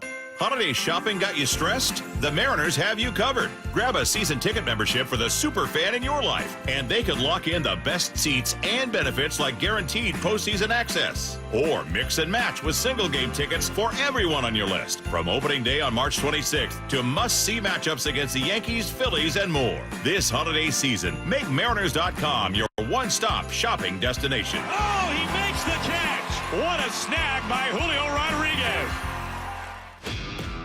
This is the story of the one. As the purchasing manager at a manufacturing plant, she knows the only thing more important than having the right safety gear is having it there when you need it. That's why she partners with Grainger for auto reordering, so her team members can count on her to have cut-resistant gloves on hand, and each shift can run safely and efficiently. Call 1-800-GRAINGER, click Grainger.com, or just stop by. Grainger, for the ones who get it done. This is the home of the Seahawks. Gonna let one fly deep. Got a man out there. Ball is caught down at the 10-yard line, and it's JSN. Seattle Sports. Hey, Mike Salk here for my friends at Snoqualmie Casino and Hotel, and obviously New Year's is coming up. Can you believe it? Book your stay at Snoqualmie Casino and Hotel for an evening of elegance at a night at the Grand Ball. This New Year's Eve celebration includes the legendary DJ Super Sam. And sports fans, you got to check out the Hawks Peak. You're home for game days with great food and drinks, more than 60 TVs, so you won't miss a play, and a heated, covered outdoor deck with those great views of the Snoqualmie Valley. Seattle's closest is now Snoqualmie Casino and Hotel. When the new year hits, every business could use a little something to stay ahead. A lift, a jump start, an edge, or perhaps a boost. Like the all-new 5-year business boost from Comcast Business. It's the certainty of a price lock for 5 years on qualifying internet bundles. Plus, you'll have the most reliable Wi-Fi with our best equipment, so your whole team can stay connected at a great rate. And to sweeten the deal, ask about a $500 prepaid card when you add 2 lines of mobile. It's the boost your business deserves. So sign up for the 5-year business boost and get a 5-year price lock on ultra-reliable Wi-Fi. Plus, ask about a $500 prepaid card. Comcast Business, powering possibilities. Ends 2/22/26, new customers only. 1-year contract required for guaranteed rate. 5-year pricing applies to monthly service charge excluding taxes and fees. That's Wi-Fi based on Open Signal Awards USA. Fixed Broadband Experience Report, May 2025. Dave Wyman joined by Dr. Daniel Landis. He's on the Swedish CyberKnife team treating prostate cancer. Dr. Landis, how do patients feel about their experience? Patients overall tell me that their experience was really amazing. They had minimal disruption of their lives. They didn't have to take time off work. And they tell me it's like Star Trek, where you push a button and the cancer can go away. If you're diagnosed with prostate cancer, consider treatment with Swedish CyberKnife. Go to swedish.org/cyberknifeprostate. From the Quantum Fiber Studio, This is Bumpin' Stacy. weekdays 10 to 2. On Seattle Sports and 97.3 FM HD2. What you need to know, you need to text to us, 866-979-3776. What I need to know, says our first listener. Who played well on defense last night? Tough night. We were talking about that. We were. Like, there were moments. I thought, that's what I thought. Yeah, there were moments. I mean, overall, 581 yards, yeah. It's like everyone had a good moment and a bad moment is what it was. Yeah. And I'm not like, what's it called? I almost said eyeliner on a baby. Lipstick on a pig? Thank you. Eyeliner on a baby. Look, I'm not putting eyeliner on a baby with this one, okay? Eyeliner on a baby. That might be some water in the blood. God, why did I think that? I'm putting eyeliner. Right? Can we remember hers too? No. I'm not putting eyeliner on a baby with this one, but the defense did have some moments. Like, if you looked at Matthew Stafford's line and did not watch the game, you go, Seahawks defense struggled. If you watched the game, you'd go, oh, in the fourth quarter, they forced like 3 punts, and they were a nightmare. And Ernest Jones nearly had a pick. And then, you look at other moments and you go, oh, man, Witherspoon got beat here, then made a great play here. Yeah, it was big back and forth. Nick and Murray, he not a sack. He didn't sack the quarterback. Is that another game where we did not sack Sam Darnold? Correct. Goodness gracious. Or Stafford, yeah. Oh, yes, I mean Stafford. But Darnold got sacked like 4 times. What I need to know, is Derek Hall's suspension impactful or just inconvenient? More inconvenient, I think. He is appealing it. Yeah, and he can play. He can play through it. So we'll see. But the NFL will make a decision before this next game, I believe. Yeah. I think he's impactful. I think he does things and impacts the game that people, you can't really see because he's not getting a bunch of sacks. What I need to know, my question is, do you see Rashid Shaheed becoming a bigger part of the offense in the future? Dude is electric. Yeah. I think he slowly is becoming, right? He had that big 31-yard gain. I believe he had a reception or two. He has a return for a touchdown. I think he's the gadget. He's a gadget player, man, and those are fun. What I need to know, do you guys think Jason Myers is getting Special Teams Player of the Week? No. I'll tell you who's getting it. Why would he get it? Rashid Shaheed's getting it. It'll be 4 straight weeks the Seahawks won it. That would be 4. Goodness gracious. Mm-hmm. But how much they put Rashid in that? twice, Jason twice. What'd you say? 12 million? The most. So 12 million, overall cap. But the most in total cap, I think 4 million. 4%. 4% of the cap this year, which is the most. And the Rams have under 1% this year dedicated to special teams. So, to Brady's point, the Rams are unbelievably good. They are unbelievably good. This isn't meant to, take a jab. But Brady said, look, a lot of teams talk about how important special teams is, but if you don't follow it up with spending and investing in that part of the ball, well, it doesn't really feel like you believe that. The Seahawks do. Don't talk about it, be about it. Yeah. Someone says, sorry, bum, no catches for Shaheed. Yeah, that was a game changer, though. That punt return was a game changer. Flipped it. Completely flipped it. Flipped it. What I need to know, how much... I got a couple of these. Is Sam Darnold the new version of Brett Favre? No. Brett Favre's a Hall of Famer. Yeah, I don't think so. And he steals from the poor. I don't think Sam's going to steal. Yeah, let's not forget that part. Yeah. What I need to know, do you wrap Christmas gifts or bag them? Bag. Yeah, we're bagging. Yeah, I'm bagging. Oh, no, I wrap them, and sometimes Just I put little things on them. Yeah, because... Bump, I don't know if you saw this, but at Costco, they have this box with, you could buy 20 bags at a time. And they just fold them up, and then you just got to unfold them, and then you put your stuff in. It's great. I'm with that. Yeah. What I need to know. Yesterday on Hype, yesterday on Hype Train, Curtis mentioned that he wasn't working the Seahawks game or watching it because he was attending his daughter's Christmas program and was in charge of filming it. What I need to know, how was it? Did you get to watch any of the game? Well, I mean, she was adorable, of course. Of course. She was in her pretty dress that she got to pick out with Mom. I think it was Wednesday of this week. They went to Target. And, it turned out great. I got it on film, sent it to Mom, and then I got home, put the girls to bed, and was able to watch probably every play after the Rams had scored in overtime.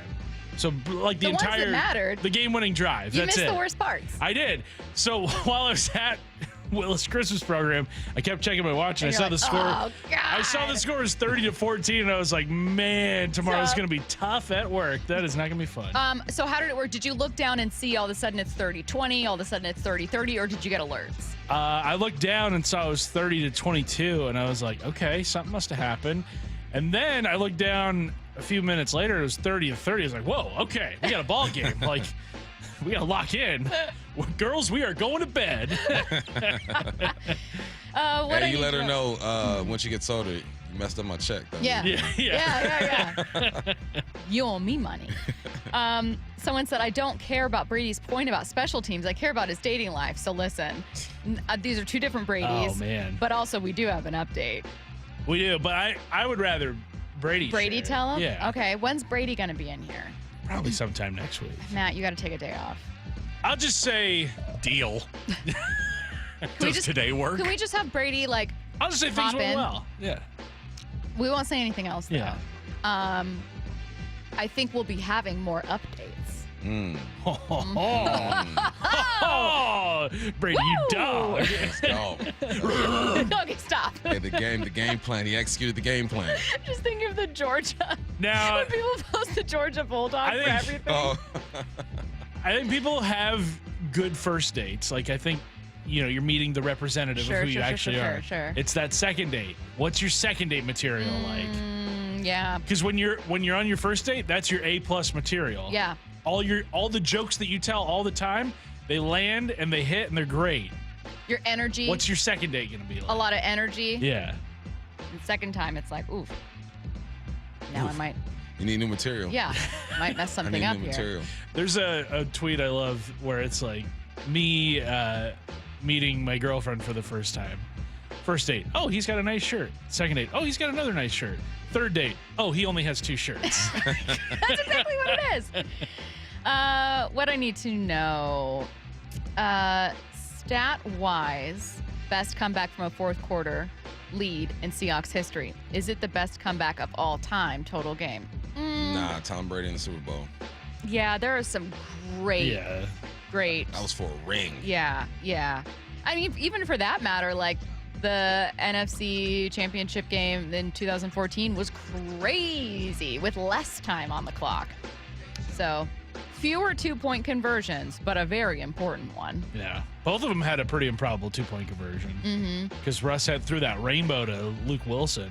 Didn't even see him down there. Yeah. God, what a game. Luke Wilson looked very surprised that the ball was in his hands. Huh? What I need to know, outside of sports, what are you obsessing over right now? Outside of sports? Sports is my life. Oh, you guys have lives outside I don't of sports. want your life. You guys have lives outside of sports. What are you really into right now? Making sure I get my children the right gift. I was going to say, yeah. Gift shopping? Yeah. Shopping for last-minute presents. That's kind of all I'm thinking about right now. Okay, so I was going to recommend Pluribus on Apple TV. I was thinking TV shows. One of my buddies said that was a good recommendation. He listened to the show. He's like, you got to watch it, Bob. It is. I was so surprised. I thought, yeah, let's see what this is. And then I just couldn't stop watching. So, recommend it. Someone said, Brady proposed? We'll find out. Wyman and Bob coming up next. Wyman and Bob, every afternoon at 2. 38-37 win for the Seahawks. I just like the resiliency of Sam Darnold. He was able to drive them down the field and throw the game-winning extra point. I thought Stafford was unbelievably inaccurate when pressured. He wasn't sacked the entire game, so that's something that we'll need to work on before the next time we face him. But I think this is the best team in the NFL right now. Only on Seattle Sports and Seattle Sports on YouTube. Okay, only 10 more presents to wrap. You're almost at the finish line. But first...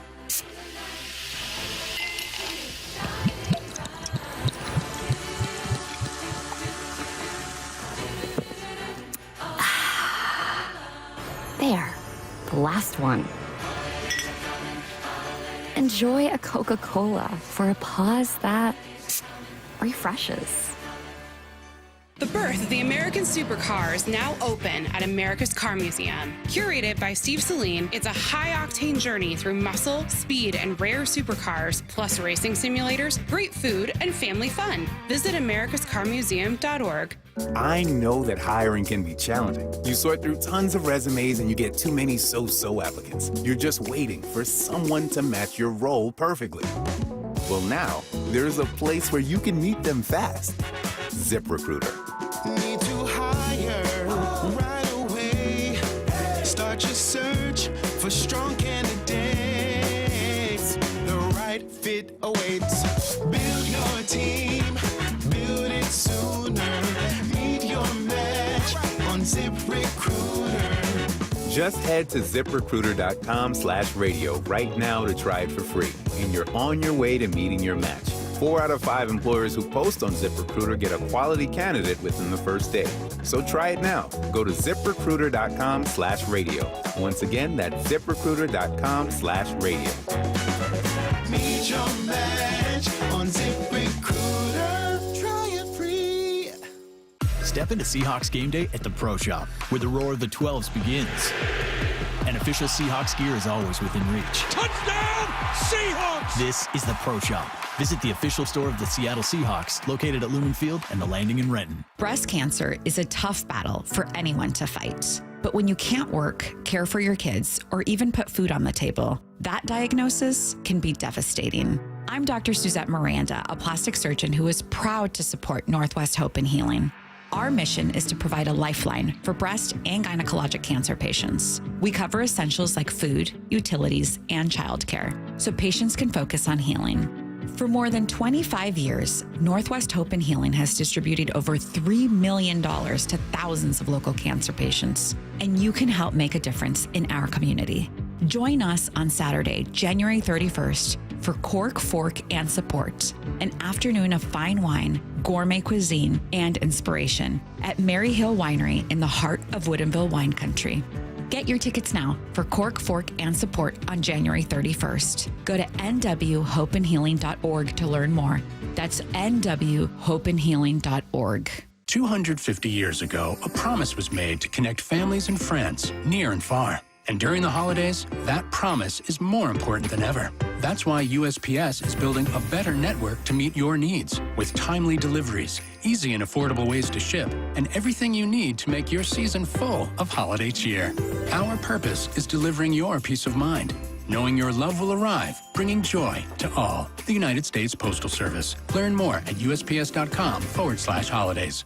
Tired of hearing scary radio ads about the IRS? Tax Relief Advocates is different. TRA is here to tell you that if you owe money to the IRS, whether it's $5,000 or $500,000, we have a solution. TRA can eliminate or reduce what you owe to the IRS with zero risk to you. We have over 1,000 5-star reviews on Google and an A+ with a BBB. End your tax nightmare today by visiting TRA.com or call 800-583-6681. That's 800-583-6681. So Pure Talk just had their best year ever and asked me if I'd like to thank their customers on their behalf for being so awesome. I said sure. It's important to say thanks, especially this time of year, which is why, as one of their many satisfied customers, I should probably thank Pure Talk first for keeping their customer service in this country and for providing hundreds of American jobs. I appreciate that. I also appreciate their Roundup program, which makes it easy to support America's Warrior Partnership and join the fight against veteran suicide. And I love that Pure Talk donated 1,000 hand-sewn Made in America flags to veterans around Independence Day. And of course, I really appreciate their generous support of my own foundation, MicroWorks, and their commitment to help us train the next generation of skilled workers. Having said all that, it's now my pleasure, on behalf of everyone at Pure Talk, to thank you sincerely for choosing to do business with an American wireless company that